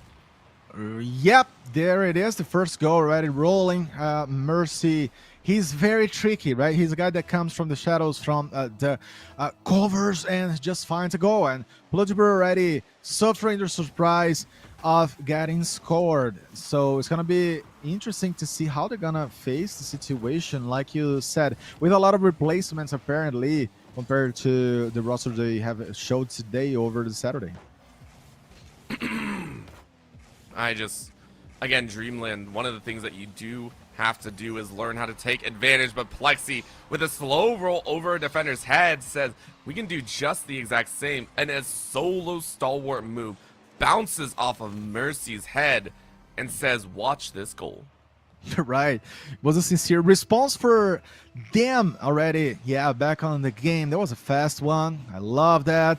And we see Dreamland now at a position where they're going to have to keep the intensity, finding a goal with Plugiber. They were able to expand this one with Plexi. Oh my God, what is this guy doing now? Again, being deadly and finding the right bouncing of the ball. 2-1. I love the fact that Play Juber have basically come in here and said, we might have a sub, it doesn't matter. We are going to be playing at such a high pace and such a high volume that we are going to have Plexi just kind of carry this one through. Now, granted, Dreamland can identify that. They can say, okay, right now, Plexi is going to be that main one to watch for. We just got to keep track of them, and then we can win this game. And we've heard teams talk about it. They lean into targeting. Hey, deny boost to, this player in particular. If we see him riding on the right side, take out the boost there. These are all identified moments, and yet Tiber swings in for another, and all of a sudden it's not just Plexi, it's the other piece of the pie. Take a look at this Tiber. What a hammer. Coming from the upper spot again and making it happen. As we were talking about the roster, right? The substitution, the replacement from Juice to Lesor, not affecting at all, not affecting Plugiber's level at this point as they massively create goals and, move ahead in the game. Nice job. They were doing such a great job also getting warmed up before this game versus Dreamland, I'm sure, because it's been a while they don't play here today. They had quite a break time to breathe and obviously talk and adjust things. But there it is. Nice 2 goals cushion. Oh my god, never mind. Okay. What are you talking about, Lane? I see I a don't know. 4-1 up there. I don't know what you're talking about. Tiber swings in with yet another, and it is quite literally Plexi and Tiber running this show. Dreamland are left in a bewildered state right now. I was gonna say that. I mean, are these 2 guys fighting for goals here, like Plexi versus Tiber? They're almost hitting the ball at the same time. Are they batting against each other? What is happening here? I don't know. But either ways, 4-1 by Pleasure, and this is a massive start by them to really set the tone and show Dreamland, yeah, that they cannot maybe dream so long. Play Juber now. All they have to do is play very, very comfortably. They just sit there and say, okay, rest on R4. Granted, Dreamland can get a lot of work done in that time, but I feel like Plexi and Tiber have both sat there and said, dude, we've had a fresh course. We haven't had to worry too much. We've had a long time to rest. We've had a long time to freshen up. Let's go. Let's go ahead and maintain our advantage. I love the fact that you can see him still speeding across the board, but there's Mercy. Mercy goes ahead and throws down another one, as they were the ones to score the first goal. Now they get the second for Dreamland. Absolutely, and it has to be from a guy like Mercy, right? He is always so tricky. Like I say, he loves to, and he knows how to come from the side, especially to define this place, crossing the sides, and usually defining the game plays. And Dreamland now can get back at dreaming. Finally finding the second goal. It took some time. Never too late. Obviously, there's a lot of time between these 2 teams. 2 minutes is a long time, isn't it, Orbital, to see anything happening? Oh, 100%. It is always going to be a long time, considering we've seen games quite literally turn on their head in about a minute, and Dreamland's seen it firsthand a few times as well. So, see how that goes. Cross the net. That was Fright just saying, hey, I'm here. I'm going to try and get that ball in. Lessir, though, for their own, has had 3 shots on the goal, hasn't really landed anything, and they've been a little bit slower paced here. So I wonder how well they're going to slot in. Again, this is an emergency sub, so huge shout out to them for stepping in and helping out here on the day. A little bit of a drop in the center, though, as Plexi is going to pick that one up. Very nice assist. So far, just still trying to fight for possession. Plexi getting another chance. No, you don't want to chance it. Instead, you go for the demo and get demoed out. And on the side of Pleasure, we have to remember that you have to be very brave, right? Very bold to make a replacement right before the Grand Finals. I mean, you have played with one guy the entire day, but then you're going to replace him. That goes to show how organic the roster is and how strong they are as well. As Pleasure still lead the game with 2 goals ahead of Dreamland. Lessir, there's the man, there's the replacer. 3 shots so far into this game, and we are within almost 30 seconds left here to see whatever's left on the first game, man. I think right now, Plejuber are just very, very happy right now. Starting off on the right foot is a huge gain to this series. And, I mean, I can foresee it going even further here, as that's a quick chase. Great demo out. That's going to be a one-on-one. Both take each other out. Masira is going to try and ramp things up, but with 10 seconds left, you burned enough time off the clock. Very, very nice job. And right now, it looks like it is going to be done. Plexi says no worries, gets a drop down, a little bit of a touch, and it will be that win. So, Plejuber with game number 1, look solid here at the start of the Grand Finals. Looking strong and, yes, making a statement. Good job, Plexi, mostly, and Tiber to beat the forces here and put the team ahead and up. You know, raise that chin up and say, we're going to be the champions. Or say, hey, Dreamland, do you remember what happened on our last carry to college opportunity? We just defeated you guys. We're going to do it again. That's what you're saying to Dreamland now, with a nice amount of numbers and a very collective effort on both sides. We're looking at actually Plejuber maintaining the dominance, maintaining the margin of goals. So, and it is very tough to do that, by the way, against a team like Dreamland Orbital. So they're still able to maintain that cushion, as I said, which is complicated because Dreamland, they have, yes, defeated everybody down below the lower brackets, and here they are again to try their best. And a huge shout out once again has to go to Lesser. I believe they haven't played in this showcase at all. So to see them come in here, step in as a sub, they played in showcases before, so they're not new to the stay plugged in scene. But to hop it at the Lesser mode and still slot in fairly well. I am curious to see how Dreamland are going to take this one though, because the immediate showcase of Tiber as well really, I think, surprised everyone. You go ahead and take a look and you go, okay, what went wrong? Well, Tiber and Plexi basically took off. They took over the entirety of the game. Right. So how do we lessen this? Dreamland, I think, are going to try and identify how to steal away boost and either annihilate Plexi before they get the ball or look for others while still defending their own net. I think that's going to be the name of the game. Let's see if that pans out. Right. Let's see how that's going to roll, because Blitzeber, as we are saying over and over again, they were so solid on both defending and attacking. We have to point that, for example, Plexi and Tiber, they were not only the guys to score the goals, but to defend, to make the saves, as Lesser was still using the first game to get warmed up and show up for work, as we're going to be seeing more of him, surely, in the second game rolling already. There he is, the man again, trying to help the team. So far, no goals, but it's just a start, and Dreamland can be a very, very tough opponent to face at any moment. And as I say that, finally, my analysis comes to fruition with a goal as Dreamland find the opening score.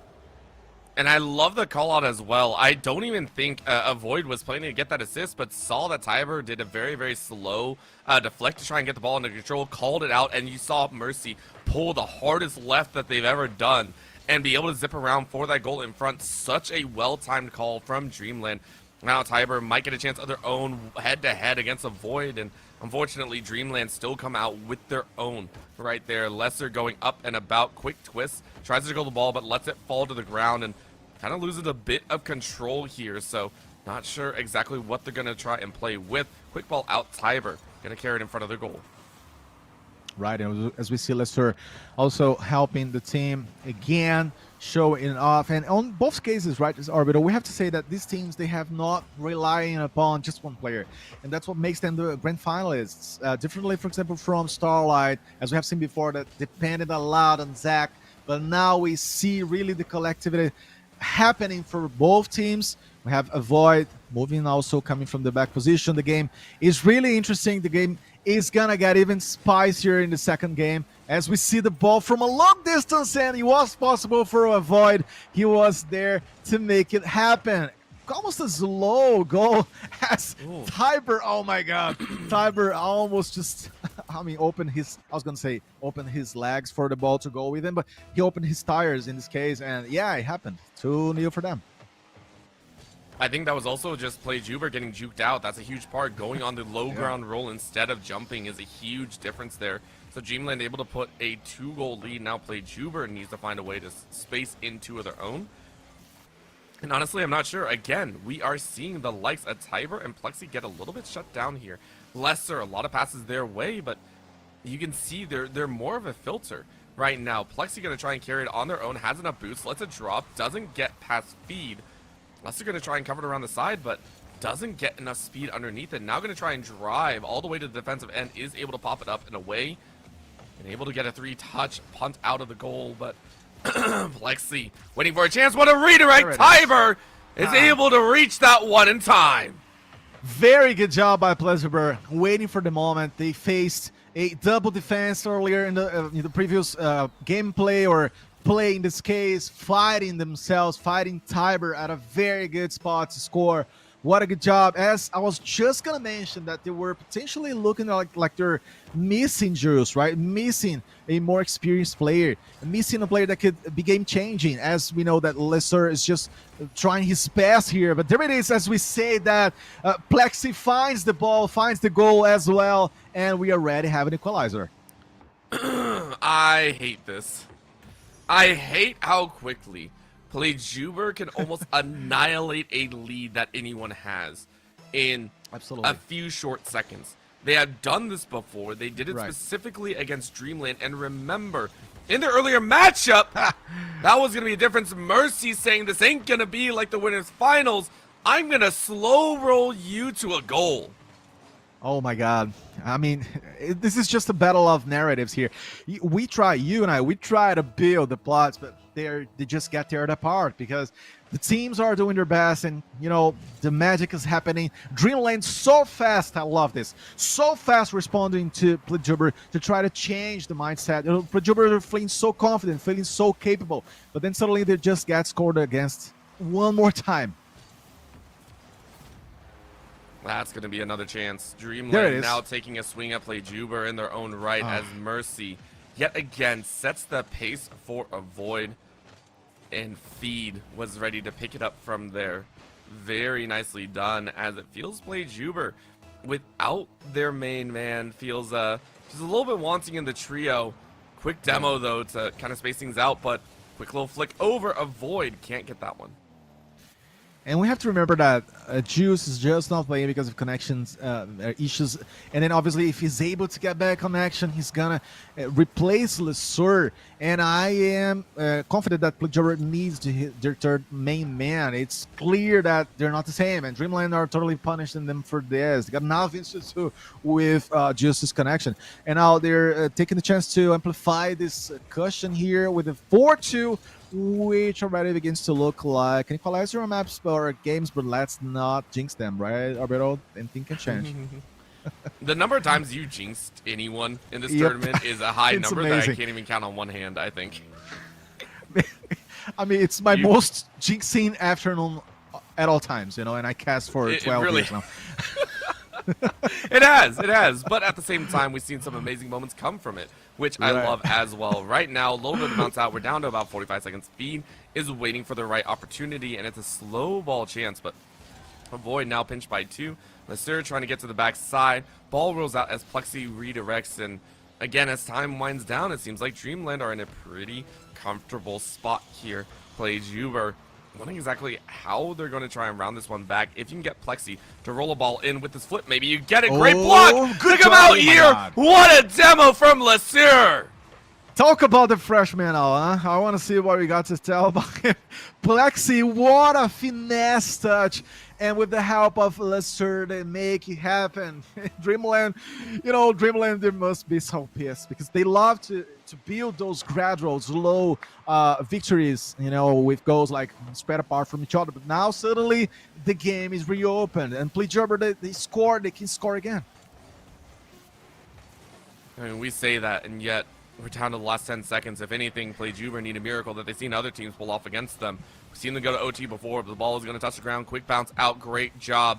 Plexi, unfortunately, I don't know if you can roll it. You do roll it up along the wall, but a quick dunk down. Too hard to redirect. Well done. Dreamland, go ahead and give themselves one game.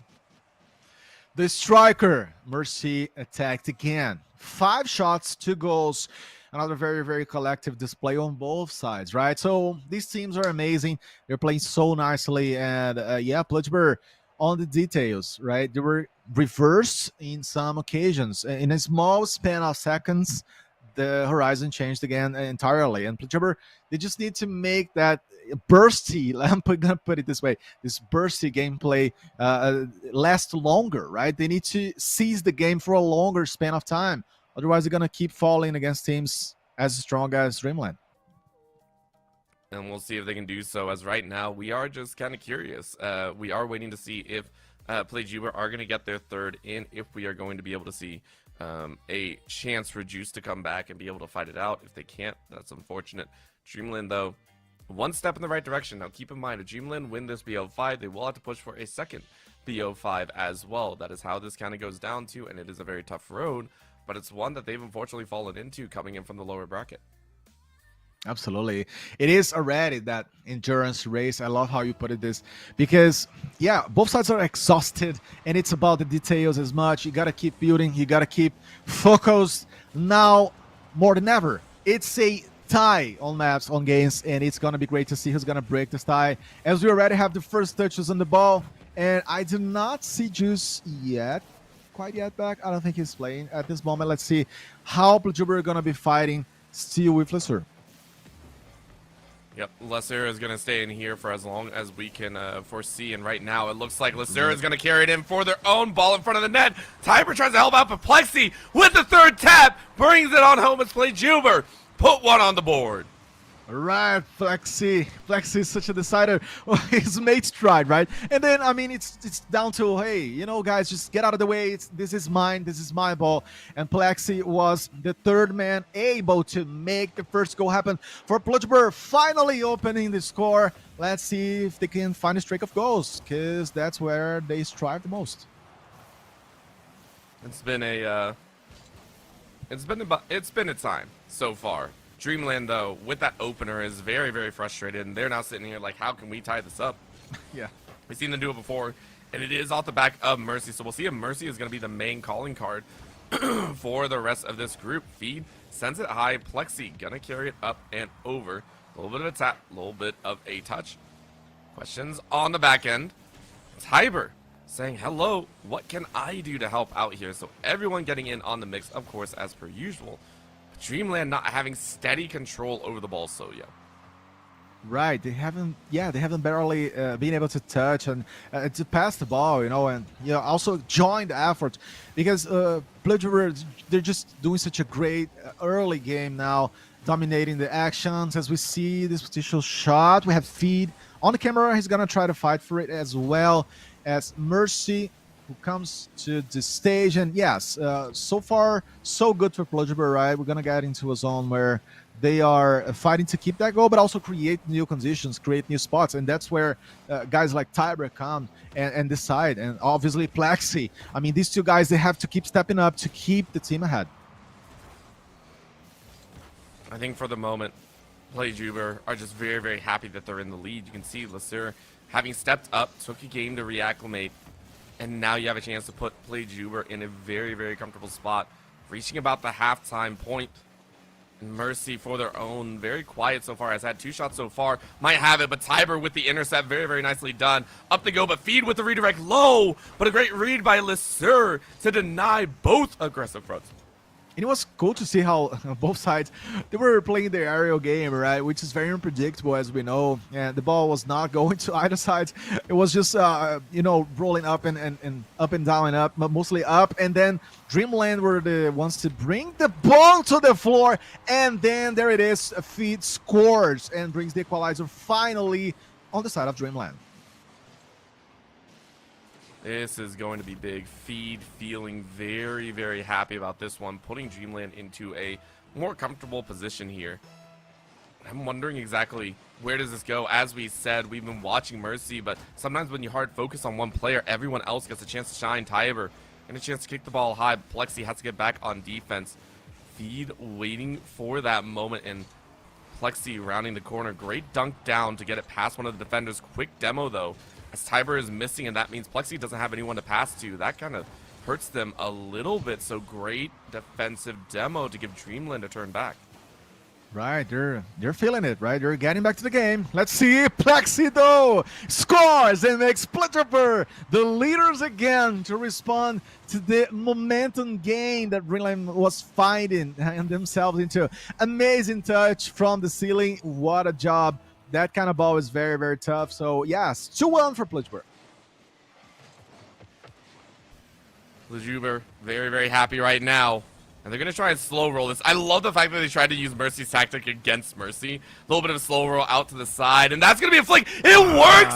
Plexi with the hat trick here in game 3.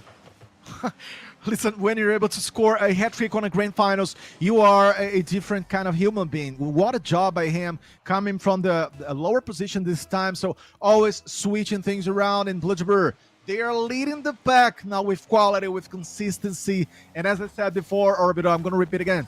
They just needed the sequence. They just needed, a streak of goals. And that's what they managed to do. Feed right now. A little bit frustrated. They had 1 goal in, but Lasur setting up with the rest of the team. Got challenged in the air by Mercy. Avoid rolling it back, and it feels like Dreamland have kind of picked up the pace here. Chance at an opportune ball, but no, Lasur kicks it back out. Dreamland need to get this under control as fast as possible. Feed out to the left side, rolls it right. Avoid picks it up. High aerial, tries to bring it in, and low might, but that's the setup, and Mercy was ready. What a dig! Tiber digs it out of the goal yet again. What a save as we're down to the last minute. What a save! Yes. Oh man, that was beautiful to see. A double save actually by Pludgeber, showing the offensive and the defensive consistency at this crucial portion of the game as we're having less than a minute away in the clock. Let's see if Dreamland are gonna find something still here. Lesseur try to fight as much as he can. 30 seconds, and it's a desperation moment for Dreamland to lose this game like this. As Pludgeber, yeah, they're playing so nicely and so steadily. Oh, do it to him. Oh, do it to him. Plexi tried to redirect with a backboard shot, but I don't think it's going to happen here, and honestly, it doesn't matter. Once again, they are just playing with the time. Ball drops down, Mercy. You don't have much to play with, and honestly, we were wondering where Lesseur was going to come into play here. And I have to give credit where credit is due. Lesseur has basically turned into a bodyguard. I don't know on how many occasions we've seen Lesseur not only block and save a goal, but also to run straight up roughshod, bumping Dreamland out and away from those defensive positions. Absolutely, a demolitioner, right? He was the guy to explode many of these Dreamland players, and yes, create space does for Plexi and Tiber to shine. The guys that were able to attack more and to get closer to the goals. And actually, Plexi was the one to bring the hat trick, as we do know. So what a job by Pludgeber, finding the sequence and, you know, expanding their qualities, and not only being a team to get, you know, get pressured and get like put against the wall, excuse me, but also to take and dictate the space and say, hey, this is how the game's gonna roll. And now Dreamland, for the first time, I would say, Orbital, since we began casting today, I don't think Dreamland is the same. They're clearly showing some signs of you know, exhaustion, not you know, keeping up, not finding the equalizers. They're not the same team. Let's see if that's gonna be the case in the next game. Yeah, I will also say I respect them a lot. They have a lot of players to rotate through in this showcase. They rotate out players fairly often, and now we're seeing them kind of settle into their position. So as we saw earlier, hefty chunk and weight of the goal points, but that is going to be a quick demo out. Plexi takes out Mercy very early on in the head-to-head kickoff, and neither side really winning out an advantage. Plexi goes high, though. Might be able to push it forward. Mercy was able to respawn and get a chance, but that slow roll ball, and that has to hurt. Plexi taking advantage of a no boost Mercy, basically rounded the corner and tapped the ball in. And it was very, very tough to predict, right? As we know, the ball coming from one direction, you know, you were able to be skillful enough to position yourself against the trajectory of the ball and also catch your opponents in surprise. So what a job by Pludgeber. Again, opening the score.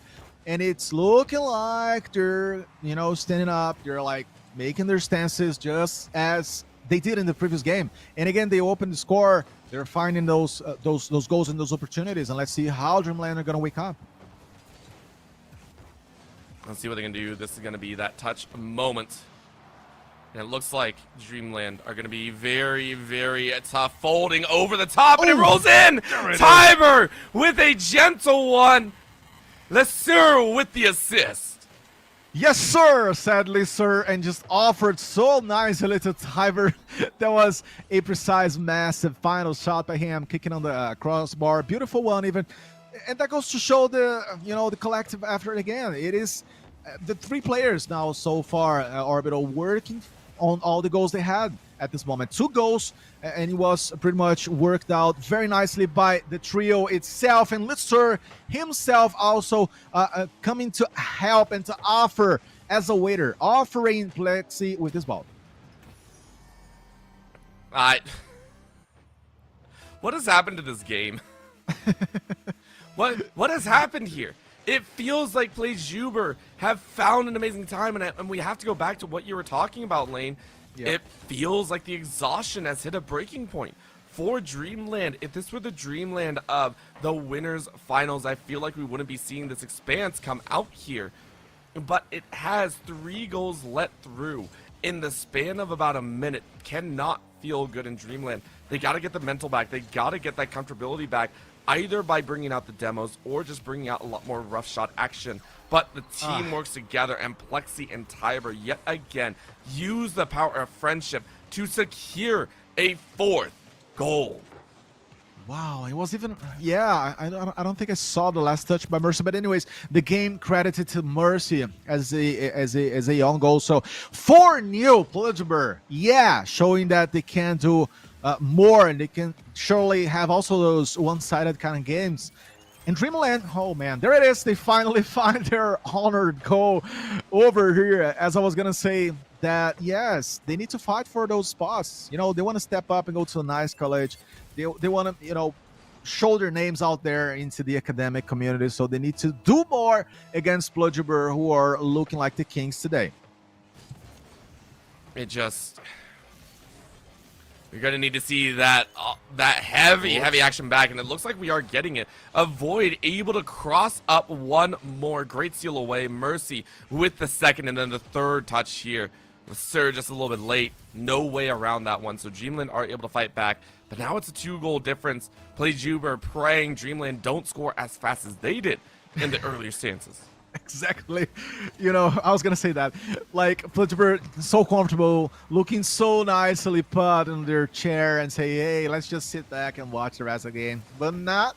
Dreamland is working hard to get back on track, and let's see if they're able to do this with a pack of goals from Avoid, as Mercy was having to stretch himself to defend this ball. Nicely done. Pludgeber still ahead, but not for so long. Let's see how Dreamland can do, and what else they can you know, offer here in this crazy game already.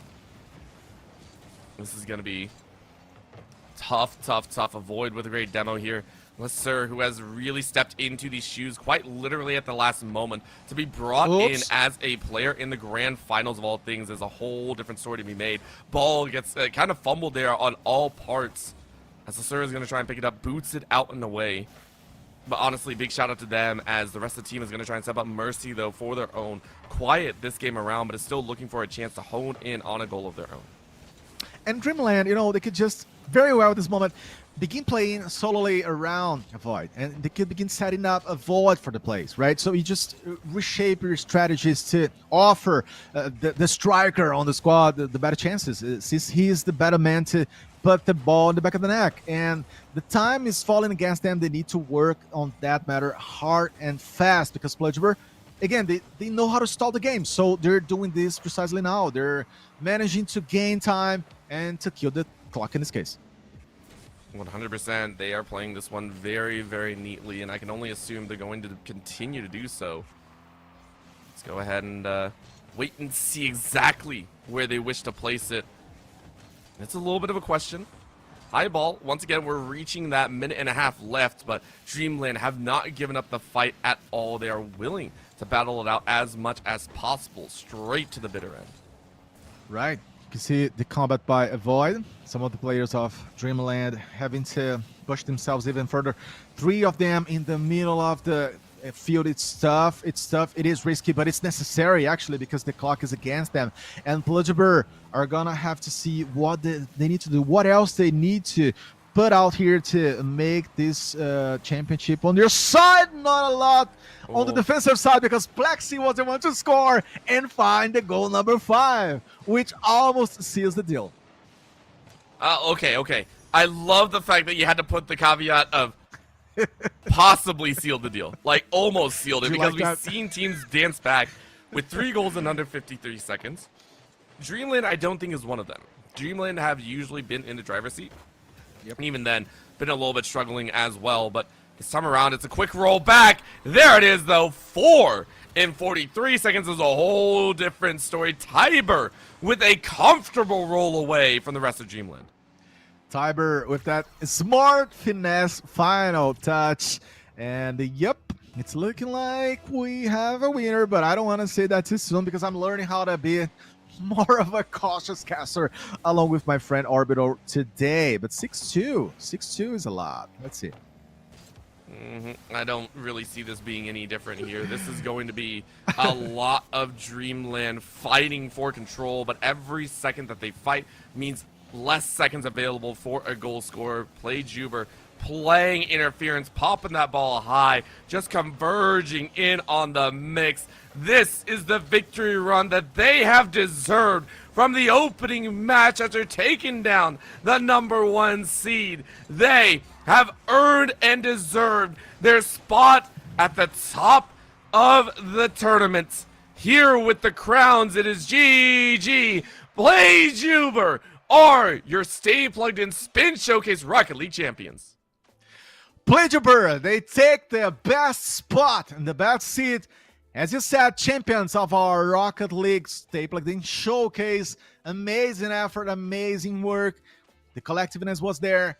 And the new, shy hero on their side was Lesser, right? This man stepping up when it was mostly necessary and really, really helping the squad to reach their best, reach their peak. I loved how he was able to help the team in many fronts, and he also grew to a higher level over the finals. So, yeah, GG's for them, props for them, and also for all the other teams who did an amazing job. But talking about the best moments of this grand finals, Orbital, we have to say that Dreamland, they have tried, the hard they could to set the tone forever in the series, meaning, scoring the goals slightly and going steadily, but then PlayJuber just exploded the grand finals.